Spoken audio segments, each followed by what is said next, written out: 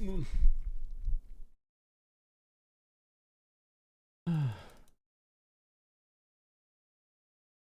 not my fault. I can't control it. I don't control nothing. Nothing ain't make sense. Tell Pisco to have me on. Tell him to call me. Need to take a full direct shot. Well, I think we need to make sure we go after Democratic leaders. I feel like my biggest enemy right now is Democratic leaders. It's not even Trump or Musk. It's really the people that are supposed to be going against that. Really painful watching people try to speak up against it. Democratic leaders look terrible. And I want to do a video on this, but I need to make sure I can find what clips I want to focus on for that analysis, you know? All the major lawsuits.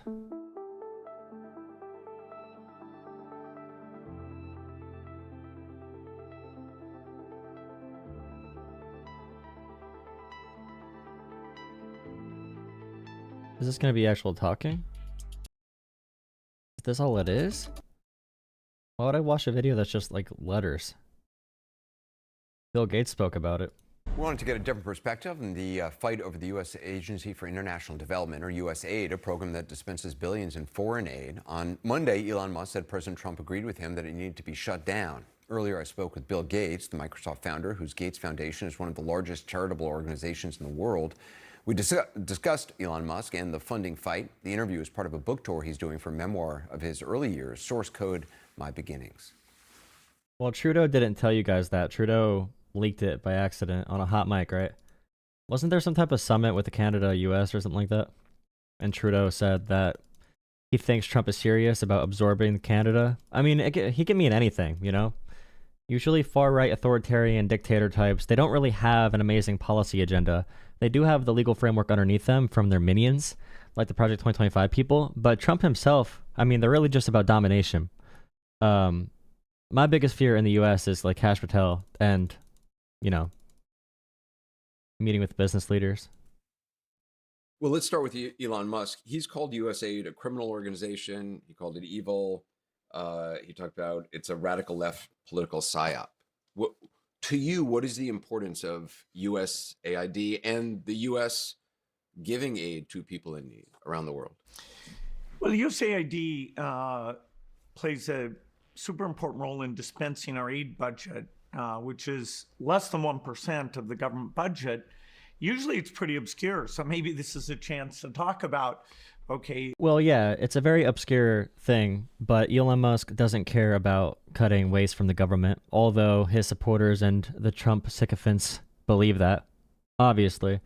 I feel like even Bill Gates talking about this, it's showing a complete misunderstanding of the issue we're fighting against, with the cultural and social fabric being torn to shreds. And that's really the biggest battle ahead of us, is the social and cultural part of it. Because if enough Americans saw what's happening as bad, it would not be going as crazy as it currently is. If enough Americans truly had another option they saw, and you can say it's branding, you can say it's a plethora of reasons, but we need the true contradiction to what's happening right now. And like Hakeem Jeffries meeting with a bunch of Silicon Valley tech bros just like a couple days ago, I feel like that's not creating the gap we really need. Like Hakeem Jeffries literally just met with Silicon Valley, including Mark Andreessen, Gallego, what's his name again from Arizona? Gallego? I forgot how to say his name. But like, Gallego? There's news about him as well. With Mark Andreessen, I believe. Mark Andreessen. How do you spell Mark Andreessen? Is some of that work we'd like to change, but overall, okay, yeah. Here, this is what I mean. So, in a time where there is ultimate government, we live in a period of really big government corruption, all right? Bernie Sanders seems like a messiah. Okay, Bernie Sanders talking about money in politics when he did seems to be predicting everything happening right now. The entire system is being corrupted by money. Every single person in Trump's cabinet, you can see they are entrenched in business with China and Russia, whatever company in the U.S., big tech juggernauts, whoever you might find. And Mark Andreessen is someone who is squarely with Elon Musk and the big tech oligarchs, all right? And the fact that we have one of our new Congress or one of our new senators, all right, having a huge digital assets luxury retreat with crypto kingpins, it's not going to cut it. And Hakeem Jeffries, and really bland personality too. Hakeem Jeffries can barely speak, all right? He speaks like he's in Hamilton, like, we must uphold the core foundation of America. And he's meeting privately with Silicon Valley donors. How are we ever going to make a clear differentiation culturally? Because you defeat fascism culturally and socially. But if we don't have politicians who can speak well, because you have AOC and you don't give her the oversight committee spot, because you give it to Connolly, who is literally like 78 and dying of lung cancer. And I have family that died from cancer and stuff, so I'm allowed to say that he should not be doing the current job. We need someone who can hold a microphone in all these positions. The fact that we have Hakeem Jeffries who cannot speak effectively. We have him talking about, we must uphold the contract of America. Like, that is not a convincing argument for literally anyone. It's not motivational. It's not aspirational. It does not make us feel better about where we're going. It doesn't make us feel inspired. It does not make us feel inspired to fight. And he's out here with, this is Donald Trump's contract against America. He is not upholding the contract. He wants to do bad things. That's against our social contract. And it's like, this is the best you have for media messaging? Are you kidding me? It is like this is the contract of America. Make sure you pay attention to the contract.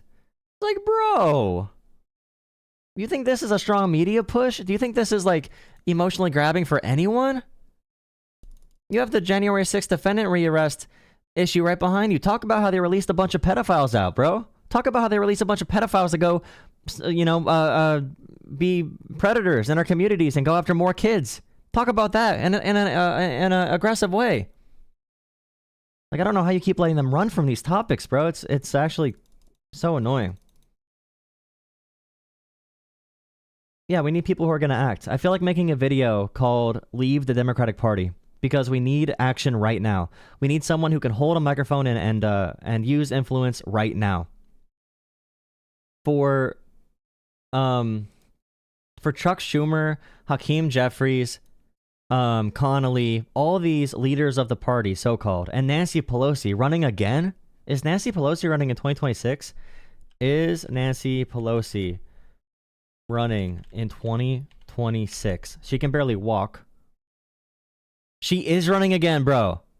She's running. Bro, they don't care about our democracy. Nancy Pelosi, at this point, is just as big of an enemy as Donald Trump at this point in history. Because she is removing our ability to fight what's happening.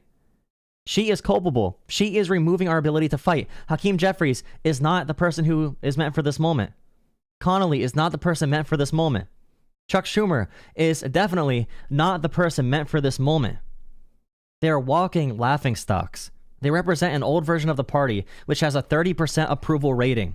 Get them out of here. Give the reins over to Maxwell Frost and AOC and Jasmine Crockett and all the Congress people who can actually argue in an effective manner that's going to get free earned media. We don't need to pay for the media that we earn. The stories that we're able to make because our politicians are really good at their job of convincing people. That's the job of a politician. They don't do the policy work. We have legislative writers and other policy people doing all of the actual policy work. The politician is the representative and the messenger. Their job is to hire people. Their job is to sell a vision of America and to help us capitalize on their version of America, their vision of America. We don't have the leaders in place to do that right now. I feel like not being a Democrat anymore and then just, voting Democrat, of course, because that's the only way to power. But we need to send a clear message that this is not okay. It's simply not okay. And it's not going to work. That's the biggest part. It's not going to work to go to the big tech juggernauts. Big tech is going to pick the fascist every time because they're not going to care about our information being stolen. Big tech is not going to care. Fascists are not going to care. They're going to combine together. They're playing Democrats for fools. They're playing Democrats for direct fools. And Democrats are falling right into the same exact traps as always. Historically, Even in the 1930s, out in Germany after the Weimar Republic, like the same traps that liberals have always fallen into. It's so annoying. We have a map. We have a blueprint on how to defeat far-right radicalism and fascism and authoritarianism. We have a blueprint on how to do this. We know what rhetoric pushes against it. Okay, we know which leaders were in place, whether it's the FDR type or Teddy Roosevelt. All right, Gilded Age. All the Roosevelts, I guess. We need someone else named Roosevelt. I'm so annoying, bro.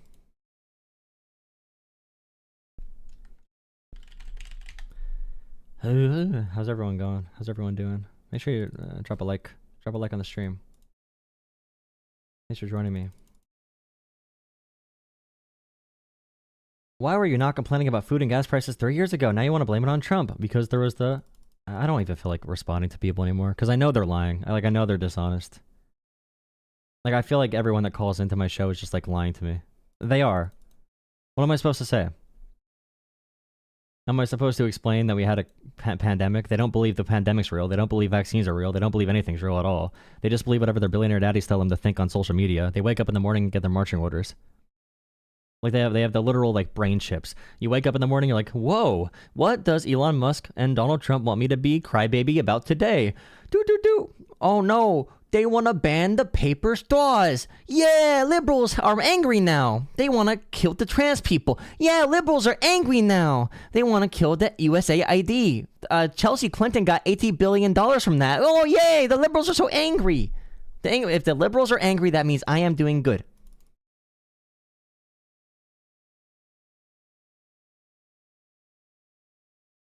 What did Dave Chappelle say? Yeah, bro. It's like...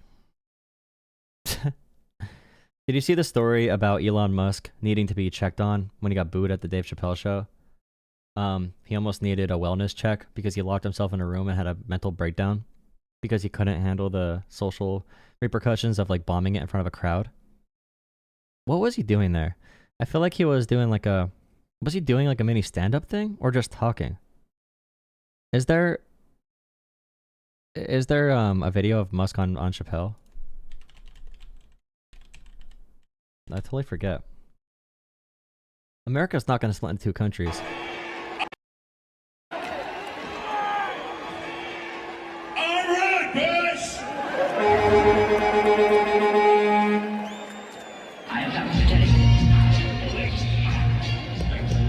It is crazy too because it is the stereotype of the person who cannot be accepted into society, so he seeks revenge upon it. And Elon Musk, of course, his grandfather was a neo-Nazi who moved to Canada from South America, I believe, and his grandfather believed in a dictatorship by the tech oligarchs, a technocracy. So it runs in Elon Musk's family to be for these radical ideologies. You guys just want to go into the women's bathroom. You just want to go to the women's bathroom. I am 12 years old. I am 12. I believe anything I see on the television. It's certainly been Yeah, that's good. USAID was investigating Starlink contracts in Ukraine, of course. Of course.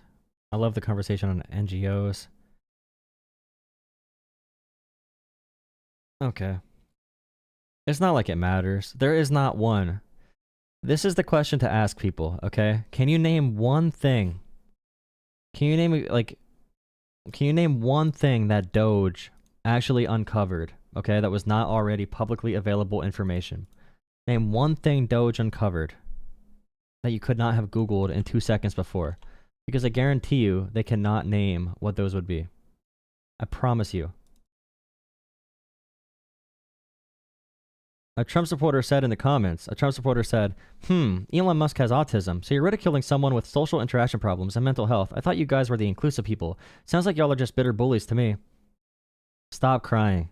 Stop crying. He's a pathetic, weak excuse of a human being who wants to enact revenge on the world and have full totalitarian control of it. I don't give a shit. I don't give a shit. And he's not autistic, by the way. He's a narcissist. Narcissism and autism cross over in some ways, but he's a narcissist.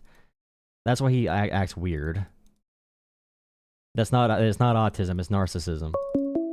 It's a sociopath. That's the point. That's how they're able to do what they do, because they don't feel pain or they don't understand people's pain. Thanks, no. I'm not crying. I'm making an observation. Little freaking babies. Little babies. You little babies. Trump's defense. Whoa. He did explain today why we're going after Canada. I mean, I look at some of the deals made, I say, who the hell made these deals are so bad? Who did? You did! Yes. Yes. That is crazy, dude. How can he argue? How can he say, who the hell made these deals? How can he say, who the hell made these deals, bro? Why are Democrats so bad? Why do I need to make the ads for them? I don't want to make the ads. I don't get, like, I'm not gonna get paid for making the Democrats ads. I'm not gonna get paid for that. Unless if I make something that people will share.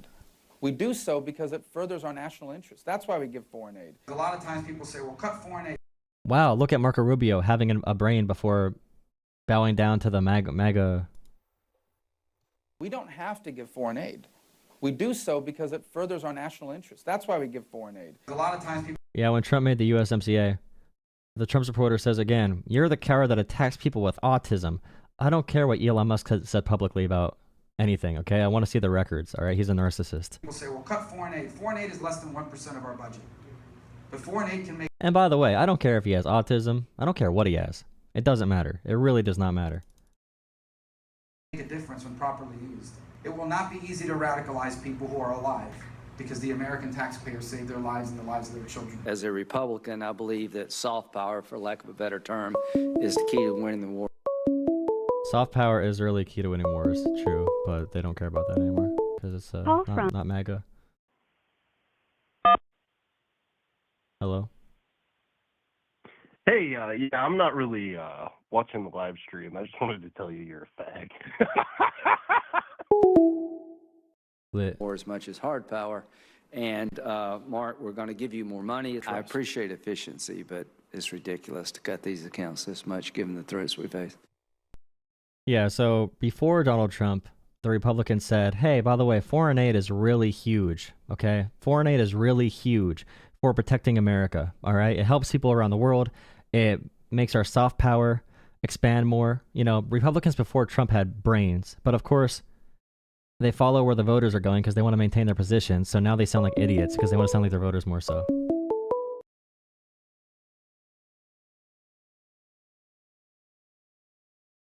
Hi. What's up? You're on stream. Now, I'm not necessarily disagreeing with you, but how do you know? I know that DOGE is fake because they have not revealed literally one thing to the public that was not already available knowledge to the public for the past 50 years. If you're referring to the USAID PDFs that are hundreds of pages long, we could talk about that. Is that what you're referring to? No, I mean, like, they have not released one thing at all that was not available on usafunding.com or whatever that website is. Like, nothing. They have not released anything to the public. They have no transparency. They have not literally said anything at all about what they've done to any department. Okay, so you're right in terms of they haven't stated receipts. They haven't released receipts proving what they have alleged they've revealed so far. Now, as far as what they've allegedly discovered, those are absolutely not within public knowledge. For instance, there was a large report on USAID about condom donations worldwide. We spent something like, I don't know, $70 million for like condoms in the Middle East or something. And so that's ridiculous. Are you a fake person? Are you a viewer of mine that's calling in as a troll? No, I'm literally a real person. I don't know. Do you think we sent condoms to Palestine? There's literally on USAID.gov, you can look at a receipt from the USAID.gov about condoms that were sent specifically to Gaza. You can look this up. This is on a government website. So what you're saying right now, it's USAID.gov. funny, you called in to say that DOGE, something about DOGE not being fake, and I said it is fake because they have not revealed literally anything. All right, so this has been thoroughly disproven. Hold up. The hold up, Gaza hold up. referred I to didn't is in even say I Africa. That disagree with Gaza, you. the Gaza on the receipts is in Africa, by the way. There's a Gaza in other parts of the world, but Trump said that we were sending it to Gaza for Hamas to use as condom balloon bombs, but it was actually being sent to That's not Africa what to help with I the didn't even HIV/AIDS. brother. I didn't even know about that one. But I I also know didn't anyone that disagree with supports this does not have information. Like, just to be fair, like anyone that supports this does not. They're not informed on it. That's why they think everything's a new you don't revelation. even know what I know. I mean, you brought up that already. It's enough for me to discount. I mean, you could tell me, but I think you're not interested in listening to what I'm saying.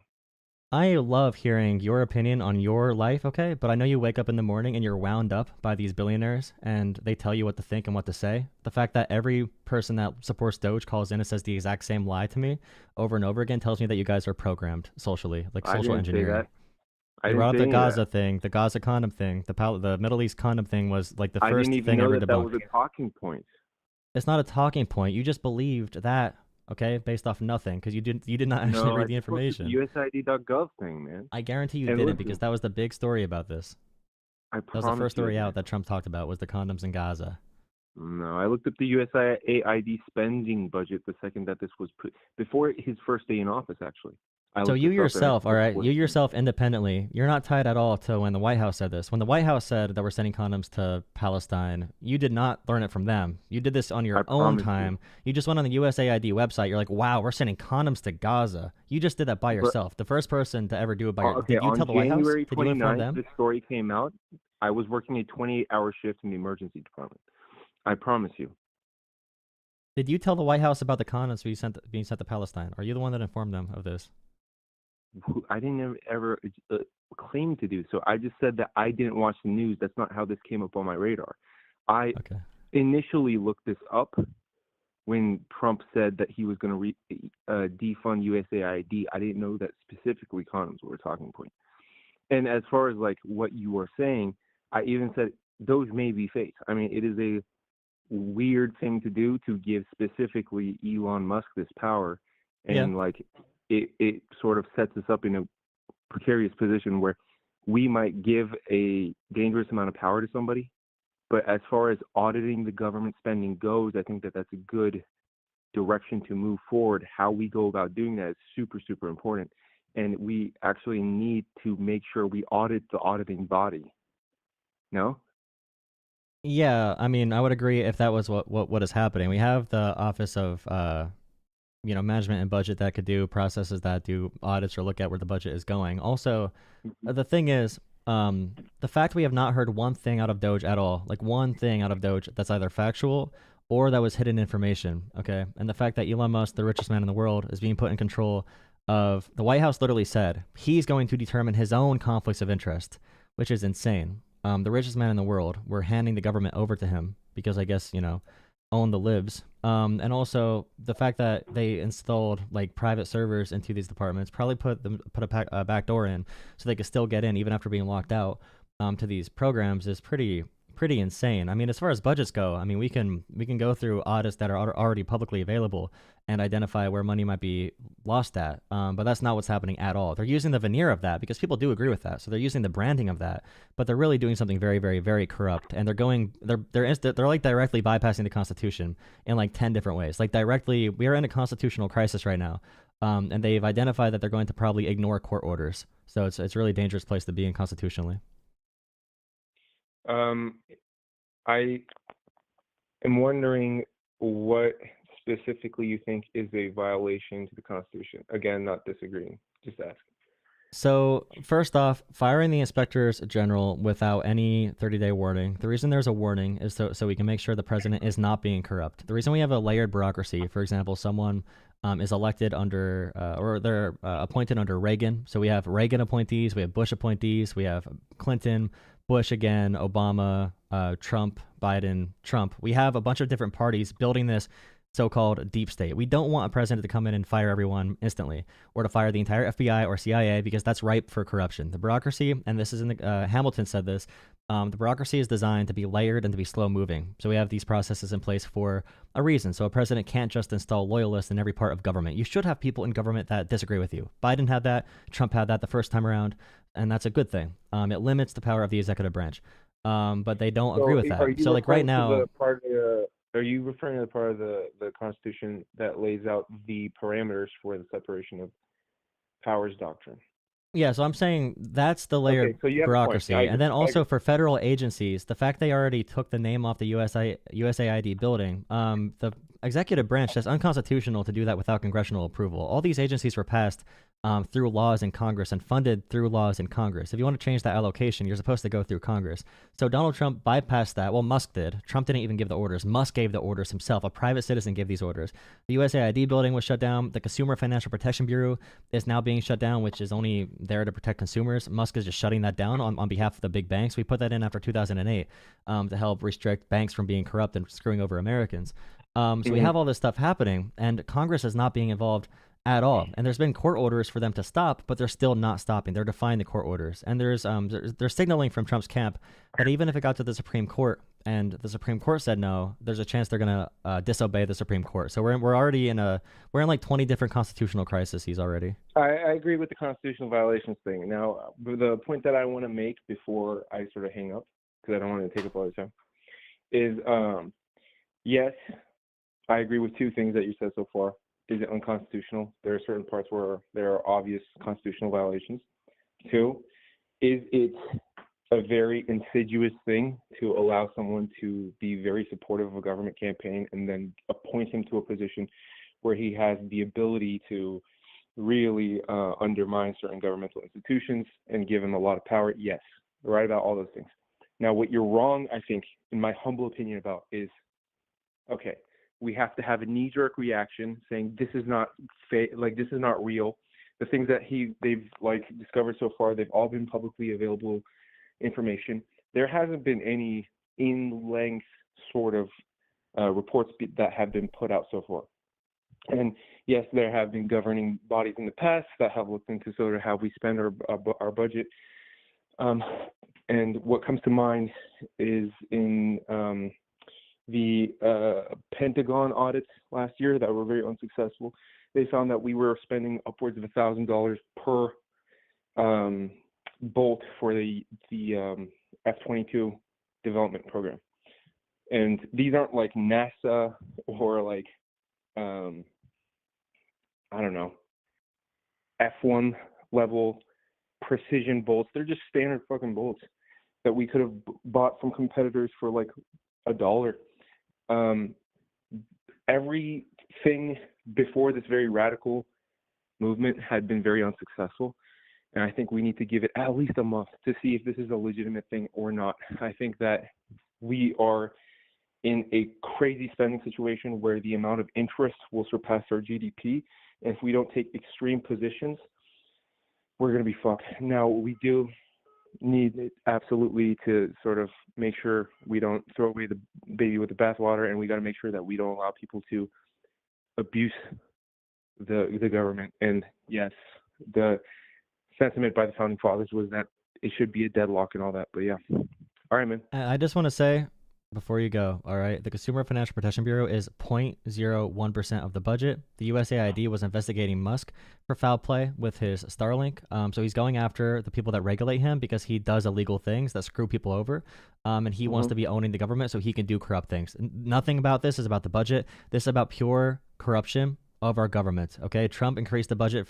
He increased the deficit for no reason with his tax cuts his first term, and he's increasing it again. He wants to raise the debt ceiling by $5 trillion. Nothing right now is about the budget. They're not going to cut the FBI and CIA for the budget. They're not cutting inspectors generals for the budget as their first duties. They're not going to cut all these programs for the budget.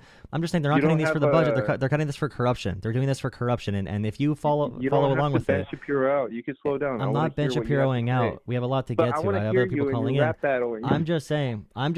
Nothing right now is about the budget. Nothing right now is about the budget. It's all about corruption. And people who think it's about the budget, you are being fooled very easily. very easily. It's a sad state that we fought so hard in America to maintain our Constitution for all these years, and people are just giving up on it because of some notion of government stability or government efficiency when it makes 0 sense. What's happening right now makes 0 sense for the budget. All right, who's this other person that's calling? Please drop a like on the stream. Make sure you drop a like for the algorithm. Drop likes. Feel free to call in. Taking more callers right now. Drop a like. Please consider becoming a channel member. We're up to 90. I need to update the graphic. We're at 90 channel members right now. 90. We're trying to get 100 channel members. It's $3 a month only.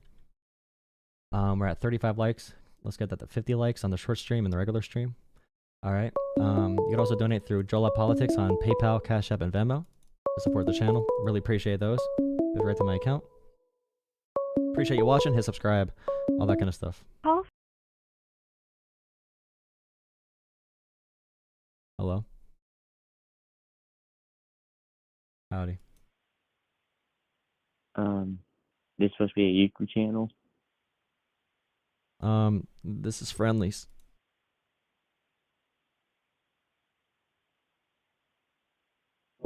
Oh yeah, okay. Yeah, I see you. So I was just wanting to ask, like, on what, like, why do you believe it is corrupt? What do I believe? What is Trump? Sorry. Why do you believe it's corrupt? Oh, corrupt? Yeah. Because they're firing every single check and balance, okay, in the bureaucracy. So inspectors generals who are there from like Reagan, for example, they're trying to fire all of them. They're firing FBI agents, or they're trying to, who were just instructed to work in the January 6th case. There's people that, were terrorists on that day that beat the shit out of cops, that have other seditious conspiracies against the United States. And FBI agents were assigned to them. It was not their choice. Trump wants to fire them. He wants to fire all inspectors generals. Elon Musk is trying to get rid of the Consumer Financial Protection Bureau, which is only $600 million a year. The Consumer Financial Protection Bureau, also returns more money to Americans per year than it costs to run. They return money to Americans. Taxpayers actually get money back from that agency. But they are like the police, they're law enforcement for our corporations and big banks. We did this after 2008 to make sure banks would be more honest with the American people. It protects consumers against fraud. It's one of the best government agencies we've ever had in terms of budget and functionality. He wants to get rid of that. And for the USAID, the reasons Musk gave to the public for getting rid of it, being a far left funder of Politico, for example, was completely fake, 100% faked. All the information about that was faked. And Elon Musk himself is being investigated by USAID. That's why he wants to get rid of it, because USAID investigated Starlink. So they're trying to get rid of any mechanism in the government that's checks and balances, while pretty much avoiding court orders telling them to stop. They're acting very unconstitutional ways. Well, how are they acting unconstitutionally, though? So Elon Musk is a private citizen shutting down federal agencies. So that is one issue. All right. I know they call him a special government employee or whatever, but the Congress makes these agencies through passing laws. Okay. So like 2010 Dodd-Frank, Wall Street Reforms, and Consumer Protection Act, I believe it was called. That bill is what made the Consumer Financial Protection Bureau. In the Constitution, Congress has the ability to make or eliminate federal agencies, or even to combine federal agencies. Congress is supposed to vote on that and approve new legislation and new guidance on that. The federal government, the executive branch right now, is just bypassing Congress completely when it comes to the funding freezes, and also when it comes to making and destroying agencies. And there's a couple other things, but I don't have them on my notes right now.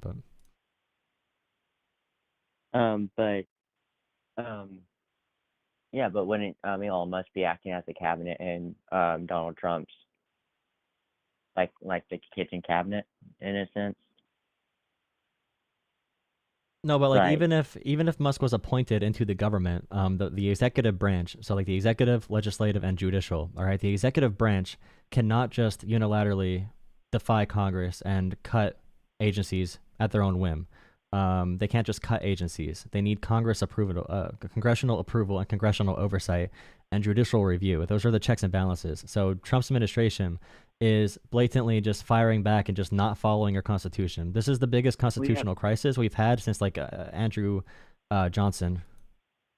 Yeah, but all Trump needs is an approval of Senate. He just needs Senate to approve.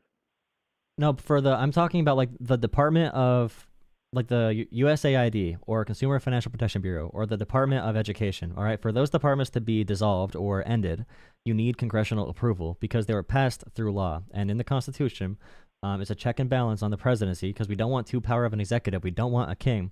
In the Constitution, Congress approves agencies, and Congress needs to vote to either get rid of agencies or to roll agencies into one agency. So if they want to put USAID into the Department of State, they would need to do that through Congress, and Trump is just completely ignoring that.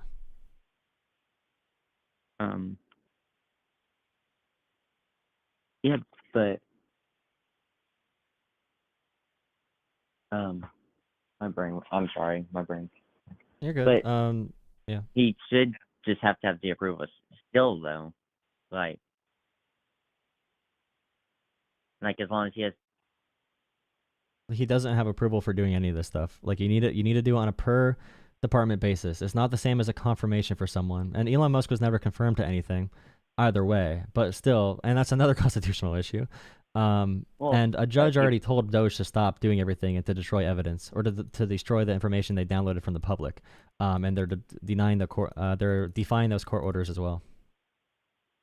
Okay. But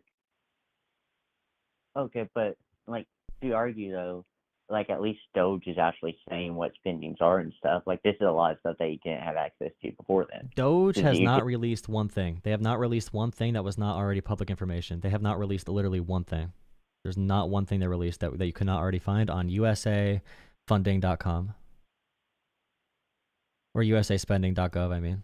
You could track all of this on USA Spending. Everything you saw about USAID was publicly available. I'll show everyone the site on the screen. This is one of the sites you can go through per agency. You can look at where governments are allocating money, who's going to receive different grants and awards, where they're used at.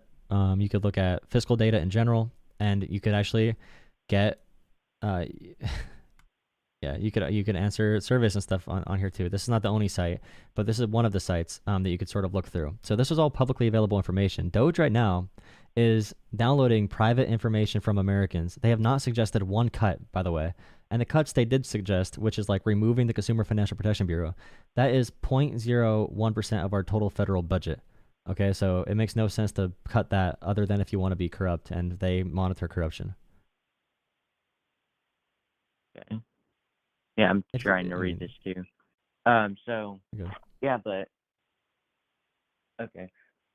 You could call in again another time too. It's a lot of information. There's a lot of information, and especially the parts in the Constitution that say the separation of powers. There's a lot of writing about it to go into what the actual powers are that they'll be probably talking about in court.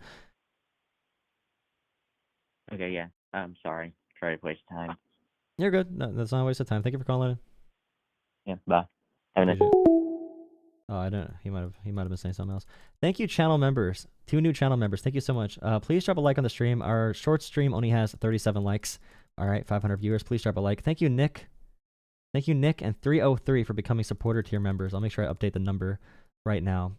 Thank you to our callers. Hit subscribe. Thank you for joining us. Yeah, people just don't know the Constitution. I don't know. Or they don't care.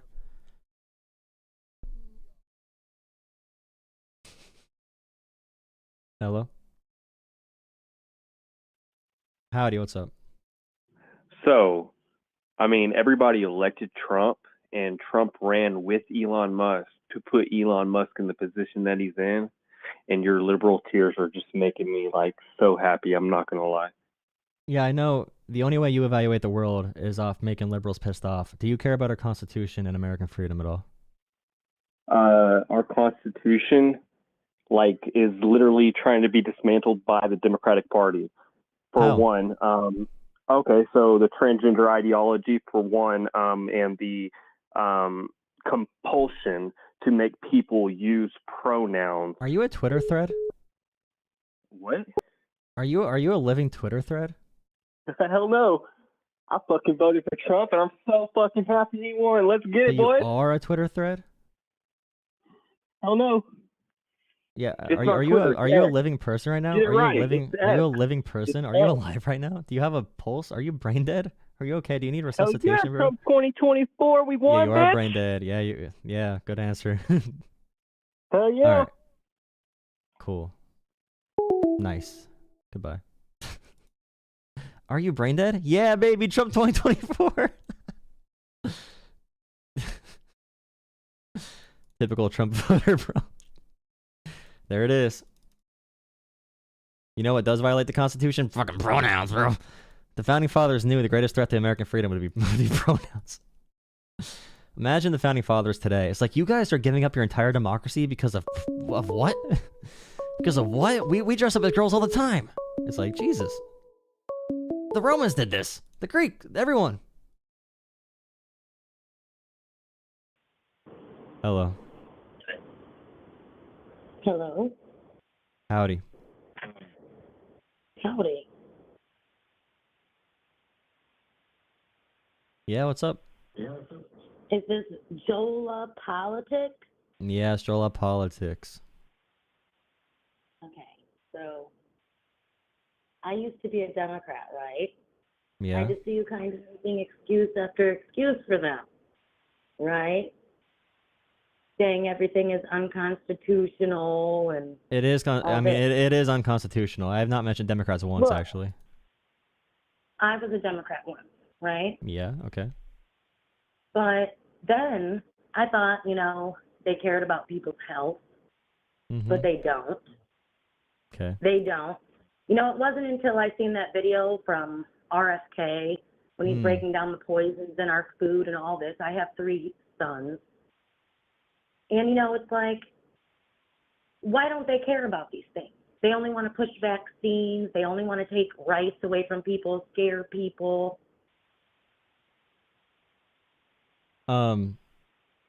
Okay, so...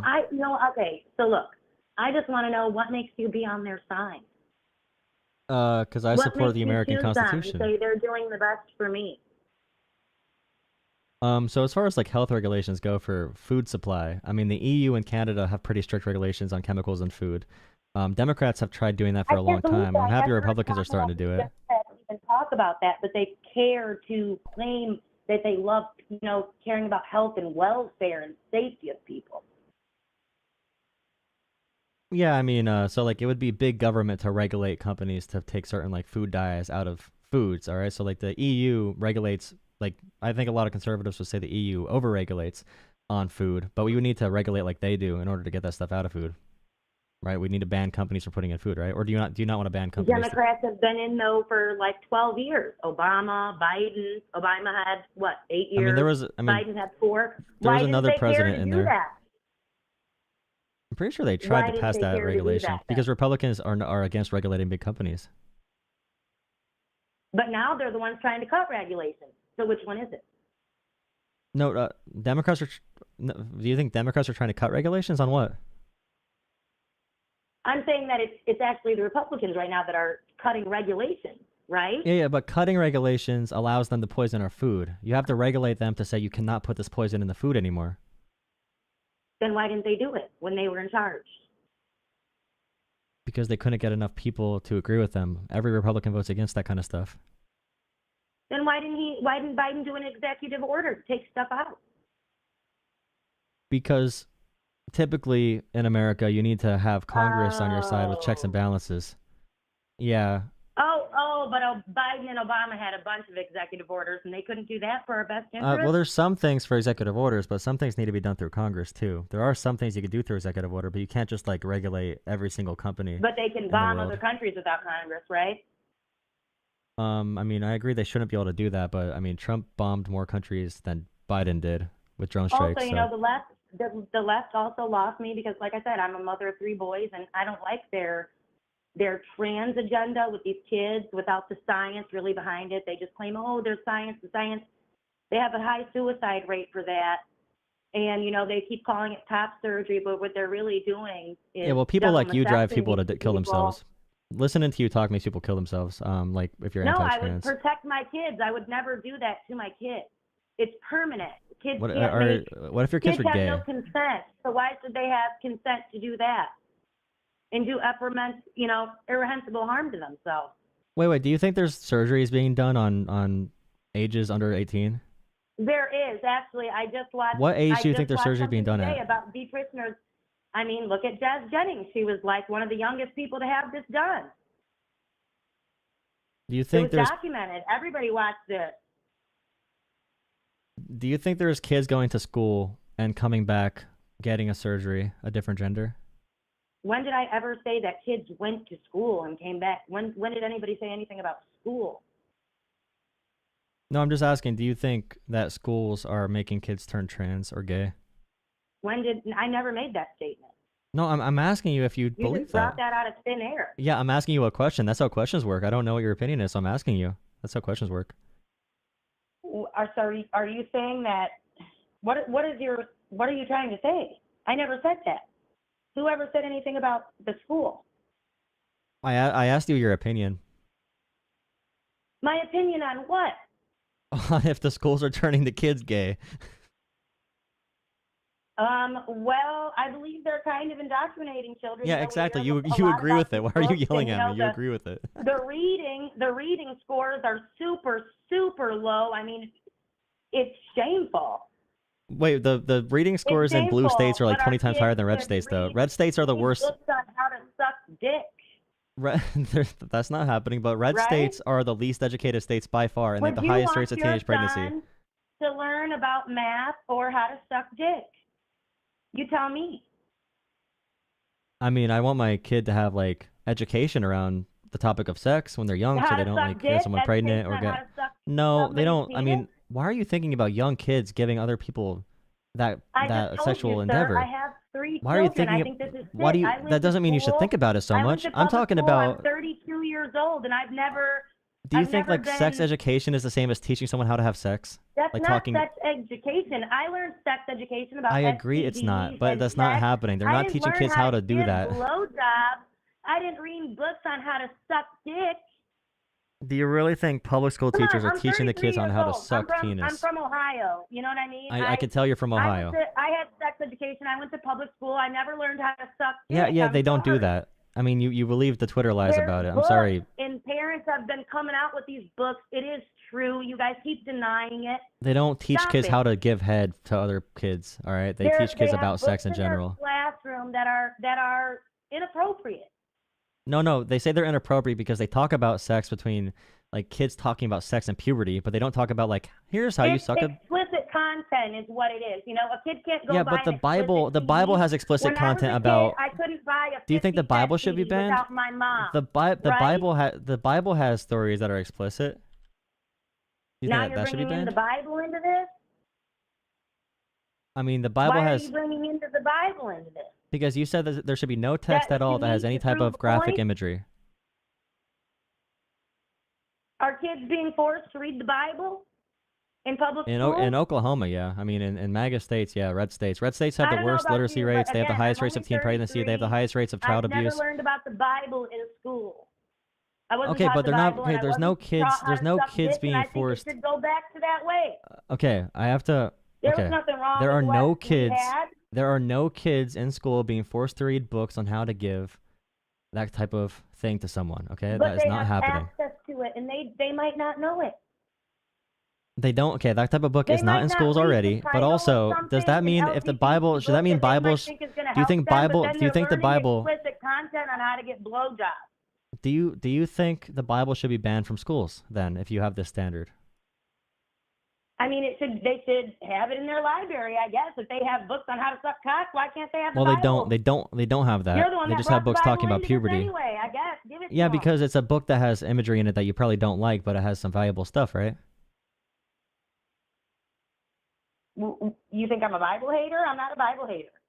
Yeah, I Everybody know, has their own but rights you can to do talk what they about. wanna do, but There's kids that get pregnant at like 12, for example. It makes sense that you'd have some type of sex education for kids, at least so they know if they like what learn their bodies a book on are. how to suck dick, they might get pregnant. Why even do you sooner. think- Exactly. We already have a Why are your pandemic ki- with okay, this that- kind of stuff. I know a lot of That school might be teachers. why. Okay, That must I've been be in a lot of why. schools. Think about it. I know a lot of school teachers. That book is not being taught in curriculum. I can tell you that. I mean, look, we're having the biggest mental health. Look, my sister is a school psychiatrist. We're having the biggest mental health crisis. You are okay? proof. You call. No, really, you call a mental health place and they'll tell you, "We're sorry. A We mental just have health so many place? callers. We have we have a minor health crisis problem. Yeah, I have called. I think it's a pretty big problem. You said it's a minor one. Right, for minors. Actually, I'll tell you a story, actually. I tried to take my son to a counselor, right? Mm-hmm. And we had a trans man come down. And you know what? Look, there wasn't From anything heaven? wrong with that. What? Nothing. I had a trans man, biological man, dressed as a woman, obviously, whatever. I really didn't care about that. It wasn't until he asked my son, I can tell you don't care. what gender do you feel like inside of your heart? That's not why we suck you out. Why are you at? And look, he had a bunch of LGBT propaganda in his room. And again, I didn't really care. That's his office. I'm sure there's a crisis out there for kids with this. Exactly. Because it's so publicized. It's so, everywhere now. It's like the huge debate now. Well, you could tell your stories. If someone did literally come out without your kid asking and ask them what their gender is, that would obviously be bad. But I cannot justify your story, especially since you're lying about the books you're lying about the books in the schools already. I can't really trust the stories you're telling. You seem like you're pretty off your rocker about the books, the nature of the books in the schools. Sir. You're believing the Twitter version of it, and I think you should grow up and look it up for yourself. What is the book called? What is this book called? What is the book called? Health, buddy. What is the book called that has the methods for doing that in it for kids to suck? What book was that called? I was just telling you a story about taking my kids to a counselor that was a No, I want to know what book. What book? No, what book in the school taught kids? What book in the school right now is teaching kids how to give? Any idiot has seen name the book. Name the book. Twitter, go around name the book. YouTube, Wait, are you talking about Twitter or the real world, miss? Can you name the book? Can you name the book? Name one book. Name one book. Name one book, miss. Name one book that has this in it. Name one book. You seem pretty confident. You should probably have answers. Name one book. Here, I'll get on Google right now. Okay. Come on. I mean, you think your audience are dumb and not equipped and haven't seen these videos too? No, I mean, I know people see videos on the internet, but you learn at a young age not to believe. Abraham Lincoln said this. Abraham Lincoln actually said... Let me see. Abraham Lincoln said something huge. Abraham Lincoln had this one quote. Let me find it. Like I said, there's just nothing I can say about Democrats' agenda that's been a good thing. That's going to help anybody. Okay, here. So it's not about the Democrat agenda. Tell me about the book. Tell me the book. You cannot name the book because it doesn't exist. You cannot name the book because it does not exist. You can find probably a book. You could probably find an offensive book and calm down. Calm down. Okay, you could probably find one book that a teacher should get arrested for somewhere, all right? But when it comes to the book bans and the idea that there's books about teaching kids how to have sex in schools is not true. You can't even find one example. I did not call you unhinged, okay? That's the voices that's telling me that. But I want to know what's the one book that you are citing right now that's teaching these kids these crazy things, all right, in schools? Oh my God. The fact that, so when I do that, are you going to be happy and accept that it's true? If you can provide one source for literally anything you're saying, I would believe you, okay? Provide one source, provide the book. Or keep shilling for your party. I'm not bringing up party. I'm just, the fact that you're unraveling like this when I ask you for just the name of a book, you're pretty confident about this book existing. I asked you, what has Democrats done to help us? I want to know about the book that you, Why do you miss. Them? Why? To be fair, you said there's books. You said there's books teaching kids on how to have sex in schools. I'm worried about this. I want the name of this book right now so we can stop it, all right? What is the name of this book that you keep talking about?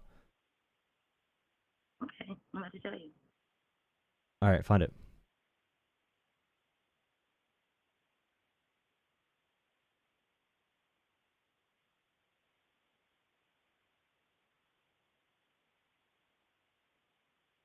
I say, but to act like this ain't going on, come on.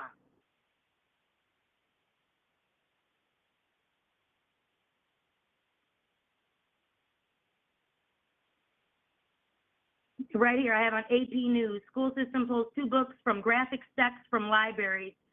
Okay, what are the 2 book names? Virginia, a Northern Virginia school system said it's removing 2 books from school libraries. Okay, hold on, let me get it.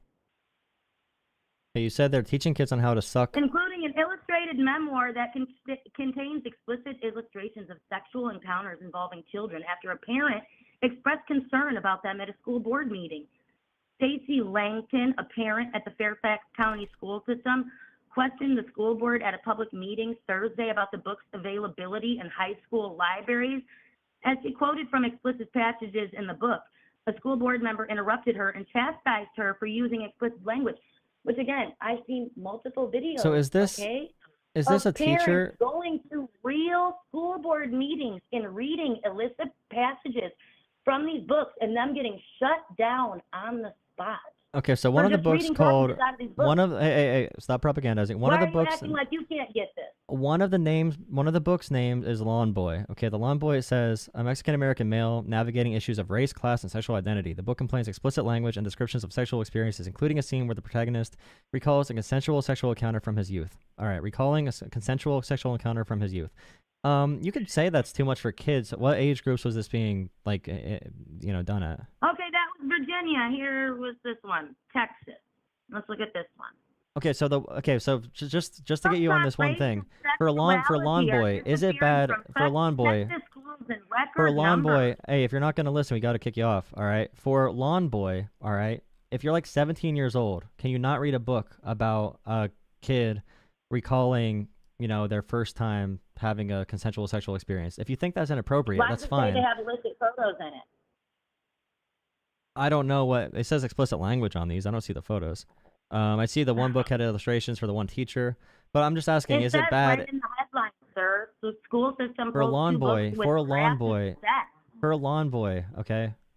Is it if you think a 17-year-old should not be reading something about this, that's fine, but that's a different conversation from this. Like you're creating this narrative that some type of weird thing is being pushed on kids when you have an example of like 1 or 2 schools in a country of 340 million people, and there's only one book that I can see there being an issue with for kids, and the other books are literally just about someone recalling their first consensual sexual encounter from their youth. That's being used in like health classes. So like the idea there's this big conspiracy across the entire country, I don't think it's really it really makes sense to hang your hat on that. I also recall hearing some Muslim folks from Dearborn, Michigan, getting upset with their school about having books like this, and they actually Dearborn, Michigan makes sense because they hate gay people there. Yeah, they hate gay people there. They hate gay people there, so it makes sense you'd agree with them. So those are the good Muslims to you, I bet. But they hate gay people there, so it makes sense. They ban pride flags too. Michigan, I'm in Ohio. You would love Saudi Arabia and Iran and everywhere. I don't. Well, you agree with them on everything. You agree with them on you agree with them more than you agree with a lot of Americans, honestly. What are you talking about? I mean, what you're saying right now would agree with them. Like, you have the same social views as they do. You'd probably love it. No, I'm saying it's the Democrats that actually you know what I'm saying? Agree with them. I don't know any. Okay, so that they can have more majority in more schools that they want this shit, right? I believe in civil rights for gay and trans Americans. Again, I thought you guys embrace these people and want open borders and want more of these people culturally diverse. Not one Democrat ever ran on open borders. That's a false point. I don't have an agenda. I'm just a person on YouTube talking to you. I'm just saying I support gay and trans civil rights. Okay. And can you find one Democrat saying they want open borders, by the way? Is there a Democrat that wants open borders? I can't find that. Did Kamala want open borders? Need to stop their hate against the gays because you know what?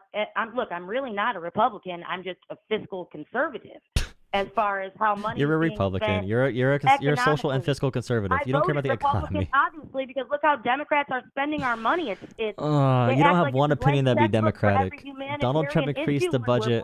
Donald Trump increased the debt more than Obama had it down to $500 trillion. Trump increased it again. It's okay. All right. Thank you for calling in. New caller. I'm not a Republican. I'm just fiscally and socially conservative. People often confuse that to be Republican. But you see, I'm a centrist. Anyways, the radical ideology is taking over this country. I'm a centrist. Alright, if you want to guarantee a call in, Venmo, Cash App, PayPal, like usual, $10. Donate to there as well. Please consider donating to this channel. Become a channel member, 92. We need 8 more members. We need 8 more members for 100. Person. Hello. Hi. Howdy, what's up? Doing fine. How are you? I'm doing all right. Good Saturday. Good. Just wanted to say, yeah, no, it's awful. Like everything that's happening right now. Yeah. Yeah. What are we gonna do? What can we do? You know? Yeah, I mean, we created a political system where if all the wealthy people decided they wanted to take over, they could. And they decided they wanted to take over. Yeah, it's garbage. Yeah. Yeah. Do you have any questions about anything? About any I don't know, organizing or anything like that? No, I just wanted to say thank you. Hell yeah! Thank you for calling in. Thank you for the motivation, buddy. Yeah, of course. Stay strong out there. All right. Because Chat. Have a good one. agree with what you've been saying. All right, yeah, thank you. Yeah, drop a like on the stream. Thank you for watching. I hope you have it around the channel. We have a good community on Discord too. If you have a Discord, it's on under all my videos. There's in the description. There's a Discord you can join. Cool. Thank you. All right, thank you. Have a good one. Nice. Brain praxis. Upload my brain to the cloud. Take my brain. America was never straight. You were founded by men playing dress up in powdered wigs. But George Washington was stunting. Curvy George. Thank you for the $2, by the way, Ohio. From Ohio. I saw your super chat. Thank you for sending that. Yeah, Dearborn is a whole nother situation from the rest of Ohio, of course, and rest of Muslims, of course. Hello. Hey, what's going on, man? Nothing much. How about you? They're just going. Just thinking. Well, first off, the trolling is going really well. I can tell, like, if you say I'm not left, I'm not right, I'm just for America, I'm the Constitution, you create all this controversy. But the truth is, you ever heard of the term drain the swamp? Yeah. There's really only one way to do it, right? You know, because probably after so many years of corruption, as we're seeing now, but it seems like you just have a problem with them draining the swamp. Because it's, like, unconstitutional and all Is this draining crap. the swamp Elon Musk, the richest man in the world, taking over the government? Is that draining the swamp to you? No. See, this is the narrative that you're putting in. Oh, that's the pesky liberal brain. No, give me a second. Let's rephrase it though. The president of the United States, that ahead of all this, announced that he was going to do this, and the people voted for this, right? Because at the end, what Donald Trump did not say he was going to bypass the people voted? Constitution. When did Trump say he was going to bypass the Constitution? But he did say he was going to create the DOGE How do you feel about Jewish people? I really don't care about people being Jewish, their religion. I really don't care. I don't care their sexual preference. Like, I really don't care. So what is your question about Jewish people? Nothing. I'm just asking. Yeah, so you don't care about our Constitution. You hate so, America. So I get mean, that's You're fine. like Kanye. You're like Kanye. You just want to mention Jewish people and create more content. No, I just know what type of guy you are. But yeah, you don't care about the Constitution. You're an authoritarian. You know what type of guy you don't like I'll tell American you, freedom. No, You're a beta. think of this. I lost You like Drake or Kendrick Lamar? Who won? Who won? Drake or in Iraq Kendrick? serving in the U.S. Army, 2005. So I actually served. I swear to God, Okay. you can look me I'm up. sorry that happened. Thank you for your service. Thank you for your service. Thank All you. right. Don't hang up, though. Don't hang up. I'll let you talk. I know, but you know when you say that, there's gonna be an instant chat win. Okay, you know when you say that. All right. Thank you for your service, no, it does genuinely. not. But Still, thank you, and thank your you for your respecting it. I ideology really is really respect- stupid. I'm sorry. No, it's not. And then another thing that you said about the last administration not being open border, maybe on paper it wasn't, but in reality, it was. And I'll tell you another thing. I had a girl. I passed her through the border myself. I paid the coyote for her. Okay, I don't know if you want to. Okay, wait. I don't think you should say that publicly, bro. I can. I did it. I did it. I filed I don't for the think you should paperwork. say I that did it. publicly. Because They're you know gonna what? come for No, you because too. it's not illegal. See, in the Biden administration, it wasn't illegal. Yeah, but under Now, Trump, if they I don't do care it, about it's that. illegal. No, No, it on wasn't. the It was contrary. If not. I Nothing did it changed about the now- law. But let me talk about it, because I was in war. I've been in the border, in the Mexican border. I've been there. You're just like, are you gay? Just a question. All right, new caller. Jesus. He's like, I served in the army. By the way, the Constitution, stupid. We hate the Constitution around here. It's like, okay. You swore an oath to not protect the Constitution. Good. By the way, for anyone that's not an adult yet, it's hard to be overpowered in conversations when we don't actually we're not talking about one topic. It's called a Gish Gallop. I want to have actual conversations on this show. I don't want it to just be political nonsense. I mean, it's political, but not nonsense. You got a debate. To accept, press debate? 1. To send a voicemail, press 2. Hello. Hey, thanks for picking up, dude. I appreciate it.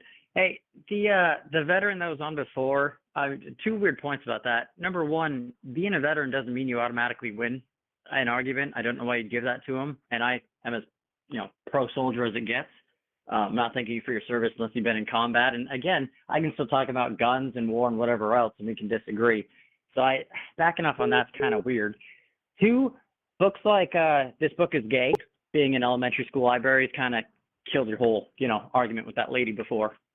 I don't know why you can't Google like the rest of us and see 50, books that have been removed for issues like that. Okay.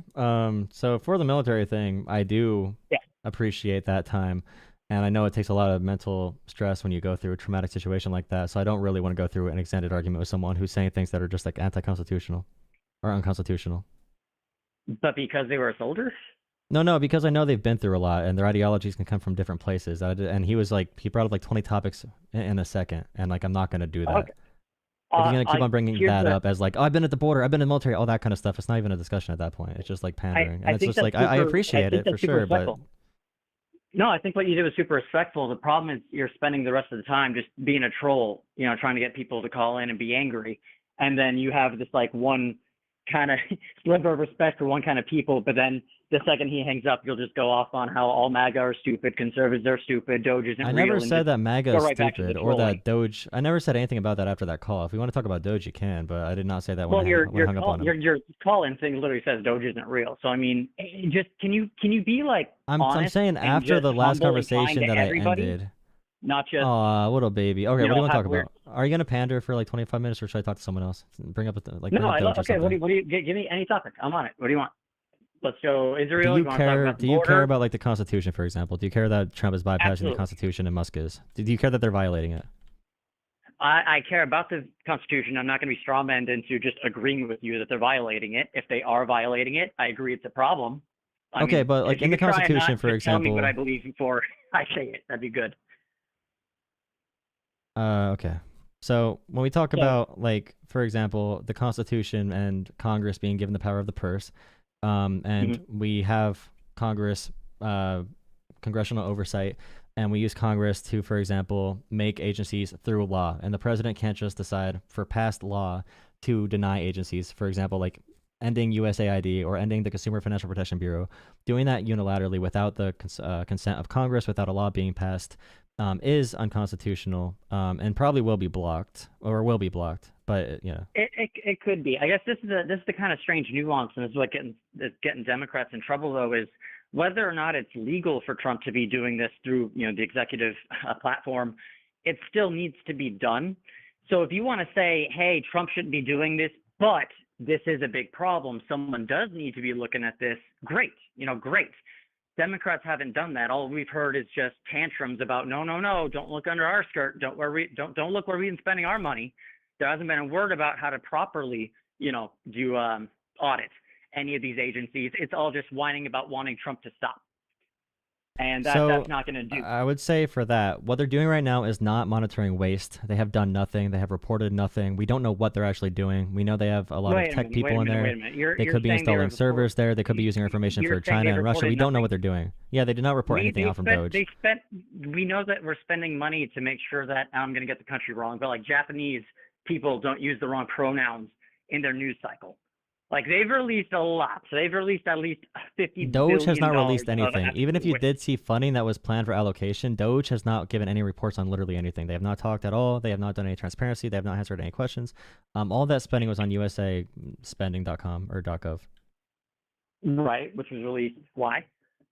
Why do we know I'm about just saying it now? Doge is not. No. That website was always Doge is public. looking into it. That website was always public. Doge did not. Right. Doge did not reveal that by going in the Treasury, going in all these agencies, and scanning our federal government private information from our citizens. Doge did not release anything from this process. I know you don't care about And then like you also have to China and Russia, understand- but no, you realize no. you It's know not- Tesla listen, is it's not that I don't pro-socialist. care. It's that hearing a Democrat actually say anything about privacy is hilarious now. That's what's funny. Like now all of a sudden Democrats want to be concerned about personal privacy. Are you guys out of your mind? You've been the ones cracking The down on Republicans freedom of did the speech, Patriot Second Act, brother. Amendment, The Republicans all did of the it, but Patriot all of Act a and sudden- expanded it in 2008. Republicans did the Patriot Act. Yeah, and I don't agree with that, but And Democrats are have the been ones that full sue force. companies for using our information. Democrats sue like Facebook and social media companies for using our information and You misusing our mean, what, information. after partnering with them to win elections, I'm sure they go really hard after. They never partnered Facebook, with I'm sure. Facebook. They did go after Facebook Okay. much harder than Republicans ever did. Yeah, there's actual congressional testimony that that Democrats push for, Republicans push against to monitor how private companies are using our personal information, which is why the Consumer Financial Protection Bureau is a huge thing that works really well. Trump or Musk wanting to get rid of that alone is extreme corruption. There's no reason to get rid of the Consumer Financial Protection Bureau unless if you have one. I mean, yeah, bloat. All of our money. What kind of going bloat nowhere. does that have? 40% of- All of our money. The Consumer Financial Protection Bureau is literally 0.01% of our federal budget. So what is the name of it again? Say what is the name of this Consumer organization? The Consumer Financial Bureau? Protection. Dude, yeah. Hang on, my kid's in the other room. I gotta shut the door here. Hey, how fucking protected have you been with the housing crisis, with eggs, with everything? Yeah, let's make sure to keep funding the Consumer Protection Bureau that has failed to protect the American Okay, the Consumer consumer Financial Protection for about Bureau, the for last actual 8 years. stats, you guys don't like numbers and stuff, but the Consumer Financial See Protection right there. Bureau See what you just did? costs. No, wait, Can you see stop what you crying did? about my You guys- tone? no, You cry no, about no. tone. You Okay, guys you're gonna don't cry. like numbers. It's not You just your want to tone, cry it's about you tone. guys Cry about don't like tone every numbers. second. Don't own any position. I don't know why you. That's not tone. Okay, shut it. Start rapping That's for you. not tone. That's Okay, you so making a weird statement about off you of the guys dome, not keep on liking going. No numbers. control. Who's you Losing guys? control of the argument. You don't got anything. It's augmented. All you frauds, forget it. Okay, so Who's you really. guys? The Consumer Financial Protection Bureau costs around like $600 million a year. All right, it started in 2010. Yeah. Okay, so it returned $19.7 billion back to consumers. So it's actually returning my double gosh. the Wait, amount wait, of dollars it costs to fund. wait, a It's whole returning 19.7? $19 got a billion whole back to the 19.7? consumers. So it cost Dude, we're up $600 to million. 500 billion. Do you We're up to understand math 500 in general? billion So in that one bloat agency, and if you waste. can't look at line items, if you can't look at budgets and like different variables in that budget and how that affects the budget, you can't have an opinion here. Here's Because my this answer. agency, You're trying to get me hey, excited wait, about listen, 19 listen. billion when we've wasted Chill. almost a trillion. The Like, point dude, is, whoa, they the saved point us is a the penny, Consumer but we Financial wasted Protection $1. Bureau. The Consumer Financial Protection Bureau. Okay, so what they do is, all right, they returned $20 billion back to Americans. It costs, all right, $600 million a year to run. So it's returning back almost twice as much as it costs to run. So when it comes to government efficiency, that's one of the most efficient programs I can think of. They're doubling our money while holding corporations accountable for their corruption. That's efficient. Why is he getting rid of that as number one, as his number 3 priority, which is 0.01% of the budget? It's not bloat. It seems like Elon Musk is trying to give a big win to his big bank buddies. It is so strange to hear you guys suddenly flip, and you were good with Soros for like a decade, funding and running everything. Bro, you but as are soon as literally that- a Twitter. and then You're a do Twitter thread understand- downloaded. You talk about Soros. No, There's so many more interesting I don't billionaires even for have Democrats that Twitter. are out there Dude, too. I'm not even on Twitter. Oh, that's I even don't more have a pathetic. Tesla. You're The probably only on. thing I know Okay, you're is- on something. But George Soros alone is No. worth like $5 billion. Elon Musk is worth On $450 something? billion, Why? and When George you get Soros bought like radio stations and like helped pay for like local offices for like the dumbest things possible. And you have the richest person of all time, one of the most corrupt people to ever. This guy has received $20 billion Based on of our what? tax dollars alone. He's gotten more dollars back Wait, from wait, taxes wait, than he's wait. paid So in. Elon's corrupt And you talk because about he received George money from the Soros because your government brain like is every other business? propagandized. So he's corrupt because he's received this, money from the No, government. because like he is everywhere else. acting with more power than the president is supposed to have in the Constitution. He's acting with No, more he's- power than the okay, president based right on- now. Okay, and where? Prove that. And he's also Based on what? influencing elections in other countries as well. He's spending money on countries on elections in the UK and also in like Germany Bill to Gates- support, okay, to wait, support wait, their wait, far wait. right parties. It's just like the Israel thing, where suddenly Israel's expected to play by better rules than the entire rest of the world when it comes to war. Can you stay Suddenly on one America topic? Can you is stay on one expected to topic? play- You jumpy jelly bean. Yeah, it's called it's an example. Yes, I'm saying now it's No, you're funny not that all using of an a sudden example. Talk America- to me directly. We could talk directly. We don't got to go around the issue. Okay, I'm Okay, talking about the I'm Consumer sorry, Financial metaphors Protection are Bureau. too hard. I will Do you tone think? it down. No, Okay, no, it's not about metaphors. It's about this is a real policy that helps Americans and prevents corruption and polices corruption and returns money to Americans who have been screwed over by corporations. And Elon Musk wants to remove it for no reason. And here's what you're missing, and this is why Trump's elected, okay? And Trump, the whole Yeah, time, because you said he was gonna dumbasses put don't Elon give a Musk on crap this. about anyone. You don't Is care what- about anything is except what- making liberals mad. I'm talking about an agency that protects Americans from real financial abuse from corporations. You don't care. You just don't care. No, I care. I'm telling you. No, you don't care. You're going back to George Soros, or this is why you lost. I don't care about winning or failed. losing. It's not a football game. I'm talking about government programs to help people. Okay, so the consumer's been protected from, I don't know, foreign countries buying up all our land, all our farmland, all our housing. We've been protected. This is about regulating Inflation U.S. didn't skyrocket? This is about Have we been regulating protected? U.S. corporations. This is U.S. corporations, and it does, like I said before, doubles our money back, helps money that was stolen from Americans, returns it to us. That's a good thing. It's a really good program. 19 billion if you trust their books. And hey, is it going to We disappear? have the we have the transactions. We have the money that was distributed to Americans. We have the money that was spent to them. It's all it's in the budget and in distributions. You could ask the Americans that received money back from them who were defrauded. It's not about this. This is not some deep conspiracy. Just because you don't have the brain power for it doesn't mean it's a conspiracy theory.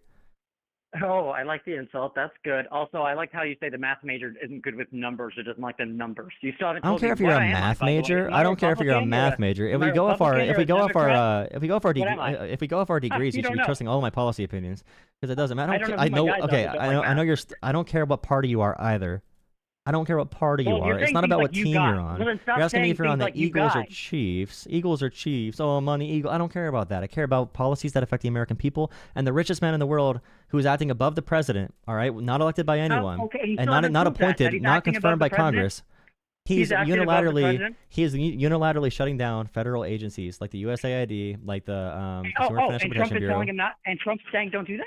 They asked Trump Trump is today telling you not if to do that? they asked Trump today if he knew what Elon was doing, and he said that him and Elon have not talked about it. Yes, you know why? Nothing's been Because shut down Trump yet. does not know what's happening. No, because they're literally No, taking the because signs off the buildings and shutting anything them been shut down. Has anything Yes, been shut down? yes. Okay, what There's court organization battles right over now it. is permanently shut down? USAID, I think they cut like 90% of their staff, but the courts are blocking it right now. Right. But So it they hasn't still took been the sign off the completed. building. They shut down the entire agency. They shut it down. They And did shut it and down. Trump doesn't We're know waiting about for the that? court battles. You're saying Trump He doesn't doesn't. know about USAID? They asked Trump today if he talked to Elon about this stuff. He said they haven't talked, so I don't know. Trump seems a little demented. Wait, so because Trump hasn't talked to Elon, he is clueless. That's what we're going with? If Elon Musk Do is you going to be understand the amount of if people Elon that Musk are is going to be under the president, he should probably talk to him. See, and there it is. That's all you have. You know why he hasn't talked to Musk? Because he's one guy that he's put in charge of one thing. That's what you guys can't understand. Controlling the entire federal you know government. How big the government is? Do you understand how Yeah. large the government is? That's why this is taking so long. You're okay with Democrats polluting and doing all their shit, but as soon as you get someone like Elon Musk in, who's going to look at the books and ask why we're sending $50 million to Hamas for condoms. That Are you was gonna not support true. that? That's a fake. Why do all you people keep bringing up that story? It's so fake. It's not true. Okay, it's one of the dumbest stories ever. You believe it right away. All of you $7 bring it million. up. $7 million to teach journalists. Don't not to use retreat. the Don't wrong retreat. pronoun. Admit you're wrong. Admit you were wrong. Admit you were wrong about that. That did not happen. The $50 million in condoms to Palestine and for Hamas is not true. It wasn't sent. Yes, it wasn't. Admit sent. you're It was wrong or you're getting allocated, no but no. that's what it was Admit you're no. It was not allocated either. Admit you're wrong or you're getting hung up on. Admit you're wrong about that because I'm sick of you people calling in and bringing up that same exact lie about Hamas getting condoms. Okay, I'm done I'll hearing admit it. I'm wrong. I don't think I am, but I'll say I'm wrong if you need that to keep talking to somebody. That's kind of sad. You can't disagree. No, You can't because disagree, I get disagree. You called gotta by hang all up of on you people. All of you people call in with the same exact story about Hamas getting condoms, Here's my and it's question. so thoroughly have debunked. I'm you gonna heard go of one crazy. thing? Have you heard of one thing you are glad we're not paying for anymore? Is there one thing you've heard of? DOGE You has are not glad released one we're not paying report. for? DOGE has not released one report. No, I know, but based on that public website that you're talking about, that we are getting all this information, is there anything on there that you disagree with us paying for? I didn't look through anything except the false claims from conservatives, honestly. See, so you don't know what you even support. You hear something, and all Yeah, I you do know what I is enough support. Okay, wait, research I can tell you and what. hate the conservatives. Wait. I can tell you what I That support is actually. Wait. hilarious. No. You asked me if I was happy things are being cut. All right. So for example, there's kids dying right now overseas because we're cutting off their funding. There's people with cancer Oh right my now gosh, being cut off yes, from it's funding. always the children. So yeah, It's I mean, always about the children, yes. yeah. I'm sorry you don't follow the word of Christ and want to protect your fellow people on Earth. But it's like another random insult. Great job. Good that's job. not an I'm not, insult. hey, It's about when you helping and I get kids. in front of Kids God, are hey, kids are dying right now this is- because of the that government's is an inaction, insult. because of Here's the Trump's difference. failures. I can No, say that's God not an will judge insult. you and me when we get there one day, and not say you're an asshole. Hey, you're buddy, not a I could judge you for being a bad person right now, brother. We could wait You for God's shouldn't be. judgment someday, but I'm gonna You give don't you a even little have to bit of know a me. I'm gonna give you a little bit of a credit advance right now. So right now, Oh, are you? For those That's so kids, sweet. it's a pretty bad thing for those kids to be cut off just like randomly without any other support plan. And by the way, when it comes to cutting 90% of the USAID, soft power is a real thing. Having our media, having our message spread, a pro-American message spread in other countries is huge when it comes to global power. And that's why China and Russia fund operations in foreign countries. They do it in America. They do it in every country. We do it there too. But the information battle matters. See, you couldn't answer me when I said, "Are you glad that?" So we're cutting anything? if we Are you helped fund glad? like You media didn't in look into Ukraine, it. for example. See, you're No. defending Okay, USAID right hey, now, listen and to the you words don't you know said. what's Listen to coming. the words you said. I know what they do. You said, am I happy anything got cut? There's nothing I saw that I was happy getting cut. You're asking if you want to ask me what I like. You did not say you weren't happy. I did not look at what I was happy being cut. I don't have anything I'm happy being cut. That's why I was answering your question. So you support everything USAID is paying for. You support everything they're paying. Every for. single thing, everything I saw is fine. Wow, and that's the difference. Americans are tired of not being able to pay rent and sending Ugandans $7 million to learn how to use pronouns, and you don't see that, and that's why Democrats lost. Well, if you think that Ugandans are the issue, but no, you have the respect. You find out I'm all. I don't got to give you any respect because you are for giving our government away to the ultra wealthy. Are you going to talk once about? Do you think we should cut off Elon Musk's $20 billion in government contracts? Did you actually just say I want to give away the government to the ultra wealthy? As if yes, that's what you're doing right now with Elon Musk bypassing the Constitution. You don't think it's already run by the ultra wealthy? Not directly. We have public servants who have different. Democrat. You have AOC, don't say these. Don't say she's worth. Making $100K a year. Don't say she's worth. How much is she worth? How much? How much? I heard 4 to 40. I heard anywhere from 4 to 40. 4 to 40 million. what? You think she's worth $40 million? You believe every lie that you hear if it agrees with your ideology. She's worth like $50,000, bro. She's worth like $50,000. You literally do believe anything you hear on the internet. See, based on what? That's the based on her. They report. You can look at their financial reports in Congress. You act like these are conspiracies, but you're too lazy to Google the information. These are not conspiracies. You're either lying or you're too lazy to look it up. I could look it up right now. AOC financial disclosures. Everyone in Congress does this.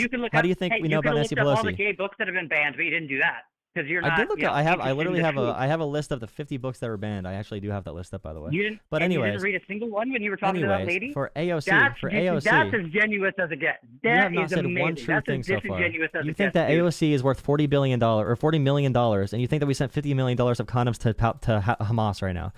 So and the difference AOC is I can financial say, disclosures. You know what? Okay, maybe I'm wrong. Here's the difference. I can say maybe I'm wrong about AOC. You're telling me that the government isn't already run by the rich. There's no corruption, no problem with the government. Okay, so what happens with the government? With the government, no. Hey, wait. Okay, so what happens in the government? Okay, there's a mix of different influences. It could be labor unions, it could be voters, it can be big money for sure, it could be foreign influences.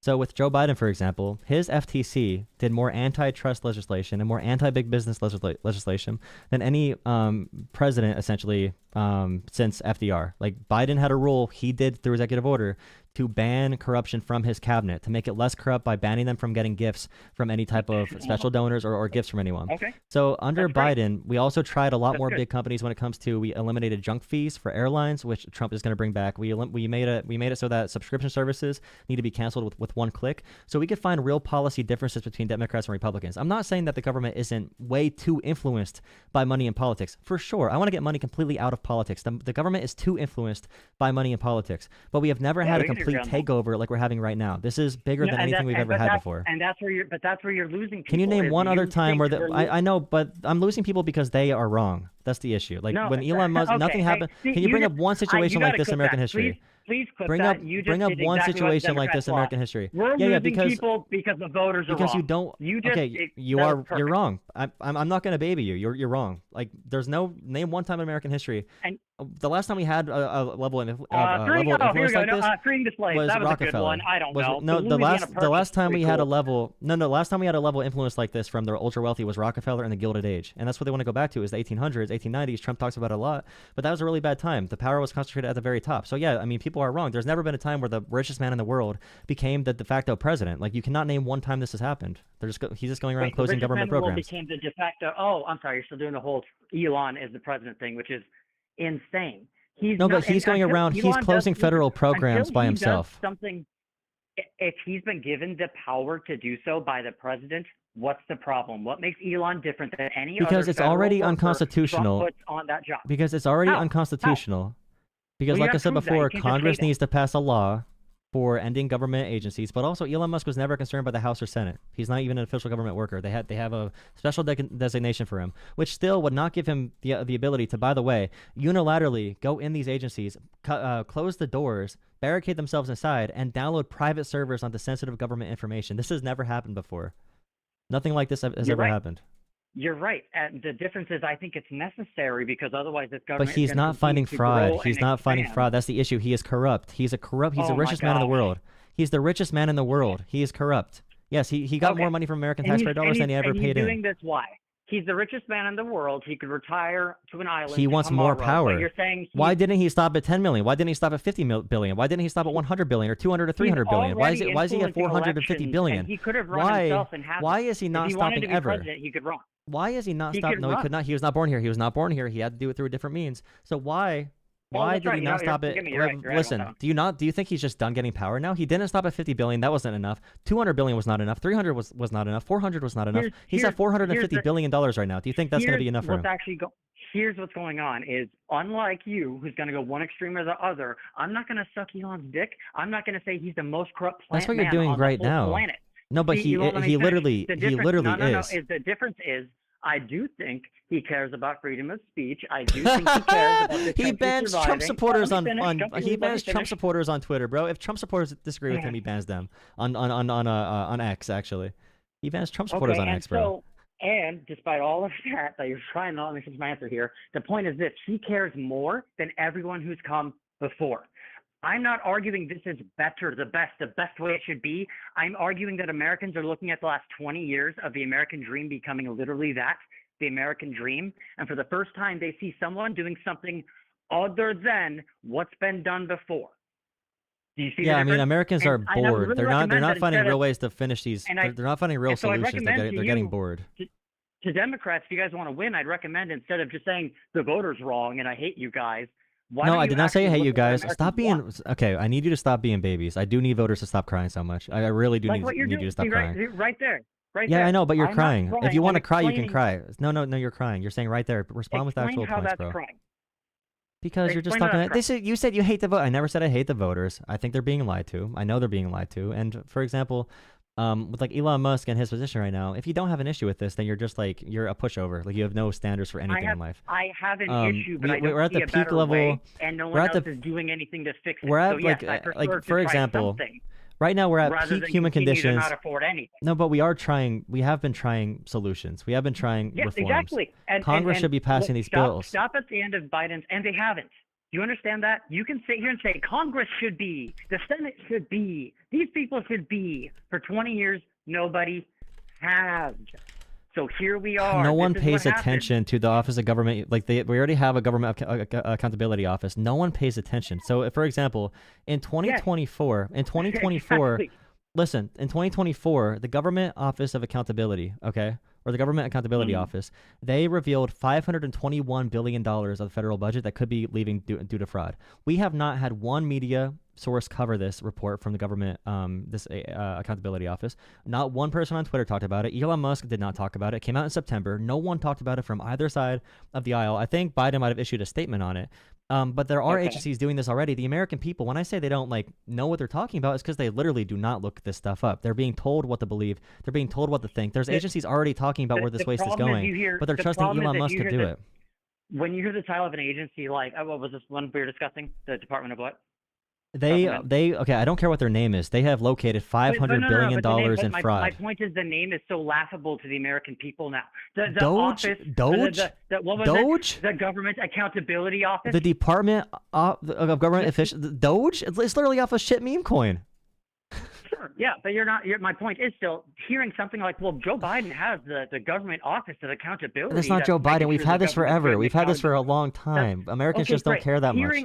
Fine. To look Hearing that into our it. government has had an Office of Accountability for the past 20 years is exactly why what's happening is happening. It's useless. It obviously hasn't worked. The government is not accountable to the agencies, anybody, the recommendations obviously. since 2008 financial crisis have saved around $1 trillion for taxpayers from this office. 1 trillion since You 2008. understand that's based on a spreadsheet, a very complicated Microsoft Excel spreadsheet. That's best guesses.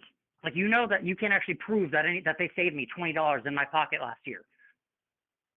Like this is the government thinking. This is why I mean that you're kind of just like, this is what I mean that you're ruled by emotional states though, because you're like giving free reign for the richest person of all time to go just like How many copy times and have I paste said that government I'm information. not comfortable with it, but I don't see a better way. How many times have I said that? Because if you really meant that, you would look into this government report. You would see the issues that were brought up. You would see where the waste was saved at. You would call your representative, like democracy should work. But I think everyone wants everything. It's the TikTok effect. It's the modern day effect. You're so hung up on how things should work. You know that's things don't work the way you think they should. Unfortunately, things work like very well. communism doesn't Actually, work. things work very well. Our Constitution has worked well for a reason. No, but our Constitution is a really good thing, and we have survived. Yes. Like we've had 80 years of global peace, relatively, other than like our handful of wars. Since World War II, we've had global peace. We've had but, peace except for 20 years in Afghanistan, and no, Vietnam but you're comparing this Korea. to utopia. If you want to be like a communist or something, you could talk about like idealistic ideas of utopia. But I'm saying like in all of human history, these have been our 80 years of best stability globally. After World War II, World War II was pretty bad, by the way, because of NATO and other different infrastructures that we don't really care about right now. But like the clean air and water in the U.S. right now is taken for granted. The highway system's working is taken for granted. You see how big of a story it is when a plane crashes. We went like 12 years without a plane crash before the one a few weeks ago. Like things are working pretty well. We're solving diseases we never thought we would solve. And this is like we have supercomputers. And you're not. We have supercomputers. We have supercomputers in our phones. Like we can fly anywhere in the world in a really complicated system and be safe. And like it's more safe than any other form of transportation. 20 to 30-year-olds can't start a family. Yeah, but we need to fix those issues. Or having a child. But the issue, when you say you want to fix money in politics, if you want to fix money in politics, the solution is to vote for people who want to get rid of that stuff. So I probably would have jumped out for like Bernie Sanders. The solution isn't to think that voting for one person is ever going to get money out of politics. I agree. To get money out of politics, it's going to take decades, centuries possibly, with the way the American system works. I understand. Well, not centuries. It doesn't need to take centuries. I'm not afraid of Elon Musk. I'm saying that like we're going the opposite direction. Voting Trump is the wrong direction. The dude is doing stuff no one's ever done before. If you're not a little afraid of what he could do, then you're foolish, quite simply. Well, he has I'm brain afraid of what chips. he can do. You think our rockets aren't better now than they used to be? My point is, even well, though they I'm aren't really. concerned about It's a different type of rocket. They've done no deep space or exploration. It's a different kind of rocket. I'm so hang on. You're correcting me on stuff I'm not even talking about. That's how anxious you are to I be have right. a TV. Talking I have like a TV program here, brother. Like I have an audience watching that's this. Great. All I was talking about is Elon Musk to. being great with rocket technology, and you're trying to correct me. No, on he stuff doesn't. about deep No, space but I like didn't make. because if we don't want a billionaire to take over the world, we need to make sure we don't have this mythos around him where he's like the super powerful guy who has like Tony Stark powers. He hires people to build rockets. He hires people to build cars.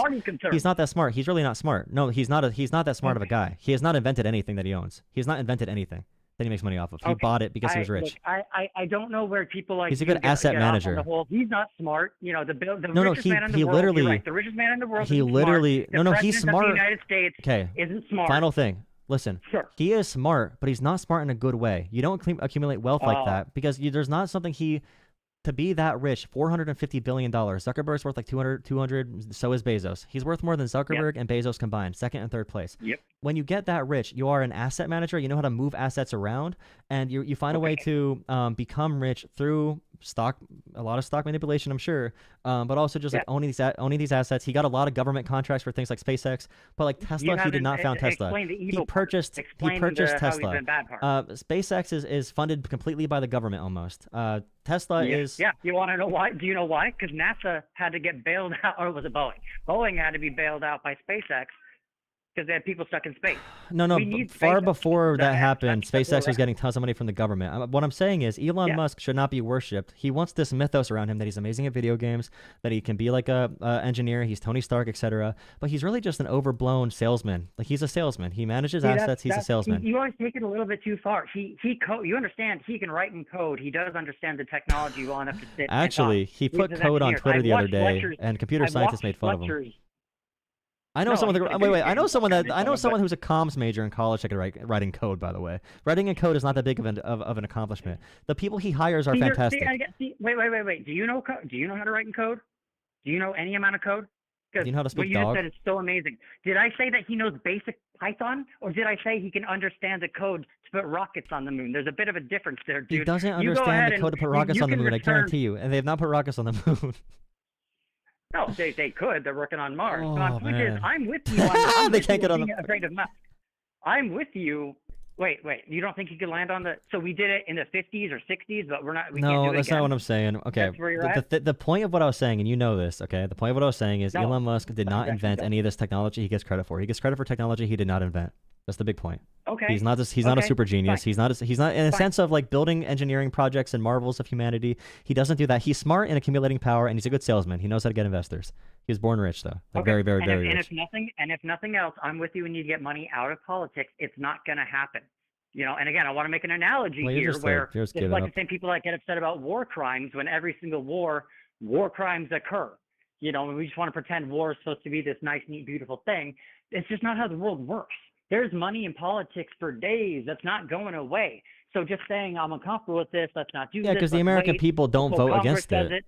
The American people vote for money in politics, to be honest. I mean, we had Bernie Sanders, who was the first candidate in a long time who wanted to remove money from politics completely, and the American people did not vote for him resoundingly enough. He also was running on a socialist program. And doing the also, whole billionaires are evil. no, all but these also sitcoms. when it comes It's a to money little in hard to say, vote politics, for me, I believe in socialism when you when have it co- 6 houses. okay. Like, come on, give me a Okay, break. if you hear the word democratic socialism and you have a pissy fit, then sure. But like Biden wanted to raise the corporate tax rate from Another good 21%. insult, but Can you no, stop keep talking about the trying. insults? Wanna Stop laugh. crying. Stop crying. Okay, I'm not Biden gonna wanted to point out raise you can't insult Biden. for shit. Shut up! Shut Just be up! honest. Shut up! Shut up! I sound like Just be Hassan. honest and humble, dude. Shut up! Just have shut a up! conversation and be Shut honest up, and dude! humble. Just shut up for 1 second. Just shut up. Joe Biden wanted to increase the corporate tax rate from 21% to 28%. Joe Biden wanted to increase the corporate tax rate to Terrible idea. 28%. Okay, well, if you're against taxing the rich, of course money's not going to be out of the system. It's going to overcome the system, and the laws are going to be passed in favor of the rich. If you're not willing to tax rich people, you're not willing to shift the paradigm at all, then they're just going to own politics. You're going to own everything if you're not going to regulate If them. you haven't noticed, You're we just giving kind of up. tax people. We kind of already taxed the rich, if you haven't noticed. Oh, you're going to defend them. You're going to Okay. defend the rich. Okay, this guy, everyone in chat, this guy is a phony. He does not care about money in politics. He is a little baby rich Wow. cuck. He's a Hey, little when you he's have a to little turn he's to a your rich chat 'cause worshiper. you can't talk to me, you've lost. He's your Let's talk. rich Why don't worshiper. you talk to me? He's like, When you no, have you to try can't and turn tax to the your wealthy. chat, it's The not wealthy going are well. corrupting American society and ruining our entire democracy and ruining our ability to have families. You can't Yeah, tax you don't them, though. understand You the can't difference between tax our them. government You system can't and our tax them. capitalist system. Whoa, you can't. You can have higher taxes in capitalism. That's what America has always had. You can have social democracies that have markets. We can't tax them. They're corrupting society. We can't tax them more. How dare you suggest we tax what I people said. more? Ooh. We need to tax We should put the everybody tax. less. Yeah, we should do tariffs. Yes, let's tax the rich No, less. I said Don't we tax should the rich tax at every- all. We're gonna get money out of tax politics by everybody less.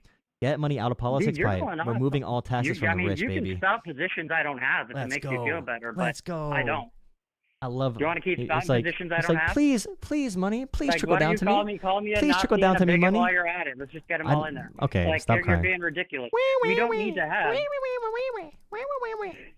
Dude, you think you're winning right now. That's just funny. Hey, I can't look at it, but I bet the chat has you flaming right now, huh? Corporate boot leather is anyone that's delicious. watching? Thank you, Is Spencer. anyone Yeah, even yeah. watching? Nope, no one's watching. So Spencer said corporate boot leather is Is it delicious. really down? Team Is MAGA. no one's watching? This is a really just you and me travesty. now? This is a travesty. believe This it. guy. Dude, Tax me you more, need to- Daddy you Trump. gotta be. You need to be so Tax me much more, more Daddy humble Trump. and kind to people. If you want to Caller do this, has man, Caller has a humiliation kink for real. Yeah, dude. The chat is No, totally grilling me. Oh, you read one. Yeah, you read the one. I'm recording it. So I I can just go read back and I put just it on read YouTube. 6. Don't worry I about just it. read 6. I just read 6 comments, brother. Yeah, there's a lot more than 6 comments, and we both know it, but that's fine. Why can't you just You be got the kind 12-year-old and vote. humble and act like people might hear something that they don't know? You know, that's the difference. You could be right. I could be right. You and I aren't sitting in the FBI headquarters getting all the real news, dude. So it's great to call in and talk about people and have a little fun, throw some jabs, but doing the whole, trolling. Are you gonna tone everything police says me? it's stupid. Can you not tone police me on my stream, please? I mean, I don't like tone policing. I can call the Well, pronoun police on you. Suck it up. Now you're crying. Fuck your tone policing. I'm Like, now you're obviously gonna being cry? ironic. I'm being ironic. See? I think after this call, I do agree that vaccine does cause. See, all you Yeah, have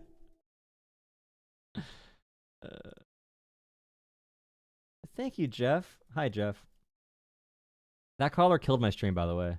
Like, we were at like 600 viewers, and that caller, it progressively went down throughout the half hour I was talking to him. At 6:10, when I answered, we were at 550. We are at 200 now. Thank you, caller, for getting people to hate you and leave.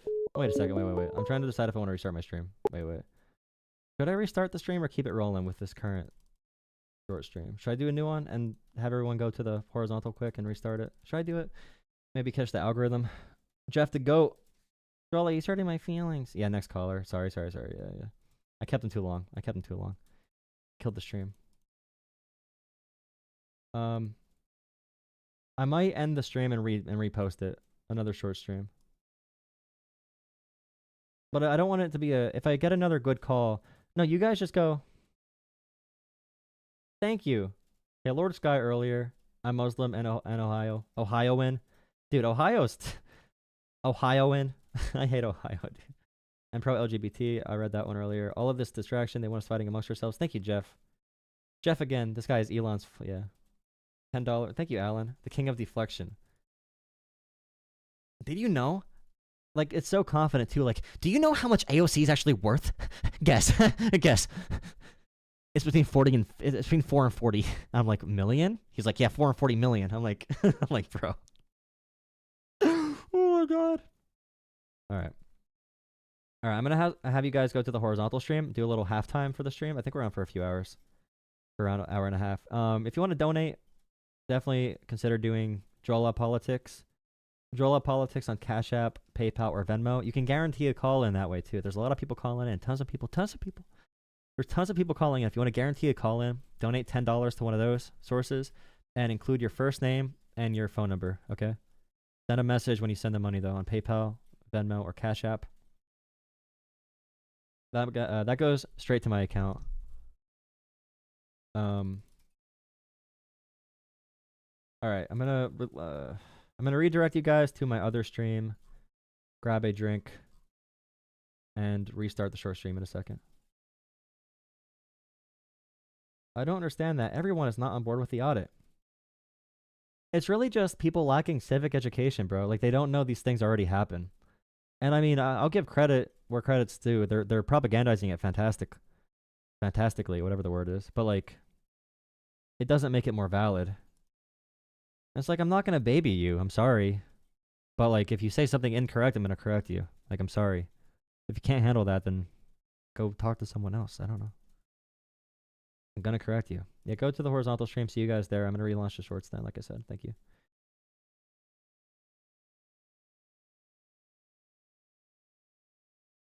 Pledge of Allegiance. Oh yeah, that thing. Correct me.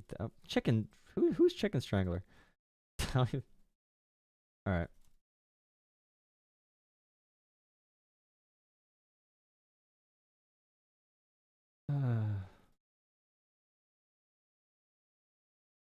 Hi Cam, a golf, Kyle, Corey, Bandred, Corey. All these all the corruption towards Democrats, yeah. Hurting my feelings. True. I don't want money in politics, which is why I support the man who literally bought the election. His reasoning for like doing that is essentially like, we need something different to happen. You can only really say that. You can only really say that if you don't really look into anything. Make sure you drop a like on the horizontal stream too. You can see more of my face. My beautiful aging hairline, mature hairline. Can I call you? Yeah, you can. Yeah, drop a like. Also, how do you guys like the frame? I had a different frame on last week. Is this one better? Is this one the same? Is this one fine for the frame? Oh man. Oh man. Member count? Member count is at 90. Oh wait, no, 97. I think after Jeff. Thank you for reminding me. And then we're gonna change the goal. Can you call now? Well, give me a second. We're at 97 out of 100. Reminds me of Pakman's frame. Yeah. I mean, I like the blue color. And it's all default stuff on Canva. So it makes sense. Yeah, like and subscribe. It's all stuff on It Is Better. You like this one? It centers it more. Oh, wait, the top. Oh, no, you can see at the top that I messed up. You see that? You see the white at the top of the frame? I'm going to have to fix that then. You can see the white on top of the frame. Jeff did 10 more memberships. You're crazy, Jeff. Jeff has accounted for a lot of this goal. Much of this goal. Thank you, Jeff. How many was that? Was that 10? Jeff is insane, bro. Thank you, thank you, Jeff. What should the new goal be? Thank you, Jeff. It's a generic color for here. Let me actually do it right now, real quick. I'll start the short stream up in a second. I'm gonna do my. Can you see at the top though? It has like a little bit of a white outline because I did it wrong. A little bit of a white outline, I believe. Does it? Is that from that? It's got to be from that, I think. All right, let me see if this fixes it. Download PNG transparent. I'm still recording. No, don't do that. You're downloading the wrong one. Canva.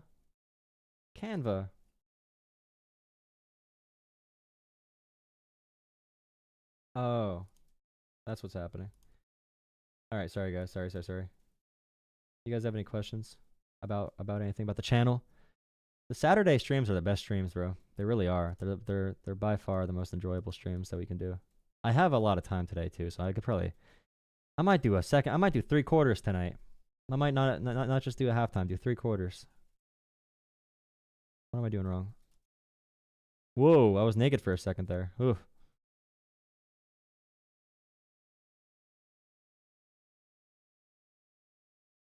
See, now it's gone. Now the issue's gone. Perfect.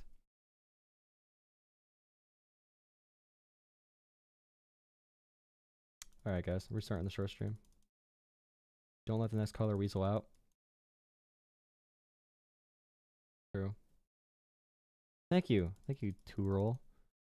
All right, I'm gonna put up the short stream again. Yeah, we usually huddle up in the regular stream chat in between short streams because I always reset it for the algorithm purposes. But the horizontal stream chat, we're at 19. We need 300 more subscribers till 2,000, by the way. Or 20,000. 300 more subscribers to 20,000. I have actually slept 2 days in a row, by the way. I've actually slept. You know how crazy that is for me? I went to bed before 10 o'clock the one night, and I went to bed before midnight the other night.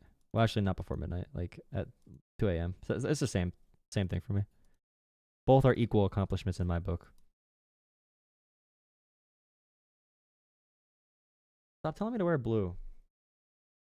How dare you? I have my other coat though. 1 second. Sharding the short stream. Sharding. Warning, I'm sharding alert. Anthony Davis is injured already. Anthony Davis.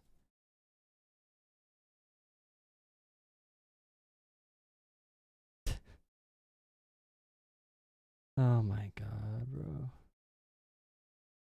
That's crazy. The Mavericks are donezo. The Mavwicks. 4,776,000. First of all, again, I get the 4,776,706 purged. That's from the United States Elections Assistance Commission.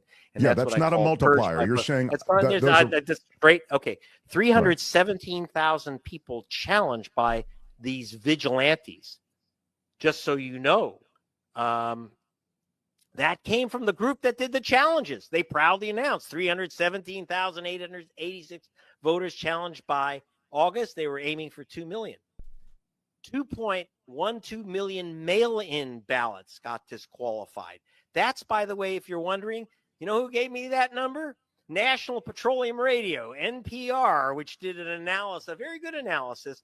And by the way, they found this year that rejected ballots, that 13.8%, 1 in 7 mail-in ballots are rejected. Now, whose ballots are they? According to the state of Washington. Again, this isn't Greg Palast coming up with this stuff.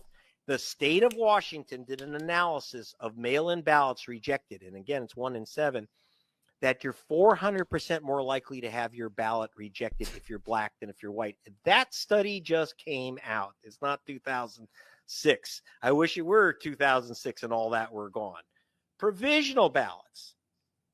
The United States Elections Assistance Commission, not Greg Palast, says that 42.3%, a lot of numbers here, that's about half, close to half, of all provisional ballots are rejected. So that would be over 1 million ballots thrown in the dumpster. Now, whose ballots? Again, according to the government, your chance of you being shunted to provisional ballot is 300% more likely if you're black, Hispanic, or Asian American. And how did this happen? We've always had these Jim Crow effects, but why was it worse this year? According to the Brennan Center for Justice at NYU Law School, and they're the best at this stuff, they said that in 30 states, almost all of them red states, 30 states passed laws making it harder for people of color to vote. 30 states in the past 4 years passed laws that are targeted at removing black voters. In one case, we did have one judge, thank God, who actually said, this is so clearly targeted with black people, it's got to go. That was in North Carolina. But for the most part, the courts have said states can do what they want. There's no right to vote in the United States Constitution. That's left up to the states. You have no constitutional right to vote, and that's one of the big problems we have. I mean, these challenges that you described, these vigilante challenges, are just bone-numbingly awful. I mean, it's just, it's insane. You lay it all out there in Vigilantes Inc. But what I really wanted to get to, and we get some of it in our chat today, is that these are hard numbers you have. These are not, you're not looking at a small sample size and then multiplying it times some kind of existing understanding about how. So pretty much, one of the big ways Republicans win elections is by pushing for people to get moved off the voter rolls. So they're pretty much talking about if Republicans did not suppress the vote everywhere, Kamala still would have won. But we do know this already. Also, if we had a popular vote or a representative system or a proportional, I support a proportional model, like the DNC, like the Democratic primaries, where you get like, I don't know, you get a percentage of the total electoral votes from each state. If we had that, we'd get higher turnout from places like California, for example, because a lot of people live in California that just don't vote because they can't win there. So those margins would be a lot bigger than usual. And they say Jim Crow tricks because they are kind of. Oh yeah, this is a story too, and I'm starting up the short stream again. Oh. All right. Short stream activated. Another issue, another problem. I am concerned. The American people, I know people that think what's happening right now is bad, but they still don't care enough to do anything. You know, like they say, like, I don't know, it's not good what's happening, but everything sucks anyway.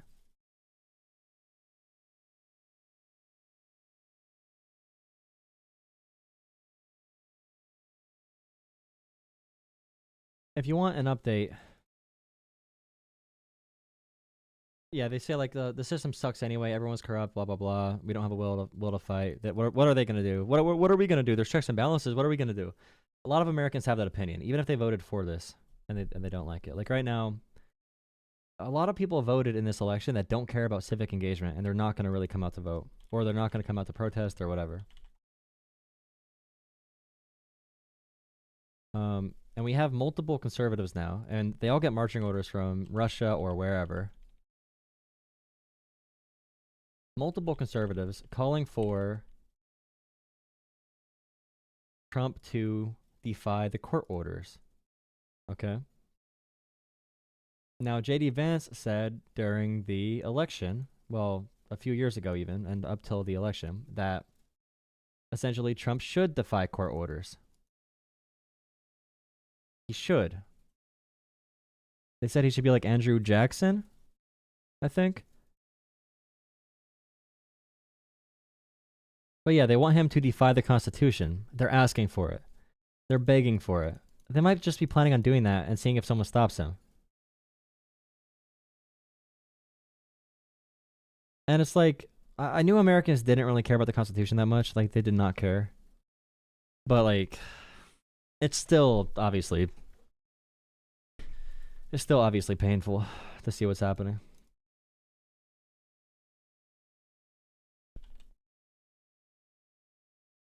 Who's president? Trump? Elon Musk.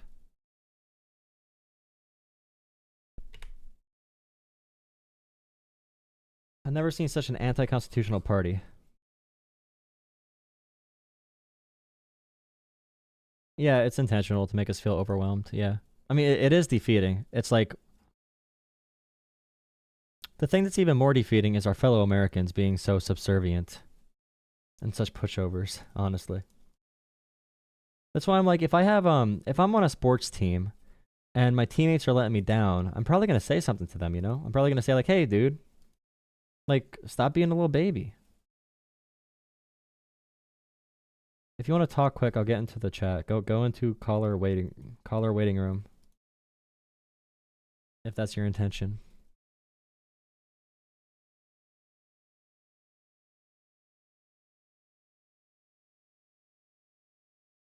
Jeff.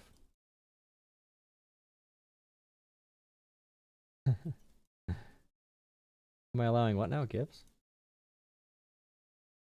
There's hail outside. I kind of want to look at it.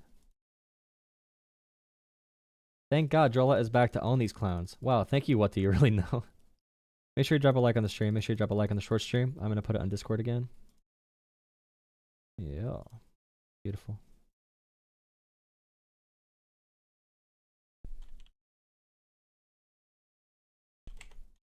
Live, like the stream. Everyone. Nice. We'll see if anyone calls in. Man.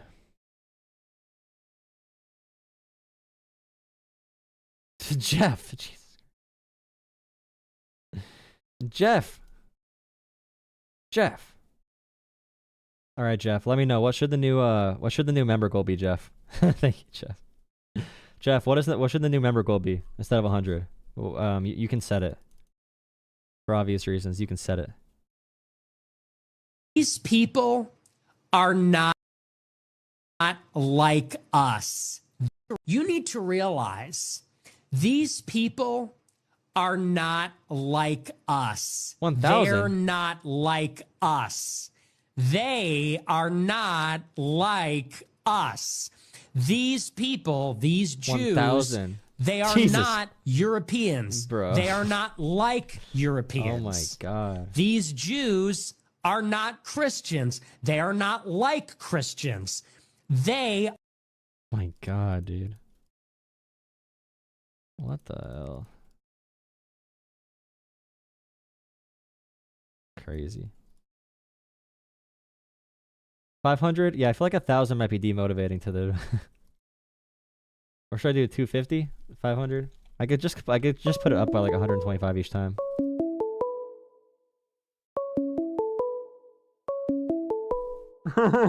I hear this noise in my nightmares, bro. I hear this noise in my nightmares. Call from. Hello. Hey, yeah, it's me again. I'm sorry. But so I've gone to the idea that because the comments you made, which I'm not trying to judge or anything, that's rude. I'm sorry about that. But that you're probably anti-Christian anyways, right? I mean, that's probably a safe bet. You're not a Christian. I'm a Christian. I call myself an agnostic theist. Well, that's not a Christian. I mean, that's a deist. It is a There's Christian. difference. It's definitely, you could just not be sure about it. You don't have to be 100%. You could have different interpretations of what the Bible is. Well, I mean, being a Christian is being Christ-like. If you're not Christ-like, then you're not a Christian. I mean, I could be You're- Christ-like. I just don't. I mean, I could be Christ-like and follow the teachings of Jesus. I just don't need to know if God's real or not, or like 100%. Like if man wrote the Bible or God, or if it's God's word. So I Well, could how be do you- agnostic in how that are you- sense. How do you believe? How are you Christ-like if you don't even believe Jesus is God? I mean, like, Because Jesus taught us how to live as humans in God's vision, which a lot of it was welcoming the poor. He was a progressive of the time. He was against a really oppressive state.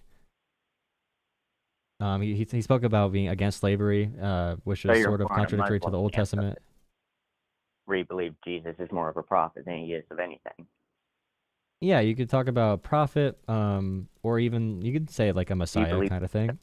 I just don't know if I 100% believe in like a higher power or not. Well, I mean, Jesus would be your higher power if you were a Christian. I mean, that's what I'm saying. And you can't be a deist if you don't believe in a God. Jesus is noted in Islam as well, right? What God he follows.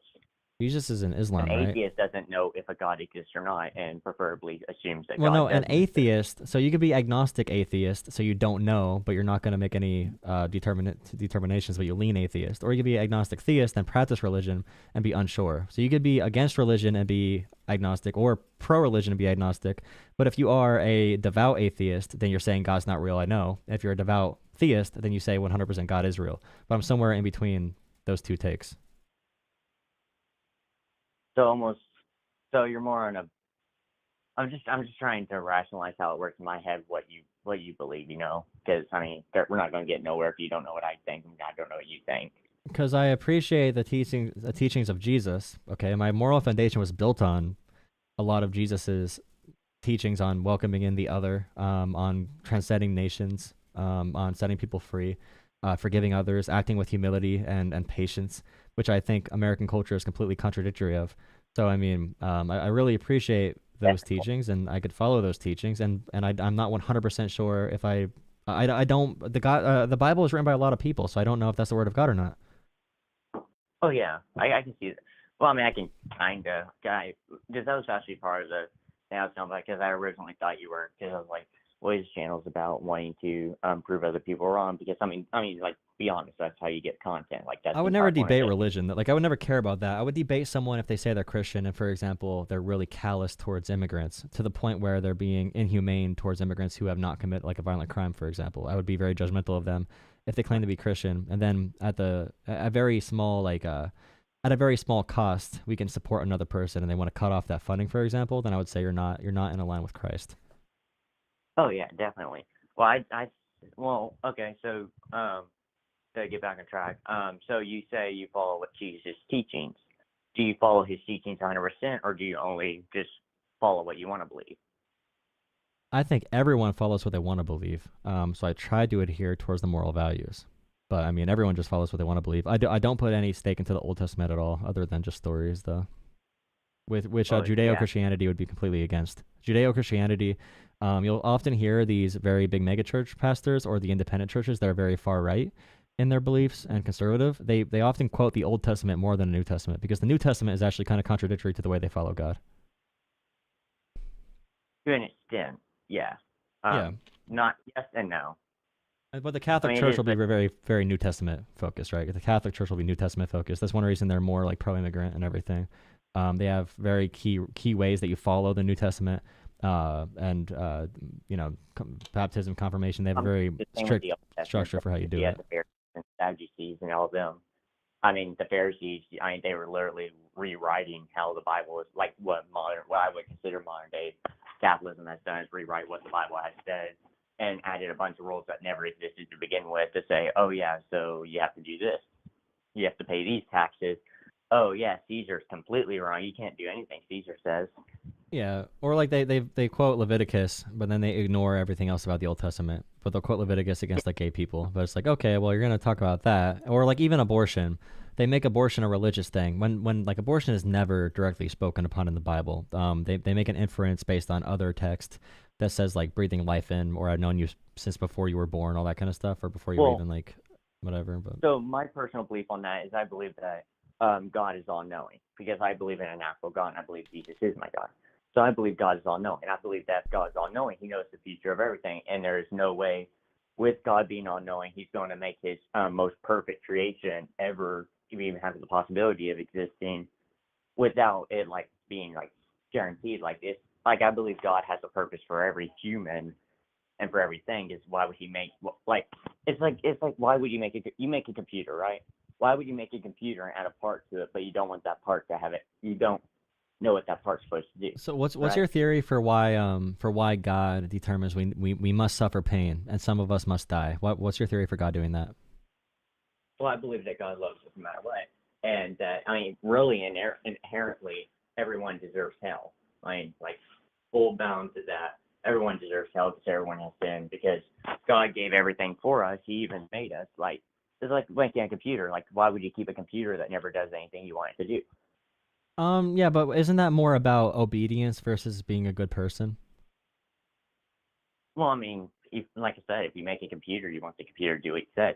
Like, let's say you have a computer and you search how to do something, and it pulls up a completely irrelevant. So you're saying that that humans are just a computer to God? We're just like a material object He created for fun? I believe humans are a creation of God, and the only way I can make a creation that humans have and to add a right analysis would be a computer. And humans haven't created that stuff. Yeah, but but we suffer pain though. If I have an animal, for example, I'll probably try to minimize its pain, even though it's my pet, or even if I if I conceive a child or make a creation at all. Like why do you think God makes us go through like painful things? Why does He make certain people die, certain people suffer? Why does He make people be tortured? Well, read Job. God, and actually God says He will never tempt thee nor forsake thee.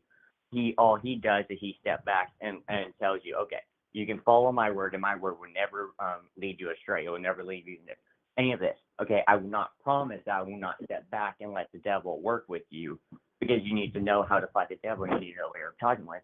Because if I give you everything, who are you serving it? It's like the Israelites. They followed God, but God gave them everything. And look where they went out when God didn't give them stuff. They had no faith in God. They only wanted His treasures. So God could make us understand. Like if God's all knowing and all powerful, He designed us to need to feel pain. Like the fact we need to feel pain to learn a lesson from God is by design. So He chose for us to have pain, which is why I'm conflicting with believing that version of God, because I believe if there is an all powerful God, all knowing, I don't believe He would make us feel pain to understand the world. I feel like He'd be more merciful to us and not just make us follow Him, and that be the only clear rule, because that really is the clear rule that we have in Christianity, is following and adoring God. You could be a great person, but if you don't take God's word, if you don't believe in every word of the Bible, you cannot be accepted into heaven or whatever. Well, you don't even have to believe every word in the Bible. You just have to believe that you have sinned under the rules. Like under God, you have sinned, and you will never be perfect. You're actually you're worthless. Because what's the point of something that never does what is made to do? Yeah, I know, but God is all powerful and all knowing. He could have just made us able to do what He wanted to do. So He probably, just from that understanding, if God's all knowing and all powerful, then we are God's experiment. We're an experiment for God. We're in a simulation designed by God. He wants to see how we react.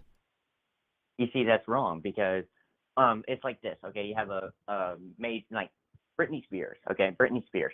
She goes on stage and she sings to the audience. She wants to make the audience happy though. What difference does it make if it's a bunch of robots who are pre-programmed and never have flaws that cheer her on? Okay, you think she's gonna have the enthusiasm to go on stage now? So you're saying God designed us to endure pain for the sake of getting true enthusiasm out of us? I said God designed us to worship Him. That's it. God so we cannot truly worship God without going through pain. So He made us go through pain so we could truly worship Him. So He wants us to feel pain. Pain. God made us. It seems selfish. That seems selfish, though. That seems very selfish from God to make us feel pain to prove our loyalty. No, hear me out. Hear me out for this one. Okay, what is more selfish? God making us where we did not feel pain, never got sick, had none of this in the very beginning. Adam and Eve, no pain, nothing. Okay, we had everything. Then Eve, listened to a serpent, and the serpent said, "Oh yeah, I'll give you everything. I'll give you all this stuff, as long as you eat of this fruit." Okay, and then we betrayed God, who gave us everything, for something that I didn't betray God. I did not. No, Adam and Eve did, and you betray Him since birth, because at birth, never once. Yeah, but God made for them to betray God. God would have had to make imperfect creations to begin with, because the fact they disobeyed God means God is not perfect, because God made them. He either made them imperfect on purpose, or He's not that powerful.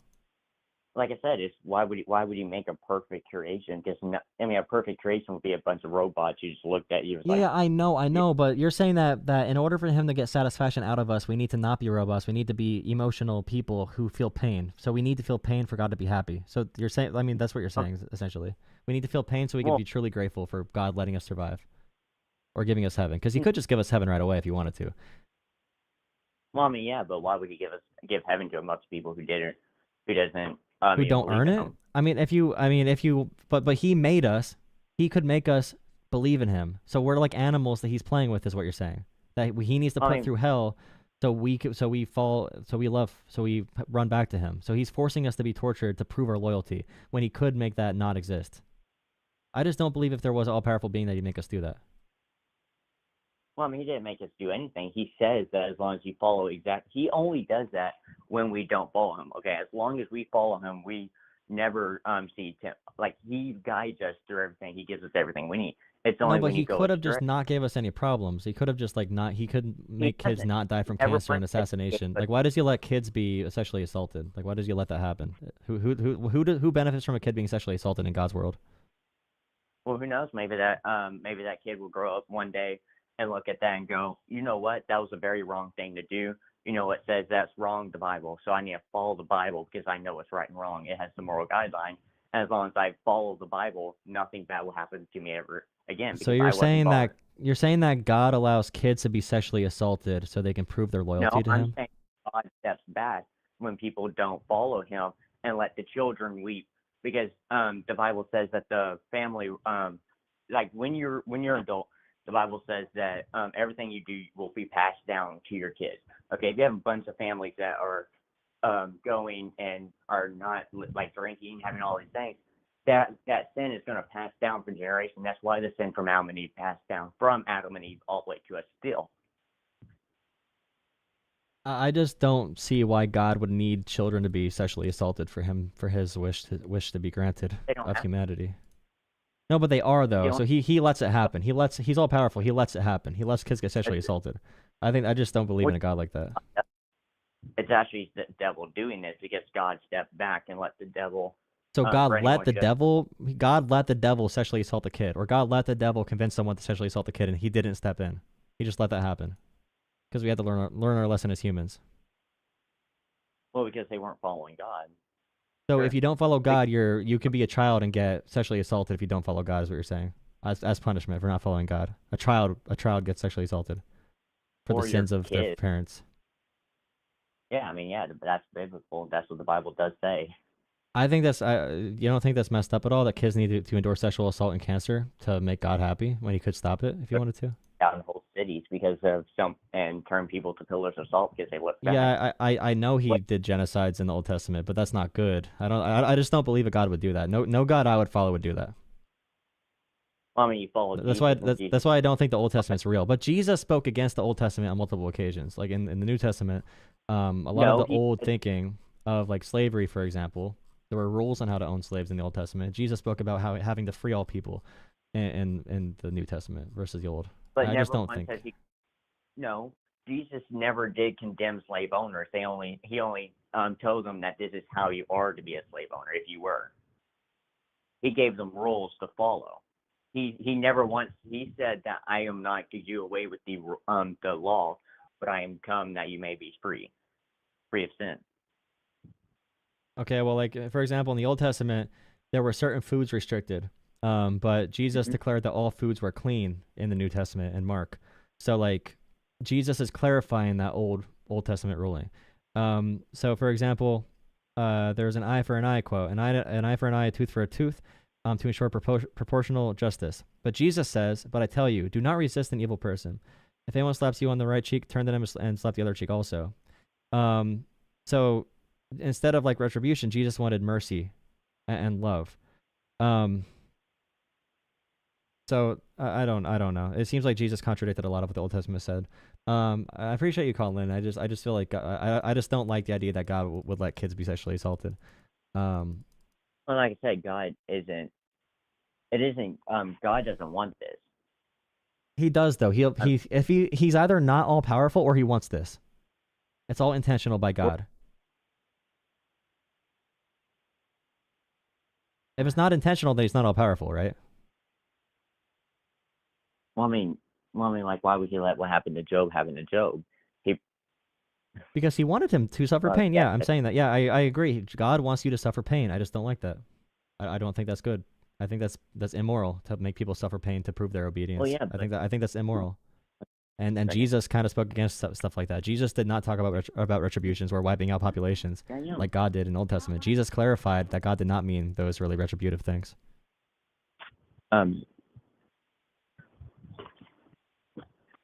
Okay, so like another reason, like I'm pretty sure yeah, I don't. Well, okay. So I just lost. Like attending Sabbath, Jesus said it was not strict. Like there's a lot of different changes that happen over time. By the way, anyone watching, if you want to call in, you can call in. We're gonna wrap up this conversation, but thank you guys for joining me. Please drop a like on the stream. You can call in to talk about Trump and DOGE. All right, I want to give you the final word though, buddy. What? I want to give you the final word before I go into another caller.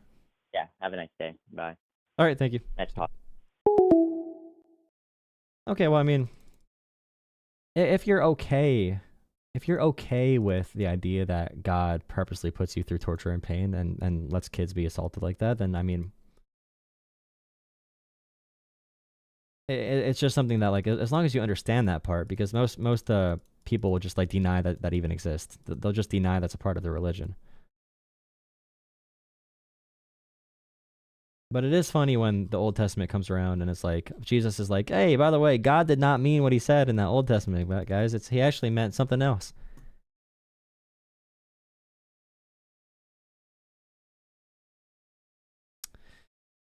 Okay.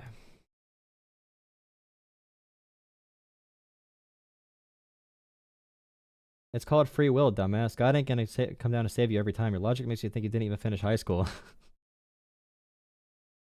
I mean, God is just not a perfect being. God has flaws. Just admit it. God has flaws. Just like everyone. God is not perfect.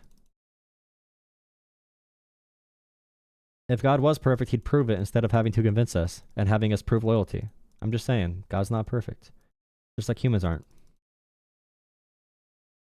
Jesus was perfect, not God.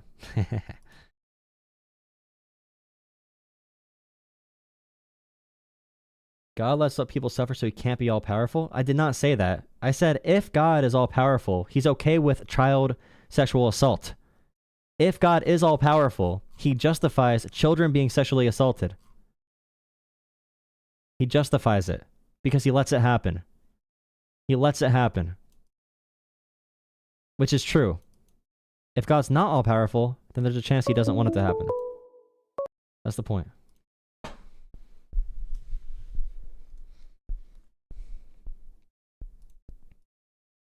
Hello. How you think terrible Mr. Trump is and why? Because he's cringe. He's cringe. Okay, well, that's not a legitimate answer. Because he's making the government more corrupt and ignoring the Constitution of the U.S. of America. I don't.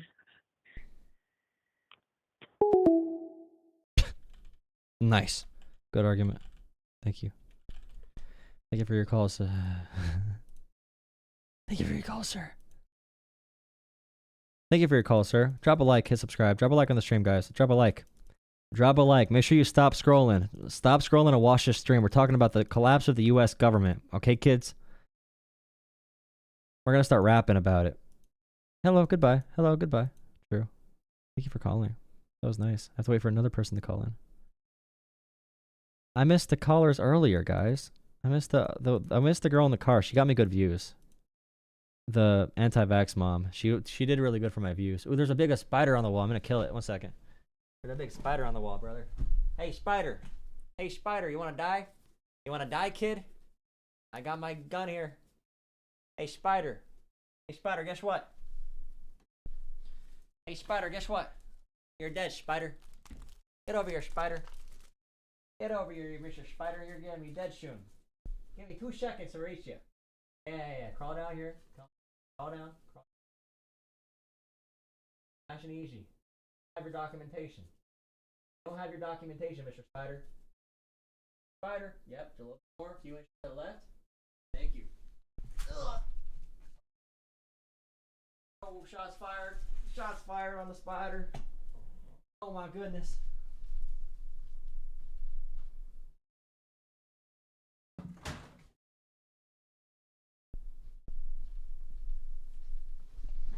Oh man, that was crazy.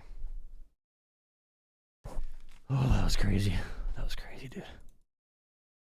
Whew. Scary. I talk like a tween. Yes.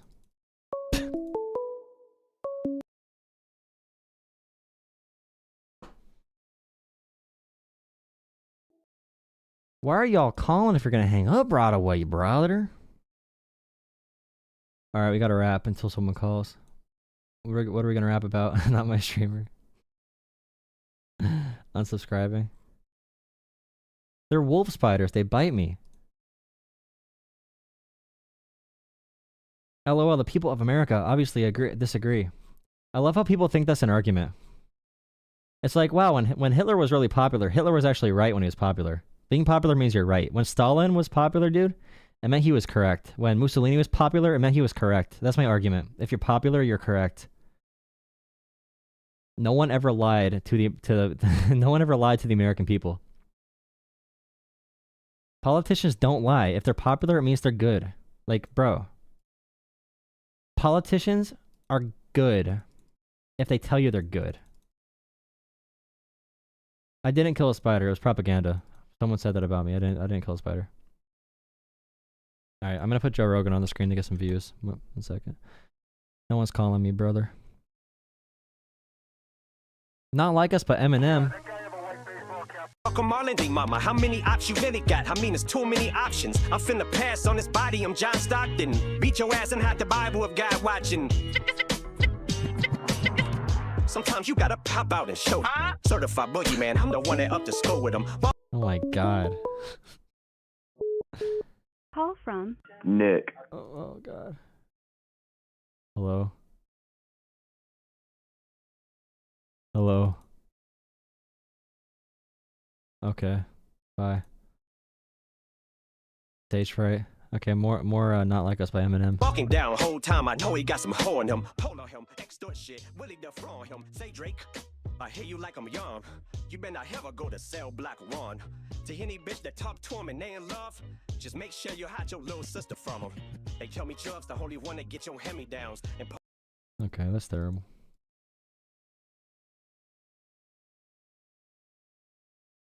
Sent by the deep state. Thank you for $5. How long before Trump dishes Elon because of getting more attention? Time cover really bothered Trump? I don't know. I feel like Trump is too weak and pathetic now to even care about that kind of stuff. Trump is really looking terrible. Have you seen Trump speak? Like, he looks so unhealthy and dead inside. I don't know if he has the energy anymore. Yeah.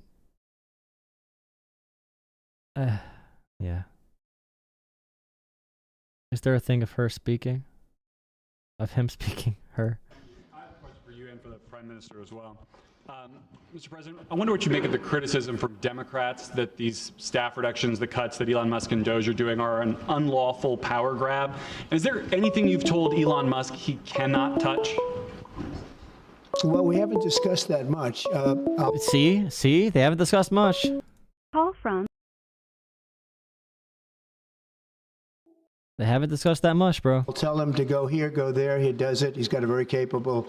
Anything you've told Elon Musk he cannot touch?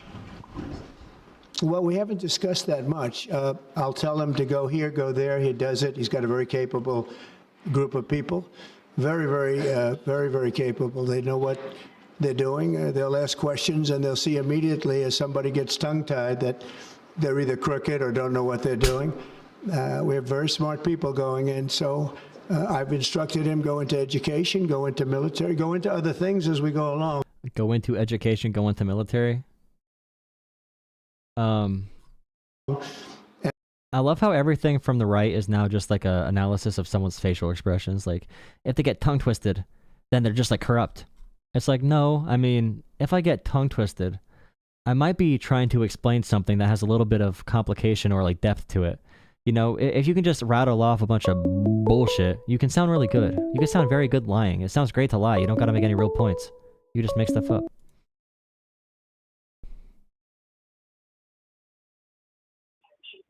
Excuse me, why did you call yourself P. Diddy, sir?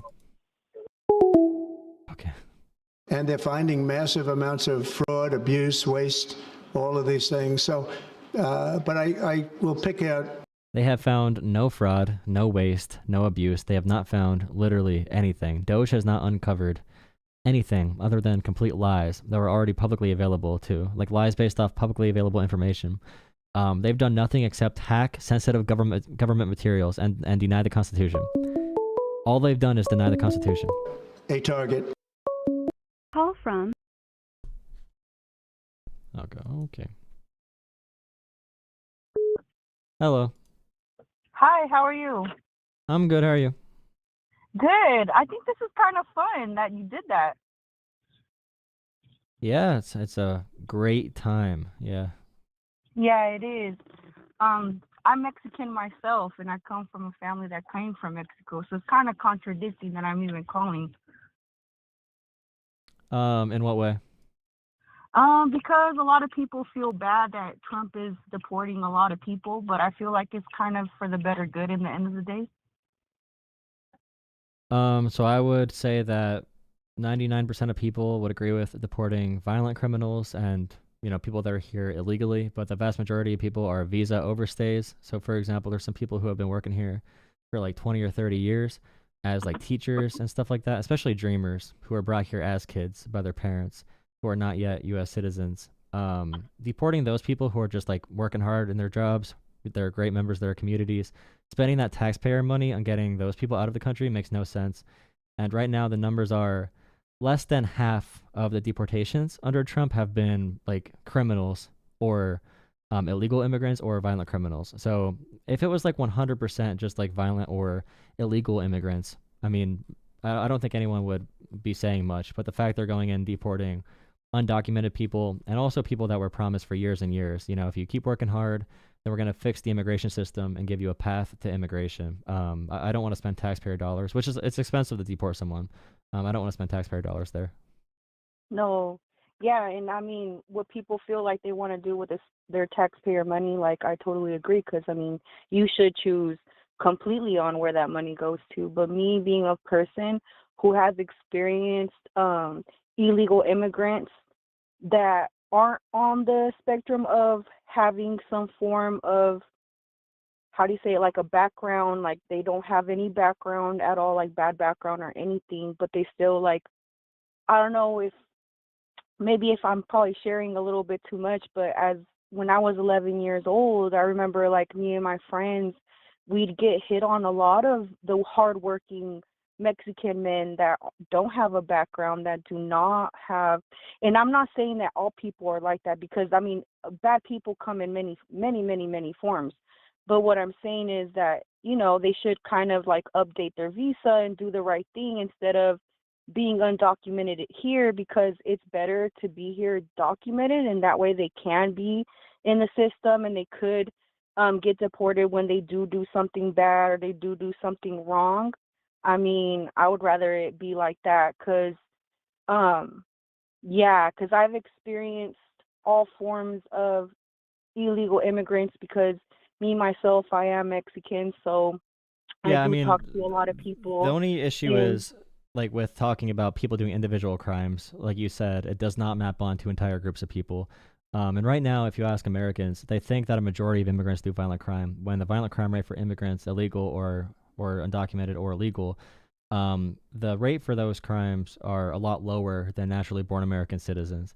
And like, as far as like flirting with younger people and assaults in general, that's mostly white men in America and men in general. So I mean, there's a man issue. Yes, men in general, yes. Yeah, men in general have a lot of those issues for sure. So I mean, I don't the immigration system is broken. A big issue is that we don't have any real solutions being proposed. So like Trump talks about the wall and deportations, but there's no talk about how to fix the immigration system so it doesn't take 10 or 20 years to become an immigrant. There should be a clear system for you to have a path to citizenship or to be, make our process more streamlined, because there's such a backlog, and there is a need for, workers in general, and there is a need for people from everywhere to be able to apply. And we need to expand our capability to handle asylum claims and things like that. But I just don't, my biggest thing is when I talk to like really big Trump voters, they end up thinking that like most immigrants are super dangerous people and they want to throw them in cages. And I'm like, but no, that's the cases you hear about in the news, but we're trying to do this in a way that makes sense, that doesn't spend all of our taxpayer dollars deporting millions and millions of people when we don't need to. Because it actually saves taxpayer money to give a path to citizenship for the vast majority of undocumented people, because it's really expensive to deport someone. It saves taxpayer money, and especially if they're undocumented, they pay into federal systems they can't benefit from with they have a tax identification number, but they don't have a social security number. So they don't get like social security, but they pay into the systems that we have.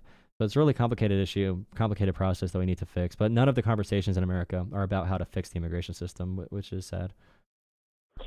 Yeah, I think that's where it all falls down to, because like, let's say, I don't know if all the rumors are true, but let's say, they're getting the food stamps, they're doing this and they're doing that, getting affordable housing and all that does go to taxpayers' money as well. And I mean, and it's nice that we do that and all, but I mean, it could go to people that have already been here too, that can help them as well, instead of these people that are trying to run from a situation that is probably not so good, that they should probably fix over there, where, it sounds very bad coming from me, because I really am glad that I'm here, and I'm very happy that I have the opportunity that is here for me. And just like many others just like me, it kind of falls into that too. Your taxpayers' money is coming to all these people that are just coming here in basically in a run that they're getting very desperate. Some of them, I had one guy offer me $20,000 to marry him just so he could stay in the States. I don't know how it is nowadays, but yeah, I mean, these are a lot of stories on your individual basis, but also in general, immigration adds to the economy and adds to the tax base by a lot. Economies benefit from immigration because there's more cultures, it's more diverse, and there's also more people in general that work hard and good community members, especially those who are here under protective status. So it's a net gain for the American economy, but just on a human level as well. It just does not make sense to deport many individuals, especially when like the biggest welfare payments go out to states like West Virginia, for example, and the biggest unemployment payments, which are very deep red and have a very low level of immigration. So we have a lot of money going to welfare programs for all people. The idea that immigrants are the reason we can't give more stuff to Americans is just like false. A big reason we can't is because the ultra rich own the system, and I think they make us working class people fight each other rather than come together. So I just want us to come together more often. And that is true. I feel the same way about that for sure, because I do feel like, but some of, I mean, I'm sorry to go there, but we just see all these scamming people, and we see all these, and I know it's as much as Americans too, because I know that there's a lot of credit card scammers that are American and all that. But if we could just weed out a little bit of the bad people, even though some of them are good, I feel like maybe we could just weed them out a little bit and then bring them back when, doing the right thing with getting a visa, getting it updated, documenting their, we're here, we're still here. Yeah, I get that. But for example, the case I brought up before, if someone was brought here when they're like 5 years old and they're like 30 now, okay, they never knew any other country, they are 100% American, all right? They're not citizens, but they were dreamers brought over by their parents, and now they're teachers at a local school, all right? That person has never committed a crime, never did anything wrong. That dreamer, the DACA recipient, there's a person that just got deported from Florida that went to all their hearings and everything, but they got deported still. That person who's been here since they've been a kid and who has been working, and that person's more than vetted. Like, that person is a strong member of their community, a teacher, like I said, I don't know why we're spending taxpayer dollars deporting that person when they're doing an important job teaching children and they're paying taxes. You know, they're paying taxes into their community. Yes, I'd rather So like, get that the ones situation that is aren't crazy to me. trying. Yeah, Yeah, no, but so like I'm not Trump really said during his sure. campaign, he was not going to deport. Like the example I just brought up, Trump said during the campaign he was not going to deport the people that I just brought up, but they are deporting them, which is my big issue, my huge issue with it. I didn't know that part. All I knew, because like my parents, they came a little bit older than the one you're talking about, Mm-hmm. and they did all the things. They took the test. They failed a couple times, but they still went. They took the test, and now they're citizens. And I am thankful for that, you know, because they're here and everything like that. But I didn't know that people, that even some people that try to be, it kind of boggles my mind because living so long here, you would think, you know, that they would be citizens by now. So I'm pretty interested in Yeah. knowing. Maybe I need to look a little bit further into that because I thought, you know, maybe if you're here, you take the test just like my parents did and everything else, they would, you know, be citizens because that's the process that they took. Yeah. And now they don't have to worry, you know, or, you It's know, just when not they're open to working everyone and everything. equally. If it was open to everyone equally, that'd be great. But like, for example, they bring up the story about Lake and Riley, which is a terrible situation. But also, I'm not gonna bring up, you know, one case to demonize an entire group because there are people like I'm saying, and it really is messed up because imagine you get a visa and you work on a Trump golf course or Mar-a-Lago, or you work for a hotel, or you work for some other American company, maybe you work on a farm or something, and you're kind of like promised by every president, like we're gonna fix the immigration system, and you work here for 5 or 10 years, 15 years, doing extreme manual labor. And you don't even have a chance to be vetted. You don't even have a chance to apply for citizenship. We just deport you. Like, we're done with you. We just extracted your labor. We're going to profit from it. We were able to enjoy your cheap labor for groceries. Now we're going to kick you out of the country. You never even had a chance to apply. I feel like those situations are the ones that we get like mad about. But like the conversation is kind of messed up in the media because, like I said before, they do want us fighting each other. So they make it seem like, oh, liberals want just like open borders. They want to bring killers over here. And then you know, they deport a lot of people, and we're like, but like no, like wait a second, like there's people that are awesome that we want to give a chance to apply for citizenship. We want a path to citizenship. It's not even guaranteed. We just want a path. But the conversations are kind of muddied by, you know, in the current political climate. You need to be for something or against something. You need to be angry. You got to be angry about something. But if we just take our time to talk about like the possible solutions, I feel like we could help a lot of people, including American citizens benefit from good immigration practices, you know? Yeah, and you know what? You're a very smart man because I do truly, you know, because I was going to disagree with you for a little bit, but then as soon as you said, like, for cheap, like farmers especially and everything, because I did that job too, alongside of a lot of my Latino people, you know, and that job is very hard picking fruits and stuff like that. But, you know, some of them are still bad, you know, but that's all people, like, that's all walks of life, you know. And like I people said, do it's stupid opening the things all the process. time. It's giving a chance Yeah. to apply for immigration or to apply Yeah. for citizenship. It's just giving a chance to apply. It's not guaranteeing it, but it's giving a path. You know what I mean? So if the people you're talking about, if we have a path to immigration, it's not guaranteed. So for the people who are not like that, they'll have a chance to become citizens. And I'd rather do that, especially when they're working so hard and we've pretty much, like you could watch any presidential debate. They're like, we got to fix the system or whatever. And they never do for the past like 50 years. But yeah, I just want to be able to give that person a chance to contribute and like I said, deportations are incredibly expensive. Like deporting like 100 people costs like $500,000. Like it's insane how much it costs to deport people who are like, adding to our that's so tax base. They're crazy. producing for us. You know what I mean? Like, Yes, I completely agree with the people that do contribute here, you know, because they, like the farmers giving us fruit and our vegetables and everything else. and they're teachers and stuff too. There's teachers, there's doctors, there's medical students, there's professors, there's people who work in who want to join like the military and or like or at least want to volunteer if they can't join, if they're not citizens, they want to volunteer in their local fire departments. So there's people in all different fields, both with jobs that you need a degree, jobs that you don't need a degree, jobs that are trade school, not trade school. There's high skilled, those, like it's all types of immigration that we have over here, including even engineers and stuff. Like we have immigrants from all different working class backgrounds and middle class backgrounds that just want a chance to be able to be here and contribute. Yeah, and you're totally right because my teacher right now, she's a billing and coding teacher, and she's from Venezuela. and Yeah. she grew up. She came here, maybe in her teens or something, and she's my teacher. And she got hurt in a car crash or whatever, but I would hate to see her go, or like people like that go. So you are right, with that, with the sense of it being like people who contribute to our next generation and our living and everything else, and for them to all go compared to the people that they could get that aren't working or aren't really doing much with themselves and just, running about. So Now, I I will mean, say before I go to another caller, and I'll give you the final word then. If you hear my opinion through a different source talking about me, or talking about, like, I guess, liberals or whatever, they're probably going to tell you that liberals are for open borders. They just want anyone coming in.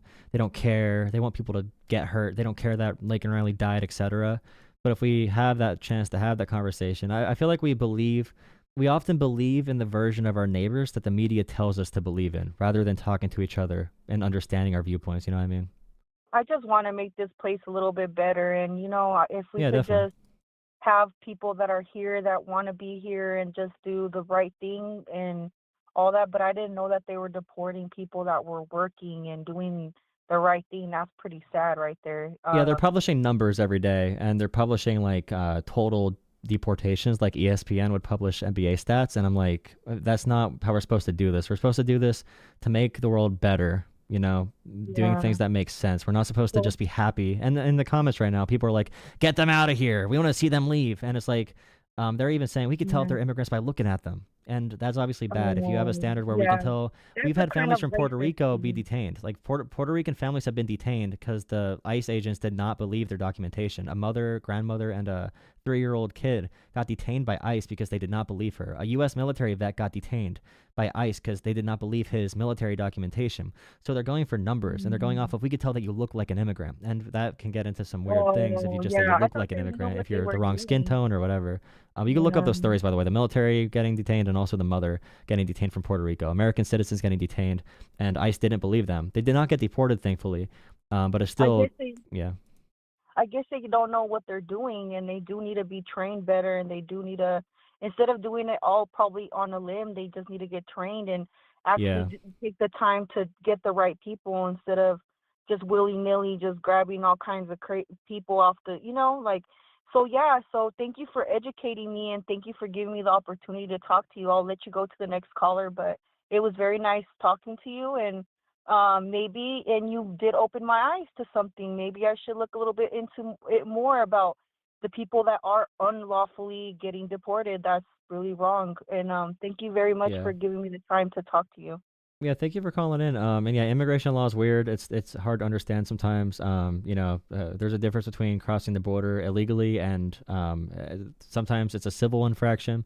So a lot of illegal immigrants that they talk about are not even technically illegal. It's really just all complicated stuff. And I would say for It's the a people mess, watching as yeah. well, just don't trust anyone in media. If their first reaction is to make you blame your neighbor and to make you hate someone, or saying like liberals think this or conservatives think this, they're probably gonna give you a bad way to interact with the world, because No, they want they want your brain to fight each other.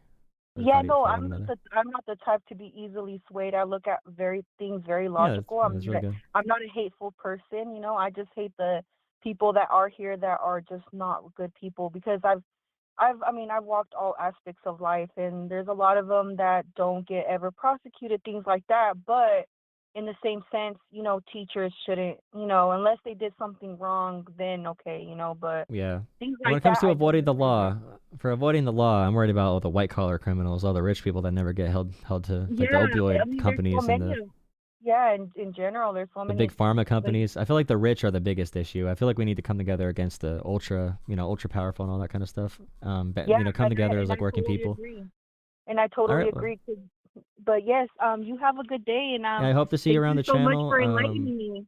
Yeah, thank you for the conversation. I really enjoyed this call. Yeah, have a great rest of your day. You too. Bye. And that is why you need to donate to the Jolah experience. Please drop a like and subscribe.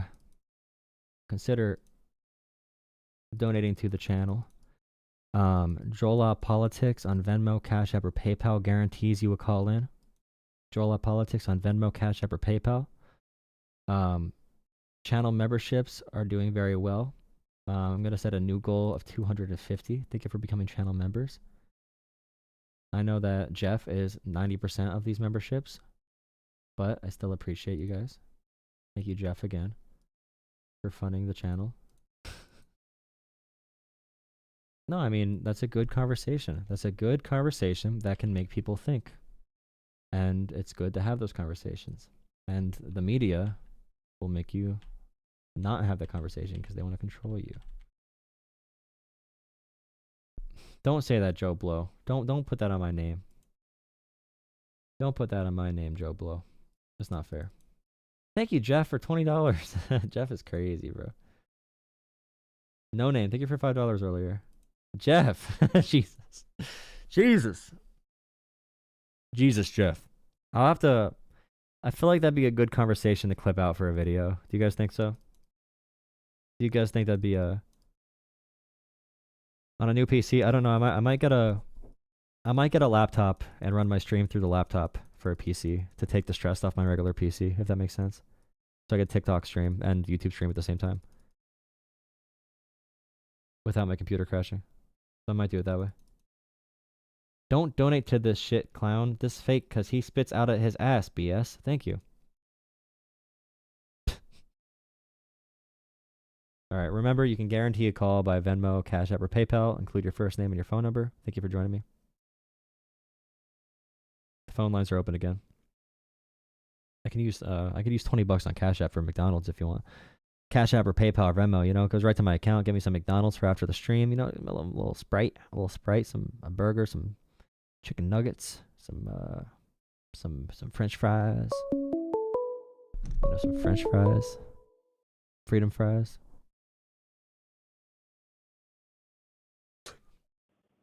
Hello. Hello. Howdy. What's up? Hey, so I'm good. How are you? I'm pretty swell. Pretty swell. Good stuff. So I just wanted to start out by gauging what kind of left leaning. You're left leaning. You're not fully committed though, I would say. I'm a socialist, communist, fascist, liberal, socialist, communist, fascist, centrist, Republican. Okay. Progressive. So you're for socialism then, yes? No, I'm a Republican, conservative, socialist, communist, Marxist, fascist. Oh, apologies. Okay. You listed that all pretty quick. Yeah. I razzle dazzle. Anyway. Yeah. Anyway, I was just wondering, what are your opinions on the Democrats and DEI? I'm not sure if did you watch the DNC meeting? And I believe it's considered a contest. There was a DNC meeting for electing the DNC head and the DNC vice chairs and all that kind of stuff. Yeah, correct. And did you watch that? What were your thoughts on it? Yeah, I don't care about. I mean, when it comes to DEI, Trump's crackdown on DEI and anything concerning anti-racism right now is authoritarian, and I'd say against the Constitution, and I think actually terrible. But also the DEI that we talk about from corporate consultants is not the preferred way I talk about racism in society. DEI is typically a way that corporations fund an outside consulting group to come in and talk about race, so they can avoid all liability from future legal charges if they allow racism there. It's really a cop-out. But in general, talking about social justice and wokeism, I don't think it's a bad thing at all. It's being demonized really bad right now. But DEI, I'm not super favorable of the corporate DEI, but I mean, in general, diversity, equity, and inclusion, I think are fine concepts. Okay. Well, would you be up to talking about it a little bit? Because I just believe, I mean, as you said, the corporate side of things isn't looking too great. Just throwing money at certain ethnic groups, so you have a false sense of diversity. I mean, there is diversity in the sense that there's different ethnic groups and different cultures, but it's not fostering it in a very effective way that's going to solve the actual underlying social issues. I mean, I agree it's not solving the underlying social issues. And also, even after all the social justice movements, we did have, for example, or we still have, out of Fortune 500 companies, I'm pretty sure 93% of CEOs are still straight white men. And in the managerial class in general, 75 to 85% of manager class people are still straight white men. I think women make up like a percent point of total CEOs and managers.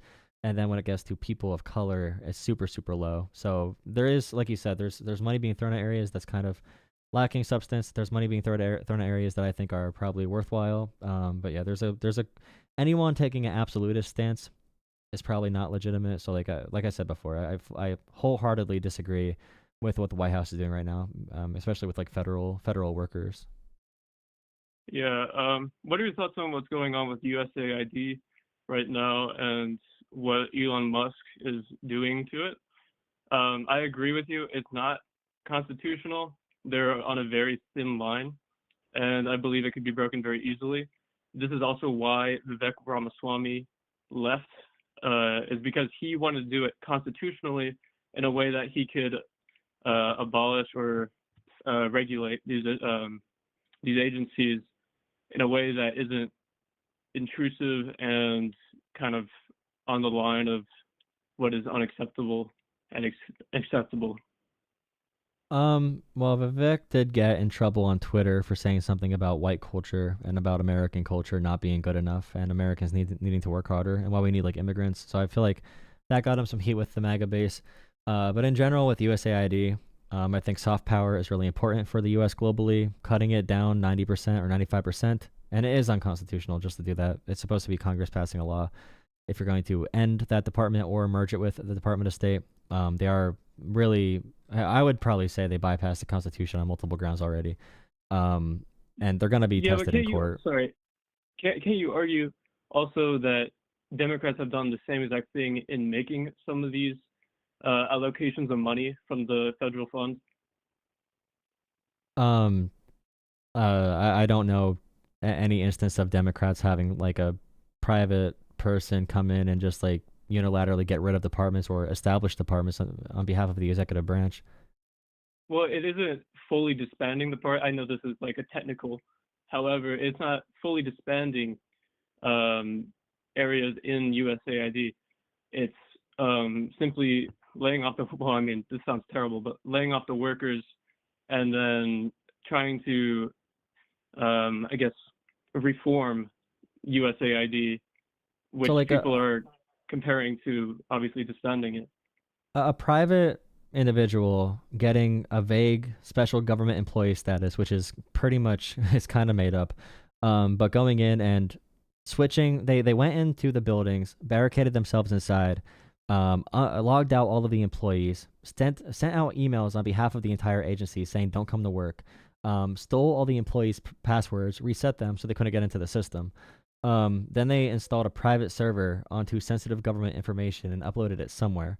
We don't know where. We don't know what the server was connected to. I know Musk has a lot of connections with China, so that's kind of troubling. I know Tesla has said they completely support China's socialist vision, which is kind of troubling because Musk has a big intelligence relationship with China, so I don't know if he's giving it to them or it could be anything because we don't know what they're doing. There's no oversight at all. They're unilaterally going and trying to fire workers, which judges are blocking. Just like taking control of these buildings physically and barricading them is, even if the president did that, it would not be constitutional, let alone a random special government employee with people who are not even enlisted as government employees, who they're hiding the identities of, taking control of the Treasury and USAID and all this kind of stuff. There's no standing constitutionally at all for this. And I would love to hear what example you have of Democrats doing something similar. I'm just talking about where, so like the allocation of funds within USAID. It's not like we are voting on where this money is actually going. For instance, like the $49,000 to a transgender opera in, I believe, Guatemala. It's like, sure, $49,000 may not seem like a lot of money, but if there's enough instances of things that the majority of people, the populace, agree with in the United States, then what are we doing?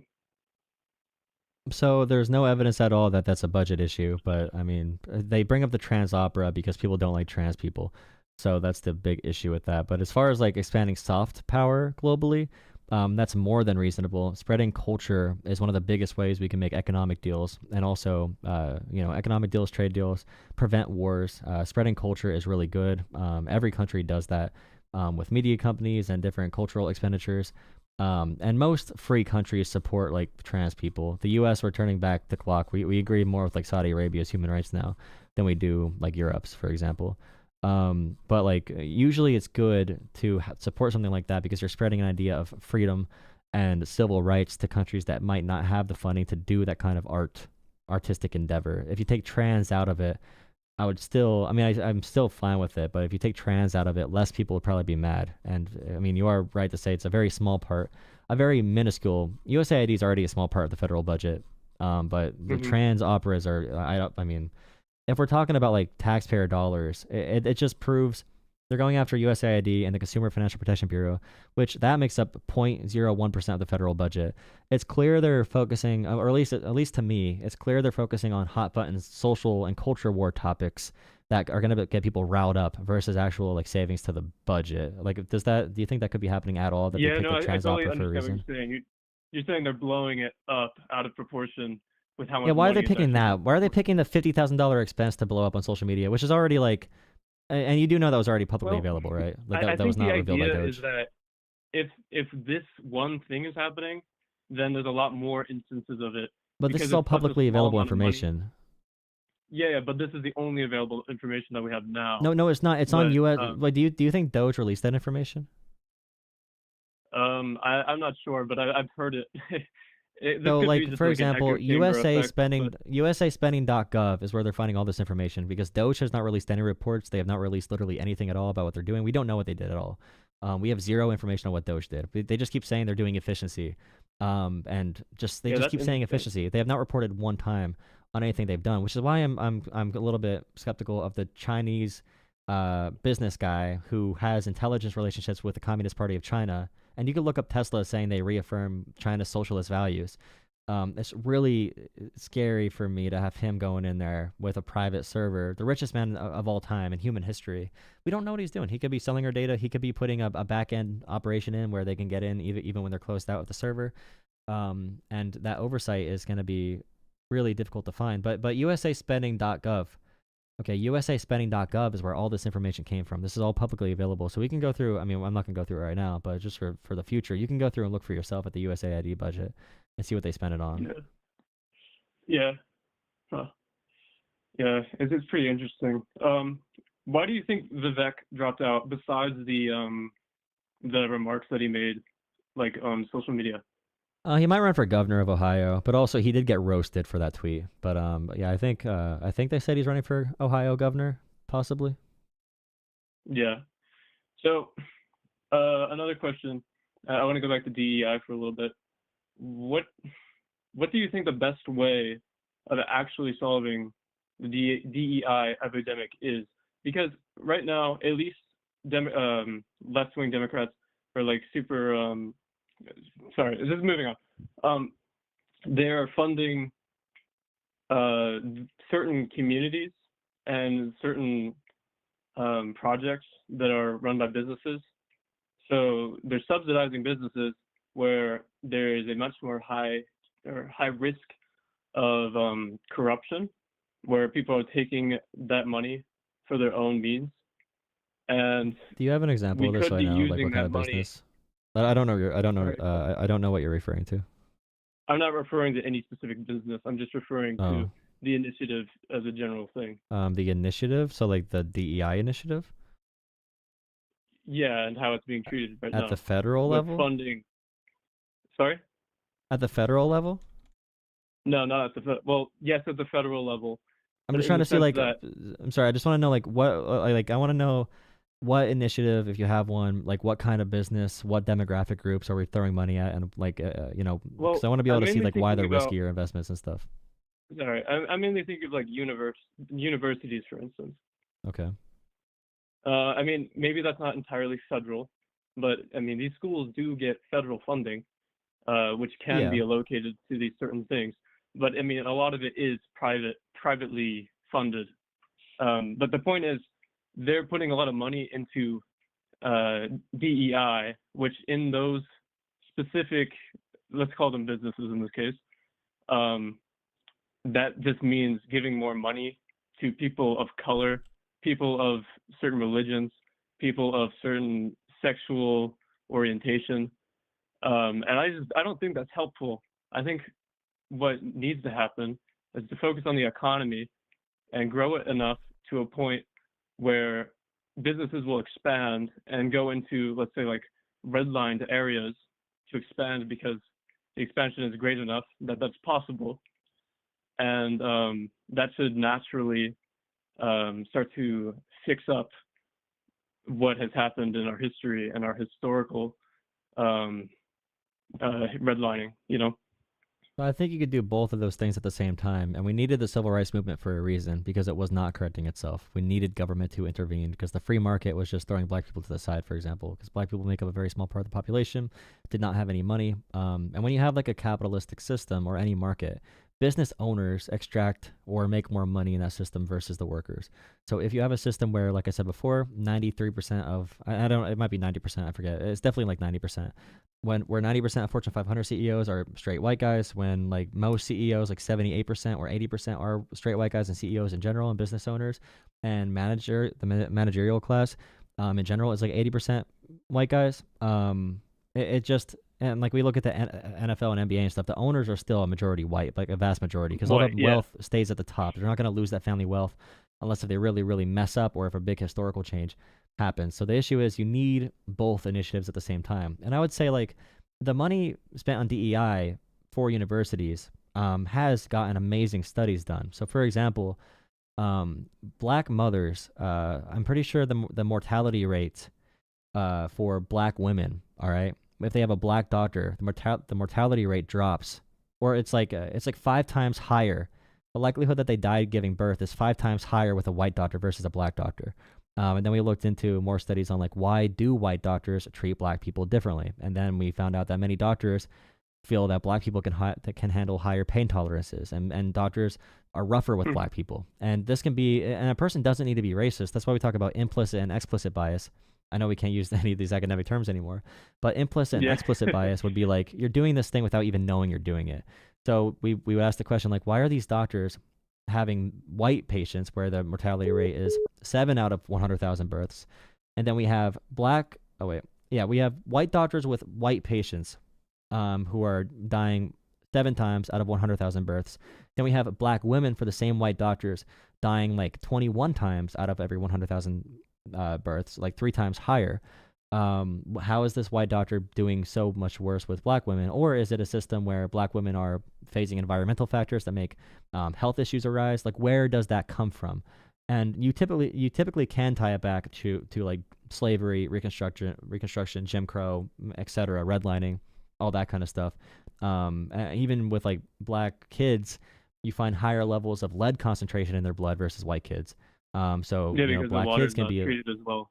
Yeah, especially in the cities, especially in underserved poor areas that are neglected, such as black areas, and then those kids will not now have a much higher likelihood to have like ADHD type symptoms, or to act or to do a crime. If you have a higher lead concentration, there's a big correlation with lead in the water and crime rate, and we could actually see with certain populations like boomers right now, the generation that grew up with the most lead, they have a lot of issues mentally with anger.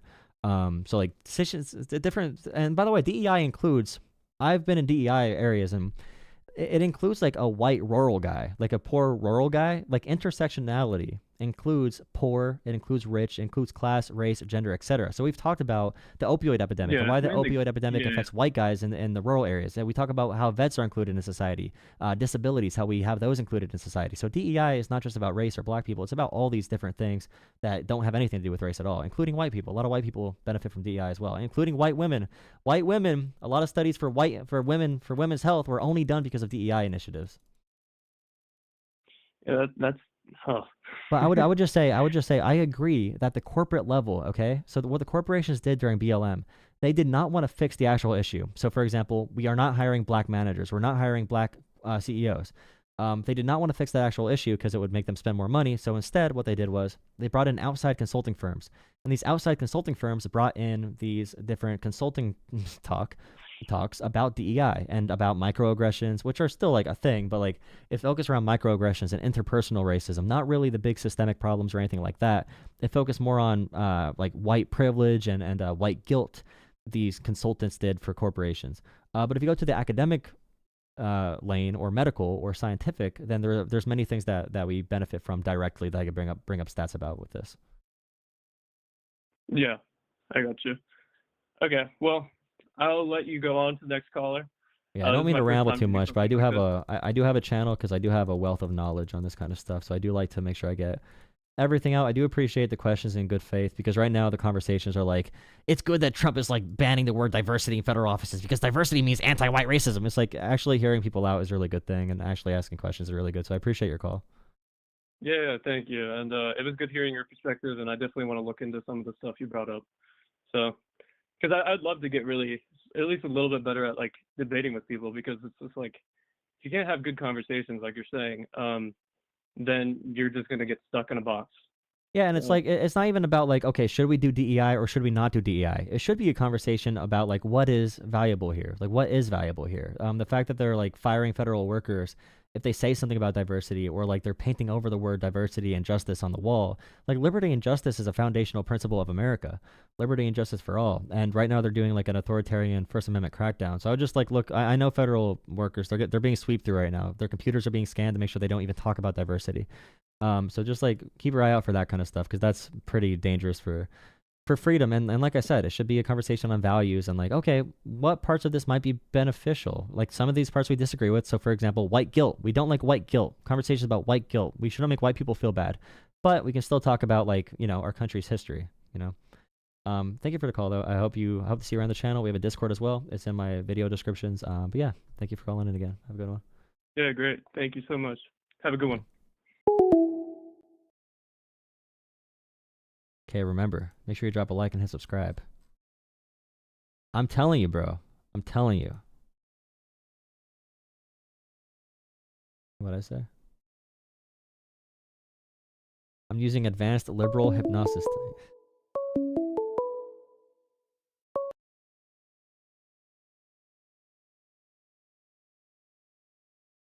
All right, give me a second to recuperate and read the chat. You have a terrible perspective. Here comes the racist card. See, you guys are brain broken. Your brains are broken. I did not talk about people being racist at all. I gave facts about the world and about how you can connect and have good conversations about how to move forward. And you guys are so brain broken, all you know how to do is fight. You're weak. You've been weakened. You've been weakened and taught to just be mad. It's not tough to be mad. It's not strong to be mad. Calm down. Talk to your neighbors. Don't fall for their traps. The media wants you to fight your neighbors. And we're not going to listen to that. We're not going to listen to their liberal media lies of making us fight each other. Okay? But also, I am seeing some, you know, it is good having multiple callers say, you know, you made me consider something different. Very good thing to hear. And that's why you got to support the Jolah verse. Like I said after the last caller. Nope, you don't talk about the world, commie. I think they're bots, low-key. They might be bots in the comments because they brought up Pelosi on January 6th again. I'm like, okay. Ugh.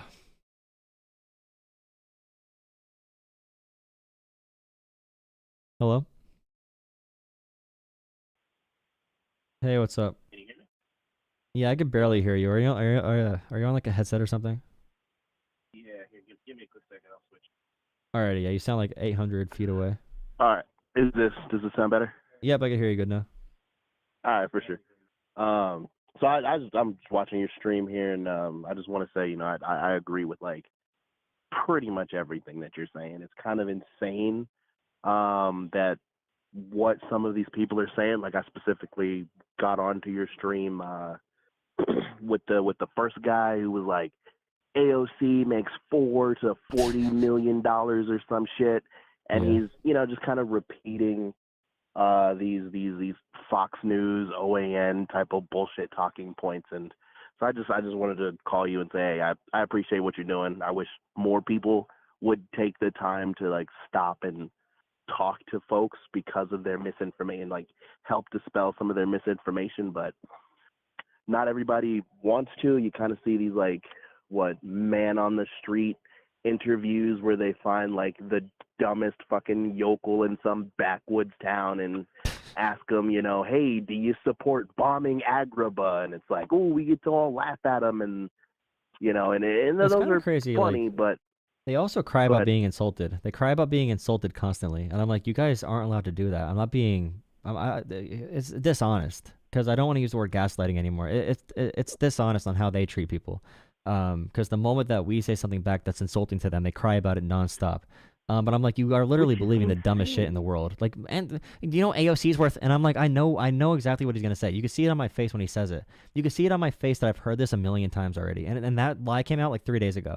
And I'm like, I've been on Twitter. I know exactly what you're about to lie about. I know exactly what you believed. I know the condom thing. I'm like, you need to admit you're wrong at this point, because I'm not babying you. Like, you need to admit this is wrong, or I'm gonna talk to someone else. It's insane. Like. Right, and that's the craziest part. Like, I like that you touched on the fact that like they're the party of what is it, free speech, and oh, I'm sorry, liberal, did you get offended, yada yada yada, and it's like, okay, the second you say the smallest thing about them, like, okay, one of the biggest examples, right, is the whole Trump assassination attempt thing, right? Like, obviously, as a human being, you don't want anybody to be assassinated, and it was terrible. And the guy that died at the rally, right, you go back to his Twitter feed, and it's like, oh, this guy is saying a bunch of problematic shit about, immigrants and Muslims and things like that. And He like, said it'd be okay, hilarious to watch Gaza bomb. He'd love to see them cry or something like that. Yeah, exactly, something like that, right? So then people's natural reaction is one with a lack of empathy, right? And it's like, oh, well, we're going to shit on this guy because objectively he had shitty opinions, right? And you see the right-wing media just like, oh my gosh, the liberals, like the Ben Shapiros of the world are like, oh my gosh, the liberals, they're so terrible, they're calling for violence, blah, blah, blah, blah, blah.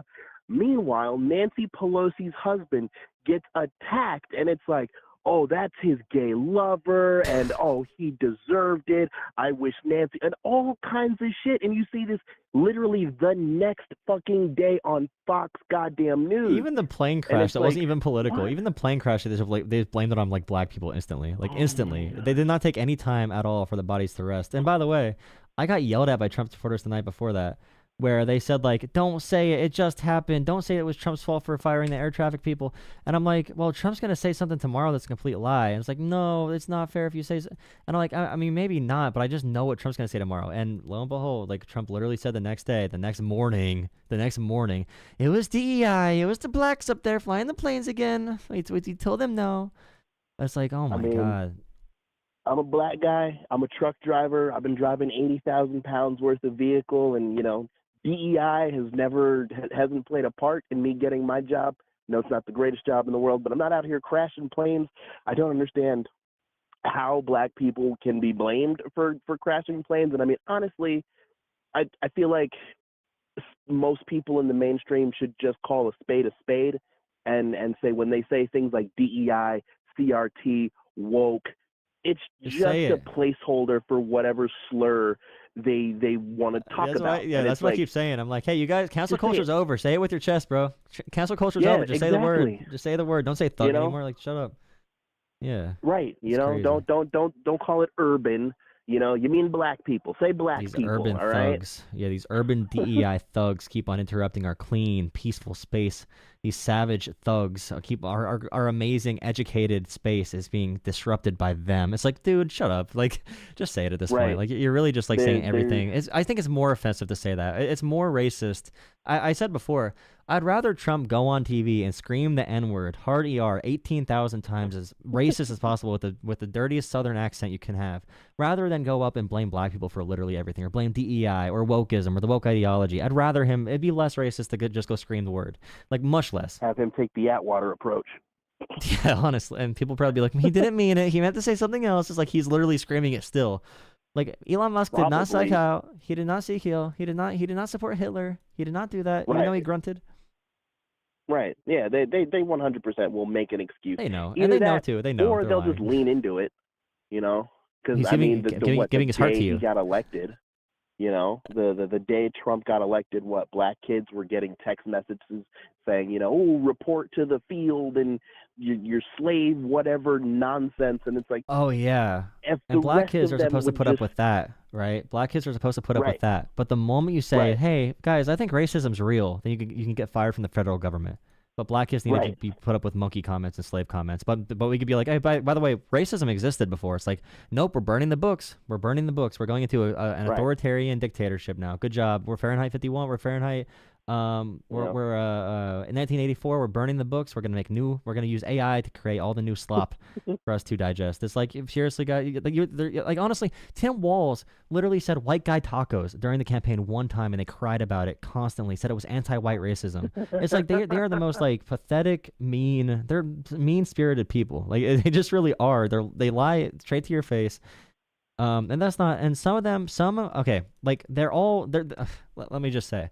They are terrible, racist, disgusting. But some I assume are good people. And by the way, they'll get Right. offended by that. But if Trump says that about Mexicans, it's like he was not being racist. But they'll get offended if I say that for sure. Right. Or what is it? Ilhan Omar a couple years ago when she was talking about, you know, hey, we need to dismantle the current system and build it back so it can be more equitable for all Americans, right? Like literally all Americans. And then the next day, Tucker Carlson just takes the current system, we need to tear it down clip. That's it. And it's just like, oh, she wants to tear apart America. She hates America, blah, blah, blah, They would have blah, hated blah. the founding But fathers. then- Yeah. Right. But then we have this unelected official, right? The pseudo president, fucking Elon Musk out here just dismantling literal government institutions, and it's like, okay, so No, he's on Tucker, our side. where's your he's out here, he's doing the thing, Tucker, he's doing the thing, and nothing, you get nothing. But he's on our side. He's on their side. They like it. They don't care about corruption in government. They care about their side winning. It's like a sports team. They're watching the Super Bowl every day of their lives. That's why they keep saying like Trump won, get over it. It's like yeah, they think it's a game. Right. Yeah. They'll Trump find out won, though. Get over it until the Social Security that they get, you know, is taken away from them. Until the food stamps that they get is taken away from them. Until the services that they rely on to maintain some modicum of life gets taken away from them, and then somehow they'll still blame it on the Democrats. Even Well, they'll though, probably cut the services in areas that are more blue. If I'd assume, if my assumptions are correct, I think they're scanning data, so they'll target it. They'll target these programs to be cut in blue areas, make it a culture war, and they'll make sure the people that they need to not be affected are not affected until the very end when it's too late. That's what they usually like. That's what they want to do in these authoritarian governments. But that's my biggest fear is that they limit it to like. And Democrats suck at politics. Like they're literally this. They're like the. They're like They're like the Celtics Shaq of politics. You know, it's just like it's so pathetic to watch. Like hang it up already. Give it to the like. You have LeBron on the bench. You're not gonna not start LeBron just because you have vets on the team. It's just so annoying. I think one of the things that kind of bolsters what you just said is the fact that, so I live in Florida. I live in Orlando, and in Florida's 1st district and I want to say the 6th district, there are 2 seats that are like up for grabs, right? Because a couple of people were appointed by Donald Trump. One of them was Matt Gaetz, and then he resigned because he's a pedophile. But so sorry if that messes up your stream. I didn't mean to say that. Oh no, I already ruined it. All right. So what is it? So the Democrats, they're not getting people engaged with how like monumental these 2 seats plus I think one in New York actually is. You know, where it's like, hey, we could actually flip, what is it, the House of Representatives to at the very least turn everything into a tie-breaking vote, at the very least. So all you then have to do is the small amount of effort to get one Republican on your side, and we could block a majority of the things that Trump wants to do. And I didn't hear about any of this until somebody reposted a TikTok on Twitter on the Orlando subreddit from what from an AOC subreddit. And I was like, how? Yeah. I'm like 6 levels deep into this, and I'm just now figuring this out. And this is a huge deal.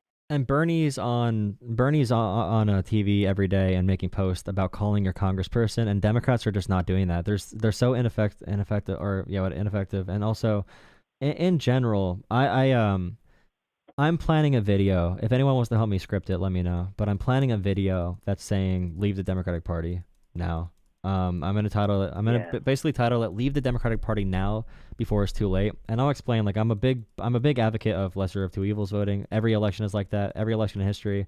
I hate hearing, especially rich white liberals in college talk to me, or not even liberals. They're usually something more radical, but like tell me about like it's really difficult for them to morally vote in this direction. And I'm like, I could bring you 50 stories of black people getting firebombed, walk into the polls in 1969. Like getting brutally killed and raped in front of a crowd by the KKK, and still going to vote for politicians who did not even think they were people, because the right to vote was so instrumental. I want to make sure everyone understands where I stand on that, because I really do passionately think that we need to vote. And if you don't vote, then if you can't vote, you're not going to be able to do your little revolution either. For all you socialists out there that don't vote. But also, I'm very big on saying, I might just say, like, we need to withdraw from the party as a protest, okay? We need to become independents. Vote for Democrats, sure. If you want to vote for a primary, switch for a day, whatever. But it needs to be clear that we are not happy with Nancy Pelosi. We're not happy with Hakeem Jeffries. We're not happy with Chuck Schumer. They need to hang it up. They need to hang it up right now. Connolly should not be in charge of the oversight committee. It should be AOC. We need these intangibles to be respected. We need someone that can hold a microphone in front of a crowd. That's how power is waged right now. We're fighting for a new social contract. The Republicans have already, and I know liberals don't want to be too doomer in chat, but Republicans have already decided the Constitution is a fake document. They do not care about the Constitution. If the Supreme Court tells them to follow the Constitution, they will probably, put your money on it, they will probably deny Supreme Court orders unless if the people stand up in any way. And the American people are not showing that they will stand up. So they want to, and explicitly, the goal of Project 2025, which their people are hired now, Trump is following Project 2025 to a T.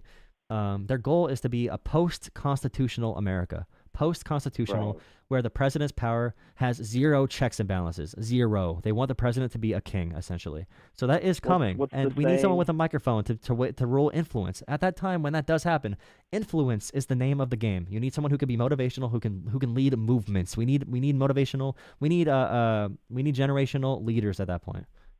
Right, and it's that's something I've been touching on, like specifically within the Black community, is like when you look at the white community, right? They have people they can look up to, right? They have scientists, they have politicians, they have world leaders and things like that they can legitimately look up to.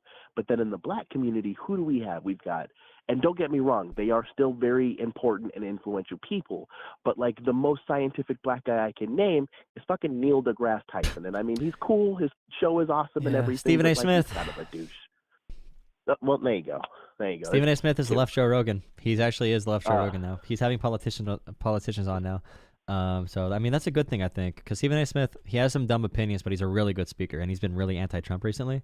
Although he's been sucking up to Trump a little bit, but also I don't want Stephen A. Smith to be the only option. But of course, like Obama is like writing a book again. Like he's just like sitting in his mansion with a book. He'll come out again in 4 years and talk about saving our democracy again, and he'll talk to some more private funders. But he's not going to be a generational leader. I feel like Obama post-presidency has really made me sour on him, especially seeing what Biden was able to do with very slight majorities domestically. Obama really seems terrible as far as being a leader goes right now, in my opinion. And he should take this personally. He should be out there like being in charge of a movement, but he's just not. Well, former president. He's riding on the speaking engagements, and I think at one point him and Michelle were on the board of Netflix and doing shows with Adam Conover and shit like that. And I mean, it pays, I guess. Well, you can argue as well. Fine. If you look historically, do like a historical analysis, you can argue that Trump coming after Obama is similar to Andrew Johnson coming after Lincoln, and being president after Lincoln. Because there was a backlash to the civil rights movement where Reconstruction happened and rights for Black people was essentially still slave practices, but very slightly removed in the South. And then like the North was obviously better adjusted because they did not have the plantations up there, but still the white lash, as they call it, just like in the same way that Nixon and the war on drugs, and they explicitly said this. The war on drugs was the reaction to the civil rights movement. That was their way to put hippies and black people in jail right after it. This is on what was tapes that quote? I know you know what I'm talking about. There was the quote. He was like, "Oh, we knew we couldn't make it illegal to be black and against the war, but if we criminalize marijuana or whatever, we knew that we could break up their parties and go to and villainize them night after night on the evening news." I know I just butchered that quote, but I know I know you know what I'm talking about. It was something like that. They were talking about black people like they were trying to like herd around animals. It's kind of disgusting, but like it definitely is like their intention. Did someone say? But yeah, what year did Lincoln die? What year Lincoln die? Because I know in the Civil War, it lasted until he literally got assassinated a few days after the Civil War ended, because it lasted 4 years from April 12th, 1809. April 12th, 1861, April 9, 1865. Lincoln got assassinated 6 days later on the 15th. And then that's when I believe, Andrew Johnson took over after the assassination and was sworn in on the 15th as well. And then Johnson became, let me see.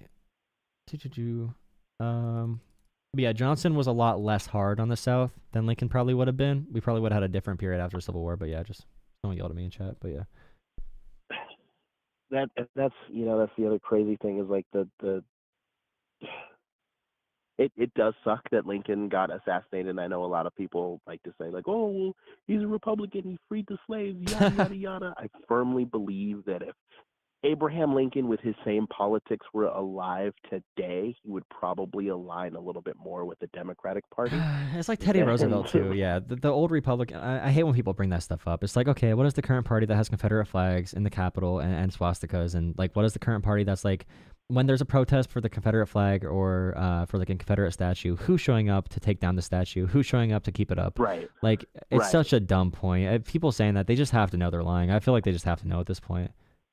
You know, those guys with the Confederate flags and the swastika is like, yeah, okay, go and call them socialist Democrats, and I promise you'll have to sift through your stool to count your teeth by the time they're done with you. Like, it's that type of energy, right? But it's like the what is it, cognitive dissonance that these people have, and not being able to like recognize that history is a thing that moves forward, and one thing could be something one day, and then throughout time it changes, and like history is an ever evolving thing, and it's like, nope, to them it's what's happening right now, it's who is the thing right now, or at the very least what is the most convenient to me. And it's so frustrating. It is. Yeah, it's also just like, what is conservatism versus frustrating. progressivism? It's not the name Republican or Democrat. It's like a ideology that's for the government ensuring civil rights and being bigger, or the government just letting things play out. Like, these ideologies are very easily followed, but it's whatever. And the cognitive dissonance, when someone realizes they're wrong about something, they get discomfort, they get uncomfortable, they get mad, they lash out, versus resolving it through talking. Their bodies reject. It literally rejects logic and critical thought, right? Which is very sad. They bury their heads in the sand. Yeah, it's easier to do that than to admit that you're wrong about anything, and that's for anyone. But also, I feel like you have to have a certain level of defenses against that to even get to a place. Yeah, I mean, to where to how I am on my channel, I feel like you need to be at a certain point for it. I appreciate you calling in. Yeah, I'm man. gonna try to get you have yourself a good night. I'll keep watching your stream. My cat, he's sitting here watching me too. So hell yeah. Yeah, Thank like you, I Cat. said, thank you for what you're doing. He says thanks, Zeus. Thanks for what you're doing, and you have yourself a good night, man. All right, thank you too, man. Thank you. Appreciate it.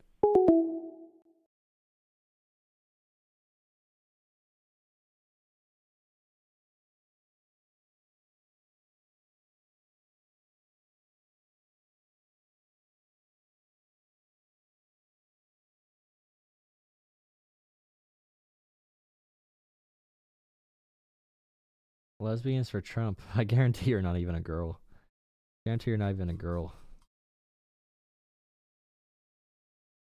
MAGA Kyle. Crazy Kyle. I'll do one more call, then I need a break. My brain is breaking. My brain is falling apart. One more caller, and I'm getting no donations on my Cash App, PayPal, or Venmo at Jolah Politics.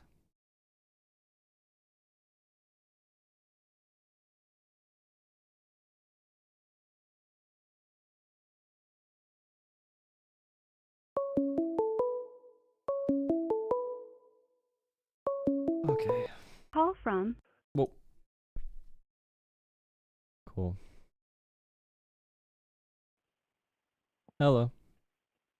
Hi. How's it going? Good. How are you? I'm doing all right. I think you're going to be my final call for a little bit. Well, cool. Am I on right now? Yep, you're on live. Everyone can hear you. Go ahead. Okay, cool. Yeah. I'm actually not a pro-Trump guy, but I think I can kind of steelman his position a little bit. I've been listening to you for probably about. I could probably, yeah, I know. It's going to make me feel a little sick to do it, but I live in a small town in central Texas, and I'm surrounded by Trumpsters, and I've had plenty of conversations with them. And one thing that I think that people keep on forgetting is that 65% of the country are Christians, and they feel like the country is slipping away. Like there's less and less Christians every year. And then there's been a push towards trying to be accepting of gay people and trans, and they just can't deal with that. Yeah, and that combines also with America getting less white, and that's why a lot of the rhetoric is about like they are replacing us. They're bringing in immigrants to replace you in our states, so they vote Democrat. You're being replaced. And that is the dog whistle for the Great Replacement theory, which is basically the neo-Nazi theory, of course. Yeah, but I mean that's really far. That's really far right, though. I mean, a lot of the stuff that you said, it seems if I were a Trump supporter, I'd be turned off by it because it sounds like the same Democrat talking points. Yeah, like I know, but everything seems like the same Democrat talking points. Stop points. listening to you when you say stuff like that. Yeah, but I could say Because, something like, I think trans people should have equal rights, and they'll stop listening. So I don't know. Yeah, that's true. But if you're trying to get people to, not vote MAGA or to listen, then you need to try to appeal to what appeals to them, which to I them don't they agree, like to call though. it common I'm sorry. sense. They call it common sense, though. Yeah, but it's stupid. It's wrong, and I'm not going to baby them. I mean, no one listens to the arguments anyway because they voted for him again. So it's not like I don't disagree that there's certain ways to convince people. And if someone really is open-minded, they'll probably hear me and be fine with it. I had callers earlier that had a completely good a great response from our conversation where they said they were questioning things. Thank you for informing me, they said. So I have that conversation style as well, but also if someone says something that's completely just false about the world, or if they have conspiracy theories, I'm not going to back down from that. They don't respect weakness at all. Yeah, no, I agree with you there. And I did hear some of your callers that seemed like they were more open-minded and not hardcore MAGA. And I can appreciate that. I love it when people actually see your viewpoint and they think about it, and they might even change their minds. And that's why I had discussions with people that voted for Trump myself. I think that we need to have these discussions and we all need to be talking more. But I also think, I don't think we need to baby them, but we need to be responsive to the things they're saying and not be combative with them, because then they are just going to shut down. But and we need that's to the reach issue, as many people though. as we can, right? But that's an issue when they are the combative ones, because what happens is they are combative. Okay, we respond in any way. Then they say, look, the liberals are offended. Or if a politician says, we need to go make sure we fight in the streets for this, they'll be like, they're calling for violence, and they'll call for literal violence the next day. Or Trump derangement syndrome. You hear that all the time. Yeah. Yeah, but they're hardwired to be like this. I don't think I even care about if someone's going to say TDS to me, I think they're lost already. I probably care about median voters more, or people in the middle that are not super indoctrinated, which sounds like the people that agreed with me more today were not indoctrinated because they just went to the facts and they were like, okay, I'll check this out. But if someone's going to say TDS or something like that, they're probably gone, to be honest. I'm not going to beat their Twitter algorithm. Well, let's talk about what's important. And what's important is getting people that we like in office, right? Yeah, so it's about popularity. We need to make some concessions to the way that a lot of America is. We didn't realize there was that many people in America that would vote Trump in, a second time after everything that happened and everything he is. I have one point that I disagree there a little bit, because they did talk about, Kamala talked about price gouging a lot. But right now, Trump supporters I know are not holding him accountable at all. They don't care at all. I'm not hearing any complaints about egg prices. Meanwhile, egg prices went to $4 and now they're at like $8, but they went to $4 under Biden on average, and people they really didn't out. care about that. They didn't care about that. That's what we thought they cared our about. Country. They cared about our country changing so fast. Yeah, it's social and cultural. That they were scared of it. You know, they're scared of the pronouns. It doesn't make sense to them. It doesn't make sense to me either. And I'm liberal of having, because one of my buddies, he has a corporate job, and he was telling me that their new, like, HR sent out new rules that you have to call people by the pronouns that they ask you to. And if not, then you're in trouble. And I mean, that's kind of crazy. Like, that doesn't make sense to 80% of Americans. I agree that it doesn't make sense to most Americans, but I also would say that so that's common sense. It's bad. Like, it's that's bad what leadership. They call common sense. That's That's what they call. common sense. I agree, but like to break through that, it's hard because I don't think they're approaching the conversation in good faith. So like a lot of people are not.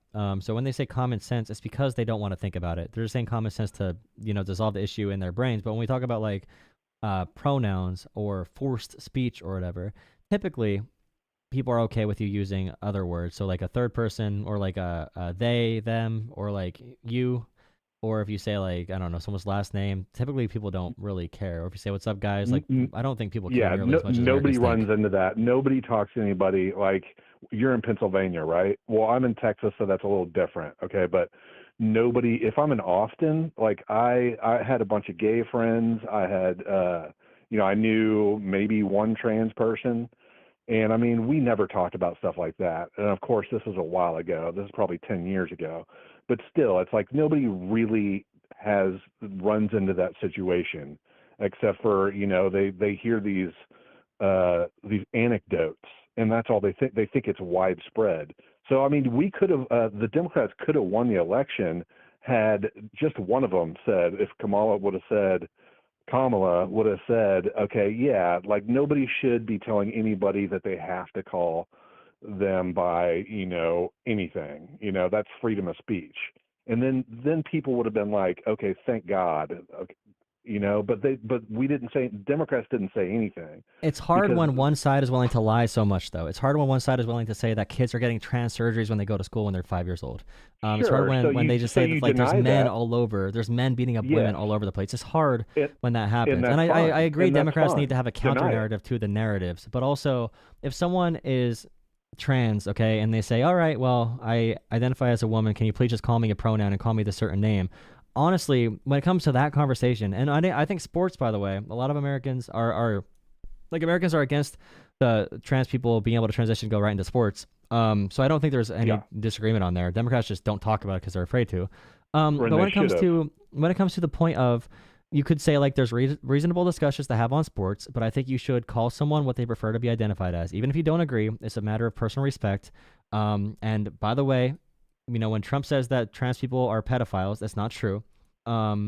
You don't even need to bring that up, but just like, trans people are just people. And there's different things that people go through, and just have respect, even if you don't understand it. That'd be the big conversation I'd want people to understand. And if someone is like, I'm not going to call them the pronoun because they're actually a man, and I'm not going to use the name or whatever, I think that person is just plainly disrespectful at that point, if they're not going to just like, make some accommodations. Absolutely. And I think most people, most intelligent people would agree with you on that. And I mean, the thing is that the Democrats ran away from the topics. They should have just said the common sense stuff, like, yeah, I mean, we need to make sure that men aren't competing in women's sports, because if you think about it, it really is going against women in women's sports. Those women, and it's obvious to most people in America. So if it's obvious. And it's obvious because it goes against things that it's something they feel uncomfortable about. That's why it's obvious to them. But nothing's obvious to them because they don't understand anything about it. But also, like, when it comes to competitive NCAA, sure. But also when it's like when it's 14 and under, I don't think it should matter how someone identifies. They already have co-ed sports, or in college they have co-ed sports. I played in co-ed intramurals. A lot of sports is, community building. Sure. We probably should have options that are not competitive for sports. But the Democrats shouldn't die on that hill, especially when I don't it think means die on so that much hill. for us, for them to be in power. Well, No, they what died I would on say that hill is because they didn't want the Democratic Party is so fragmented. they suck at politics. That they just couldn't suck at afford politics, to though. lose 5% of the No, but they suck of at politics. the Democratic They're just bad electorate. at, like, it could be anything. They message bad on it. They suck at messaging. They could be handed the best political moment of all time. Like Trump could be like, the Haitian savages are eating the cats and the dogs, and Kamala's gonna be like, talk about extreme.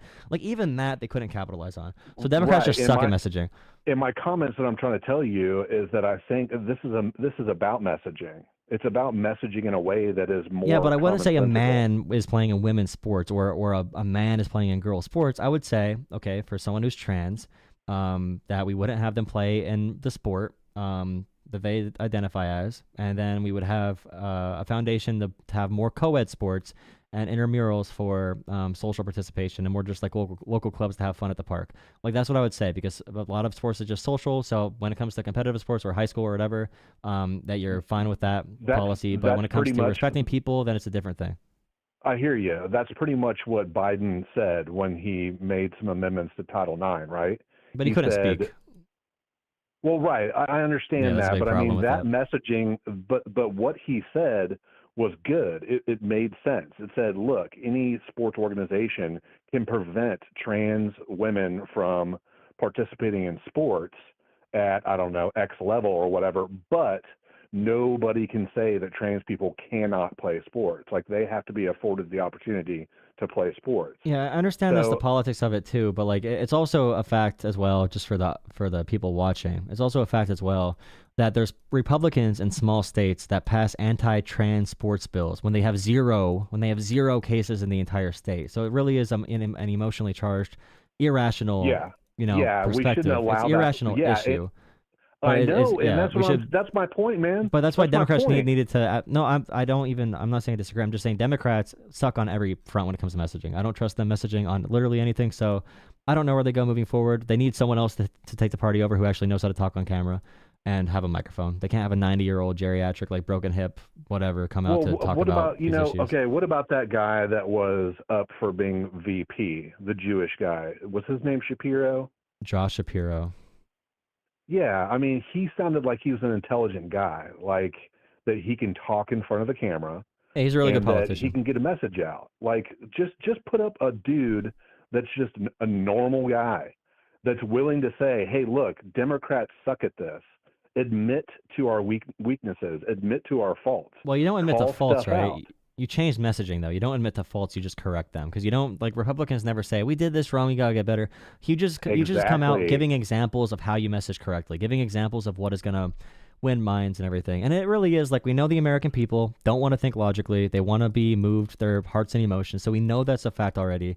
We should get politicians who are actually good at politics. We have a lot of policy wonks. Like, Elizabeth Warren is a policy wonk, but she's not good at talking and making it seem super appealing to the current American electorate. Like Massachusetts works.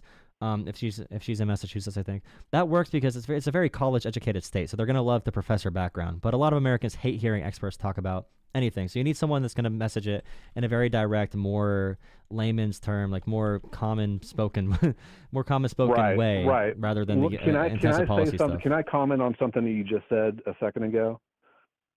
Mm-hmm. Okay, you were talking about how we shouldn't like admit our weaknesses or our faults, and we should just talk about that's politics 101. That's the way that it is all the time. Nobody ever admits any faults. Now Trump comes along and he's brash. He is calling out, common sense issues, quote unquote. And so we're just going to try to go back to the way all the messaging that's obviously not working anymore. Like people don't want old politics; they want change. So no, we have not had new politics. Like even Bernie would have worked. Like Bernie would have smashed Trump in 2016. Right, if they'd but let the someone like him Democrats win. screwed Bernie. The Democrats screwed Bernie. Well, shut him up. Yeah, I know, but he's also what I said before. He's an independent coming into the Democratic primary. Of course, he's not going to have any friends there. It's normal in any business. And he's already like the anti-corruption guy. So, of course, you're going to have forces pushing against you. Despite of that, he did very well. And it sucks that politics is like that. But you have to – it's hard also when you're anti-big money. Like for Trump, it's easy to be populist or whatever because he's pro-big money. So it doesn't matter what he does. He's going to lower taxes on the rich. Bernie wanted to do the opposite. But, yeah, like the performance – metrics that we go off of now, especially with free earned media. Trump dominated free media because he was entertaining and could have a microphone. There's only a handful of Democrats that can do the same thing. And Democrats need to be able to capture, like they need to be on the screen. They need to be there messaging aggressively all the time. And right now, it takes them 2 weeks to schedule a press conference for Chuck Schumer to wander out, or like Hakeem Jeffries to be like, "We need to restore the core values of the Constitution of America." It's like, well, half the country is just like ready to throw out the Constitution and have a dictator. So it's like we need something else. Okay. Well, I mean, just to wrap up my call is just remember that a lot of the people that voted for Trump are Christians, and they're worried about Christianity going away. They're worried about our country slipping away from them. And they're not necessarily bad people, but Christianity, their God, trumps everything. And that's another reason why they want God in politics, which is absolutely crazy, which is super, super dangerous. Well, they called Trump God, That's what's going on, man. That's what's going on. Well, do you see Trump announced federally funded churches today? No, I did not. That's and absolutely he has the White House Faith Office where the woman in charge of it, she called him God. She called Trump God. They said if you do anything anti-Trump, you're anti-God. If you walk against Trump, you're walking against God. So it's insane. That lady is crazy. The one that speaks in tongues. They want to make him a God king, and that is scary. The Christianity part, because they're doing the parts of Christianity. When they say like Judeo-Christianity, and it's very Old Testament focused, because they really do ignore Jesus. They don't talk about Jesus much. They quote the Old Testament more for a reason, and they don't talk about the caring about immigrants part. They don't care about the helping the poor part as much. They care more about the power and domination fantasy that God had in the Old Testament, which is how God spread his influence and got dedication from people. And people proved their loyalty to God by going through pain and going through different trials and tribulations to make their way back to faith. That's the model of Christianity today. Yeah, but that's like, in my opinion, that's not Christianity. It's this distorted form of Americanized, like, because they really don't talk about Jesus. I agree with you, and a lot of Christians agree with you with that sentiment as well. Yeah, but a lot don't. This is scary. I mean, people can use it for anything. You could have any form of anything. I mean, I agree. People are scared that Christianity and whiteness is leaving America. I think there's a combination of factors for why we're seeing the current push that we're seeing. And like the Christians I see right now, like I saw the deportation of the teacher, right? The teacher from Florida that was a DACA recipient, a dreamer, and he was here for like 30 years or something crazy. Never knew any other country, like brought here as a kid. And I saw Christians that I know applauding it, like, yeah, get him out of here. I'm like, you guys are not Christians, bro. You guys just want domination. Like you want to see people in pain. Like I don't know what fantasy it is, but I feel like if I only hear people bring up God when they're doing things against people, it really is scary. Hey, do you listen to Stephen Bonnell at all? Or Destiny? Why do you say Stephen Bonnell? I haven't listened to him in a while since the scandal stuff. I listened to... Well, you remind me of him, and one of the tack that you're taking is very similar to him, where you're like, I'm not going to baby these people anymore. I'm going to go straight at them. I'm not going straight at them either. I'm not going straight at people either, but if someone's like a complete memer or whatever, then sure. But like I said, if someone comes into the conversation, I'm just going back to the facts of it. I don't. Yeah. I mean, it depends if people bring up like people are literally just saying AOC made 50. She's worth $50 million. And I'm like, at that point, I need to hear you admit that you're wrong. Like, I just need to hear you admit, like, okay, can you just say on this one topic that you're wrong about this? You cannot keep up with that. You can't keep up with the... Yeah, but it's not about them. It's about the people watching. It's like, this is a basic fact anyone can Google. If they see me talking to someone, and I'm like, can you just admit one thing's wrong? And then he starts talking over me, and I start, like, singing, like, a dumb song. Like, I don't know, I just start, like, freestyle rapping some dumb things while he's talking. It's like, well, I think it's kind of cute and funny, and it's entertaining. And also, anyone that's in the middle will watch that and be like, okay, well, that guy's freaking out. This guy's talking about facts. And I feel like any rational person would come away with that with a pretty good impression. But as far as Democratic Party messaging, I literally said that I want to make a video talking about, like, leaving the party if they don't make adjustments to who's in leadership. And that's an interesting thing to say. It is. I mean, I'm not sure if I agree with it. I think we need to try to find some solidarity because we're so fragmented. That's one thing that the right has over the left is that they're one party and they've got each other's back, and we're just why, right? Fighting. There's lots of different reasons.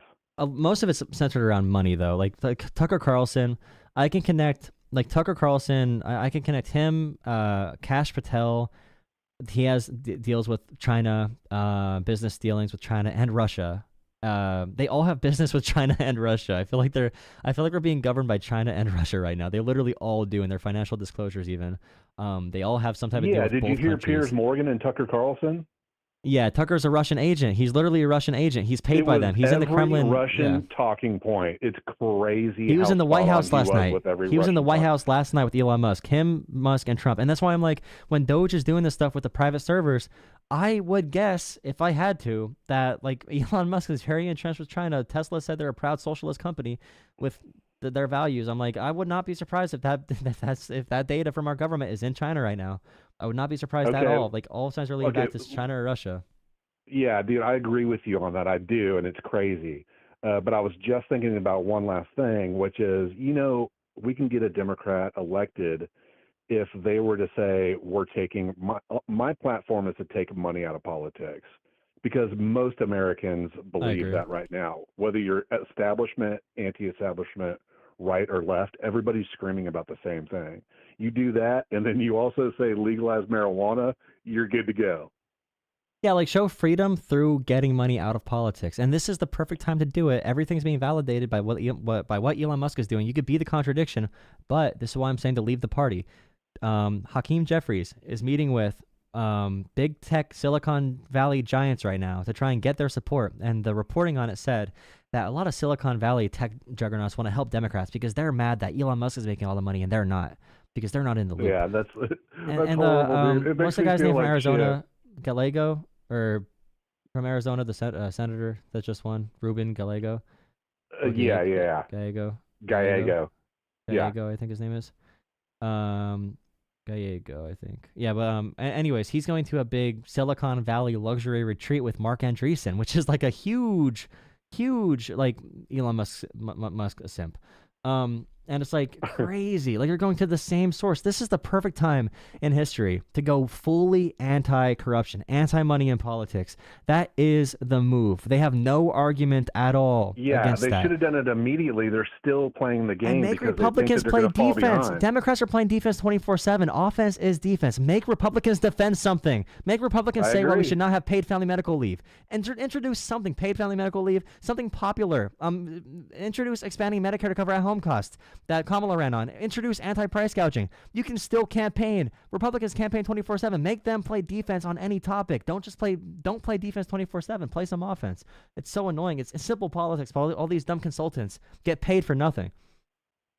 I agree. I think that if they were just to remove themselves from high donor donations or capping their donations per campaign with like serious campaign finance reform just on the Democratic side and be like, we're fine if they do it this way, we're going to do it this way, I guarantee you their donations would be close to the Republican Party just from grassroots donations. Yeah, look at Bernie. Like Bernie got so much money from that. I mean, the only person I can see right now that's anywhere near the top is AOC, and I think she really improved as a politician over the past like 8 years. I feel like she's the only option that has the celebrity connection, and people say like she's not going to work because of her public perception and approvals or whatever, but I'm like, at this point in American politics, there's a reason that AOC got the #1 crossover votes for Trump voters of any politician in America.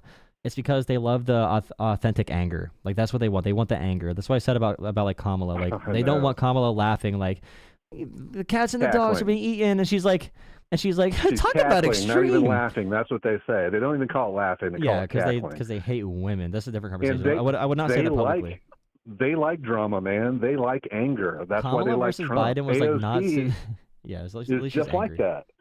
But she's like angry for good reasons. That's why I say for Bernie versus Trump too. Like Trump's angry because he's a piss baby. Well, yeah, but Trump's angry because reasons, but they're for your reasons. You know what I'm saying? but my reasons are objectively reasons they say they care about. Like money in politics, they say they care about. My guy is actually for that. Has been for that his entire life, like Bernie.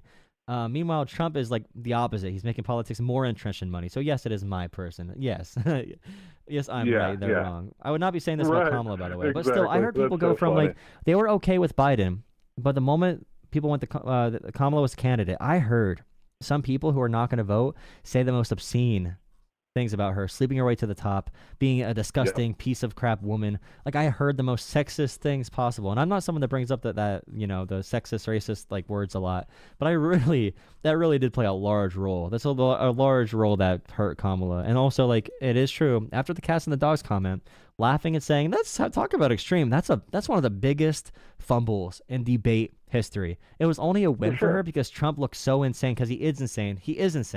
He's in the same mental place as Biden, but he says 5 words so he can look stupid, and Biden just like is sleepy. And it's like, Biden tried making extreme points, like complex points. Trump just says freaking 3 words. Like, I don't know, this sucks. This is no one knows. We got to find out. It's so easy, but like, the reason she looked good is because he looked bad. She fumbled multiple times in that debate. It should have been a smackdown of epic proportions that we talked about for generations, but she fumbled. AOC would not have been laughing there. She would have been like, you're really gonna say such a dumb comment when there's people out there who need healthcare? It's like, she would have went right back to that. There might have been a fist fight, and I think AOC might have won. Yeah. No, the worst part about the AOC thing, or not the AOC thing, the Kamala thing, is that people are saying these horrible things about her, and they're hiding behind freedom of speech. I hate that. It demeans the amendment. You know, when they say, "Oh, well, I can say anything I want to," and it's like, look, sure, you can say anything you want to, but I'm still going to judge you by the content of what you're saying. Yeah. Well, okay. I am gonna hop off here, but one more thing I want to bring up as well, like I brought up earlier. It is a true fact, and thank you for the super chat. I'll respond to that in a second. But yeah, they call, like, right now you can get fired from the federal government if you talk about diversity or DEI, if you even say the words. It's insane crackdowns. It's literally 1984. Like, they tried communicating. There's like a fork in the road. It was like a package for resigning, and federal workers were sending spoons. They were sending spoon emojis to protest the fork in the road resignation thing, and the White House, they literally scanned the computers and banned the spoon emoji instantly. The moment they found out they were using the spoon emoji for that purpose. It's like that. That's the most 1984 shit I've ever heard, other than China. Right, that sounds like communist China right now. It's almost laughable at this point. I feel like I'm living in a no one cares, because it's against the other side, and they're convinced that Democrats have been doing this to Republicans because they think that January 6th was federal agents, and they think that the COVID-19 the vaccine was a bioweapon when Trump made it as his crowning achievement. It's like, oh yeah, that they think that Canada's screwing us off with trade when Trump made the trade deal. It's just like, and also the final thing they talk about, like, you can't say anything about that. You know, that's banned. You'll be fired. But meanwhile, Tim Walz makes a joke about white guy tacos. They said it's anti-white racism. They cried about it for like a week straight. Anti-white racism, the most pathetic thing to be sad about. That's why I'm like, it's hard arguing against people who are just like purely bad faith, and I mean the media people and politicians by that. I don't mean the voters. It's difficult, and you're trying to do it, and good luck to you. I think you're doing a good job from what I've heard so far. Appreciate it. Thank you for the intense strategy discussion. I do appreciate it. Thank you for calling in. Hope to see you around the channel. But yeah, thank you for calling in. All right, take care. I'll go and thank you too. All right, guys, I'm gonna take a break. I might hop on later. I don't know. Pretty good stream. We are at we're at 19,803 subscribers.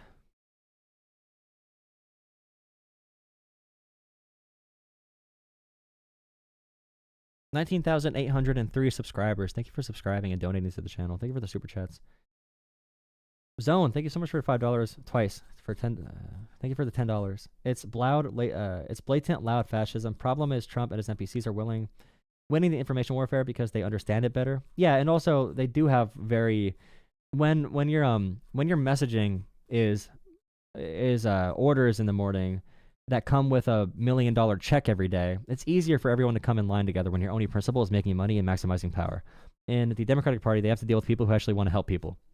So it's hard because those interests of helping people is going to be complex and difficult. When destroying things is easy. Destroying the government is easy. It's easy to burn things to the ground. It's easy to be a disruptor. They always say, Trump should get credit because he's a break in the circuit. He's a disruptor. Bro, you could be a disruptor and do literally anything. You can be a disruptor and just start pooping. You could just start pooping in the White House and be a disruptor. You could just start peeing in the White House. Oh, he's a disruptor. He's like a bull in a china shop or whatever. And the fascism thing's an issue too, because if you explain fascism, there's that video of the guys going through the list. And it's like, oh, well, they like the uniforms. They do like the uniforms. On Twitter, it's like, wow, Hitler dressed like a badass, bro. Hitler got some swag on him. And the other $5, MAGA loves optics. That's the only reason AOC was selected. She provides a liberal coded safety net as Elon JD Vance. Yeah, they love optics. I mean, that's always been an issue in American politics. It's more of an issue now than ever before. We did elect Ronald Reagan being an actor. And I'd even say, I know this is a different conversation, but I'm ADHDing right now. I'm going to go to bed. Or whatever. I'm taking a break, like I said. Appreciate you guys watching and donating and becoming members. Really appreciate it. Ronald Reagan with Iran-Contra and the hostages and everything, it's very similar to Trump and Israel right now in terms of timing and propensity to the election. And it seems like they had some type of deal to wait to release like the ceasefire and hostages until Trump was in office, and then Trump gave them the big platter. Talk about Reagan being an actor. How about Zelensky? Okay. I didn't say anything about Reagan. I just said Reagan, by the way, would be a liberal. Okay, the way Reagan spoke about immigrants and immigration makes Trump look like insane. Like, Reagan spoke about immigration and America, like we should be a super pro-immigration country. We love diversity. Diversity is one of our strengths. We should be welcoming that hardworking people. These are hardworking people we need a good system for. The way Reagan spoke on immigration alone would disqualify Reagan from the Republican primary.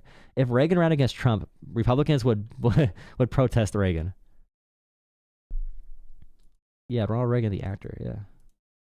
But yeah, Reagan was so pro-immigration compared to what Trump is. Like, the rhetoric is such a stark difference.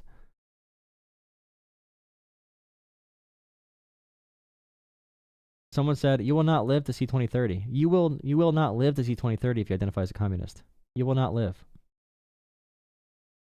Diversity is fine. Forced diversity isn't. Well, there's forced white diversity right now by the White House. The White House is forcing white people to be overrepresented again. So GG's. Drop a like, subscribe. Thank you for watching. Join the Discord as well. Make sure you verify in the Discord or you won't be able to message. Thanks for watching. No, okay, immigration is fine. Having millions of undocumented people is different from regular immigration. The issue is Americans don't know what regular immigration is. They think every person in America that's an immigrant is illegal. Like, they don't know. They literally don't know what the laws are, or they don't care, All right, thank you for watching. Please subscribe. I stream most nights around 9 p.m., 10 p.m. So join me for another stream. Really appreciate the viewership. Appreciate the conversations. Hit the bell as well. Thank you. Thank you, mods. Thank you, Kyle. I saw you going off. I saw Kyle saying that I'm funded by the deep state. Thank you, Kyle. Thank you for putting me on Cash Patel's list. Put a mirror. Yeah.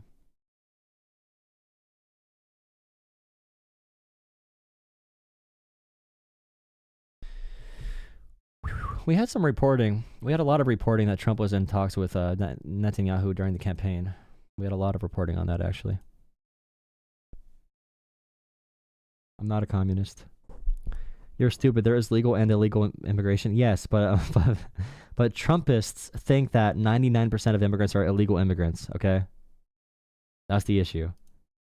And Trump's going and deporting like teachers and like the dumbest deportations of all time for undocumented immigrants, because undocumented is different from illegal. Thank you. Roll for president. Patrick, no. I did debates. I was talking to right-wingers the entire night. The final 2 conversations were with friendlies. Okay? The final 2 conversations. I'm pretty sure the final 2 were. But we had some really good calls tonight. Really good calls. Fantastic calls. The best calls. Channel memberships are $3 a month. Okay? Channel memberships are $3 a month. All right? Memberships. Okay? So, independent media under the Trump administration, I'm guessing is going to be under attack. I'm not even being kidding. Not even bidding. I'm being for real, for real. If you have $3 per month for you to become a channel member, please consider becoming a channel member for $3 a month. I would not be surprised if Donald Trump's White House and Kash Patel started investigating random independent media people. I'd be far down on the list. Don't get me wrong. But once the militias are empowered, then we don't know what's going to happen. Obviously. We never know. So, like, support independent media. Help me do this more effectively, more often.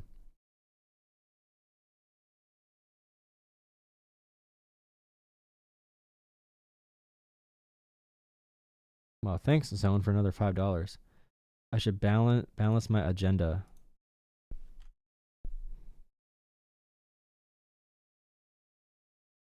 Well, yeah, I know. Like, were you here for the conversation with the one girl about immigration? Because I balanced it really well in that conversation. I had 2 conversations tonight with the only, like, disagreeing people that were reasonable. I had 2 conversations where they walked away. I don't know if you were here, but they walked away saying that I, had them open their brains more. And I brought up more direct topics, especially for the girl, and she was really happy with the conversation. So I don't know if you're here for that one, but that went really well.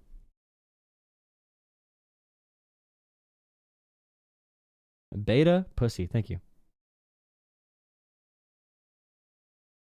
Thank you. I'll try to keep up the good work. Yeah, that's you guys. Thank you, members. That's cheaper than a dozen eggs. That's cheaper than, yeah, daddy. Or, yeah. Change your name.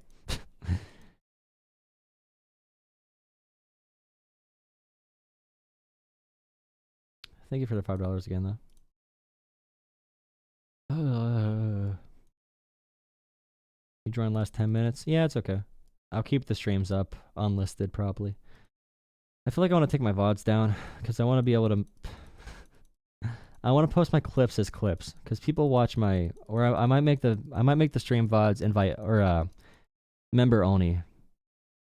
Maybe I'll make the VODs and VODs member only.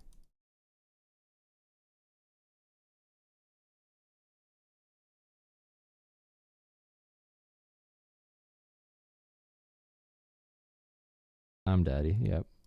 Should I do the video on leaving the Democratic Party? Is that worth leaving the Democratic Party? A video like that? Would that ruin future job prospects for me?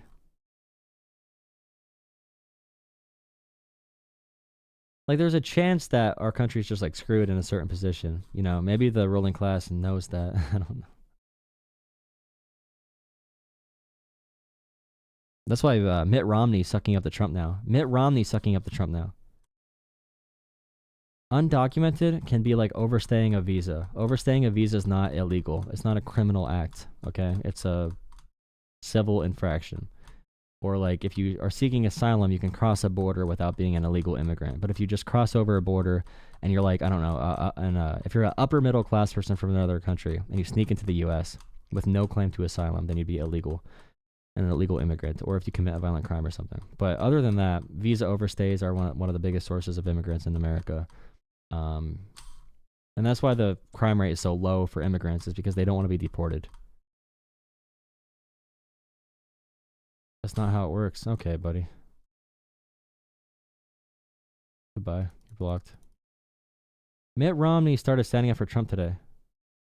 Yeah, I don't know. Mitt Romney on the news was standing up for Trump, on behalf of Trump. We need to unite more. I agree we need to unite more, but also, if the leaders of the party are not going to choose good strategies, we're screwed. Uniting does not matter if we're uniting around weak. You know what I mean? Like, I feel like we need to do it now versus later to force them to choose a different strategy. Hand over the microphone. Don't do that. But it's clickbait. What if it's just a clickbait title and I just talk about strategy? I'll do a clickbait title and talk about strategy, okay? But I'll do a clickbait title saying leave the Democratic Party. But it won't say to leave the party. It is over. GG's. I am Jolah Talks Politics. Constitutional progressive. Streamer. Radio host. YouTuber. All cringe titles, but we'll take it. Thank you for all of the support. I really do appreciate all of you. Hope you enjoyed the conversations tonight. If I hop on at 2 a.m., don't judge me. Probably won't, but if I do, don't judge me. Okay. Thank you for all the support. Join Discord. See you in Discord. Radio host. This is basically a talk radio show, bro. This is basically a talk radio show. This is the format of a talk radio show. It's not even a stream. Like, I'm literally using a phone number and taking callers from around, like normie callers from YouTube Shorts. It's like a... This could easily be a radio show if I had the same time every day. Like Sam Seder does. That's basically a radio show podcast. R-word radio. Cool. Someone disagreed, so you blocked them? No, they were annoying, so I blocked them. Yes, on the show where I talk to people who exclusively disagree with me, I am against people who disagree with me talking to me.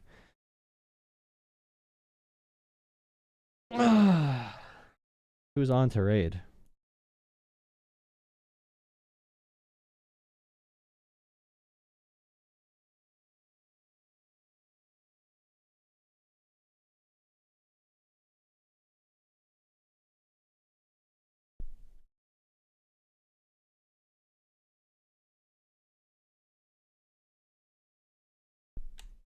Doge is fake because it's not real and it's not doing anything at all. They have not revealed anything. They have not done anything. That's why Doge is fake. There's no one on right now to... I was gonna raid someone on YouTube, but there's no one to raid into. Is Pisco live? Pisco's not live. Yeah, there's no one to raid into. Tom's not live. Yeah, there's no one to raid into.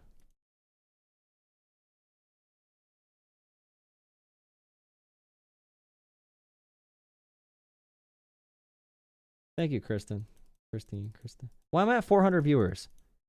I'm getting off. We went up to 400 viewers randomly. Why is the algorithm peaking right now, bro? Subscribe to this channel if you love America. Subscribe to this channel if you're pro-Constitution, if you're anti-Elon Musk, okay?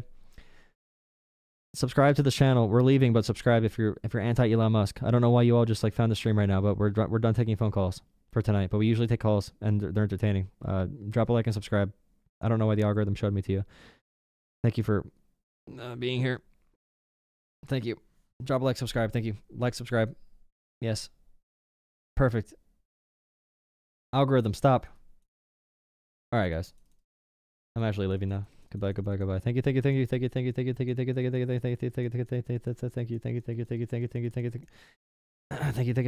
Stream sleep. 24 hours. Hell no. You just want views. Really? I just want views. Wow. I never considered that. Views on YouTube?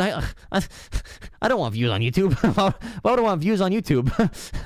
Wow. I never thought about that before. Don't say goodbye forever. Kamala 2024. Woo! We're going to win this, guys. We still can win. The AI heard I was leaving. Yeah, I know. They're like, stay. Keep producing informational money. How many meds are you on? I know what you're on. You're on my... Why would a Super Bowl... Why did I say Super Bowl? I was going to say Kendrick Lamar at the Super Bowl. Why would a YouTuber want views, bro? That's crazy. All right, guys. Goodbye. Debate Charlie Kirk. Charlie Kirk is a piece of poop. He's a terrible person. He's not going to talk to anyone for actual value reasons. He only does it for clout and for power. He's an authoritarian fascist butthole. Poo-poo head. All right, see ya. Thank you again.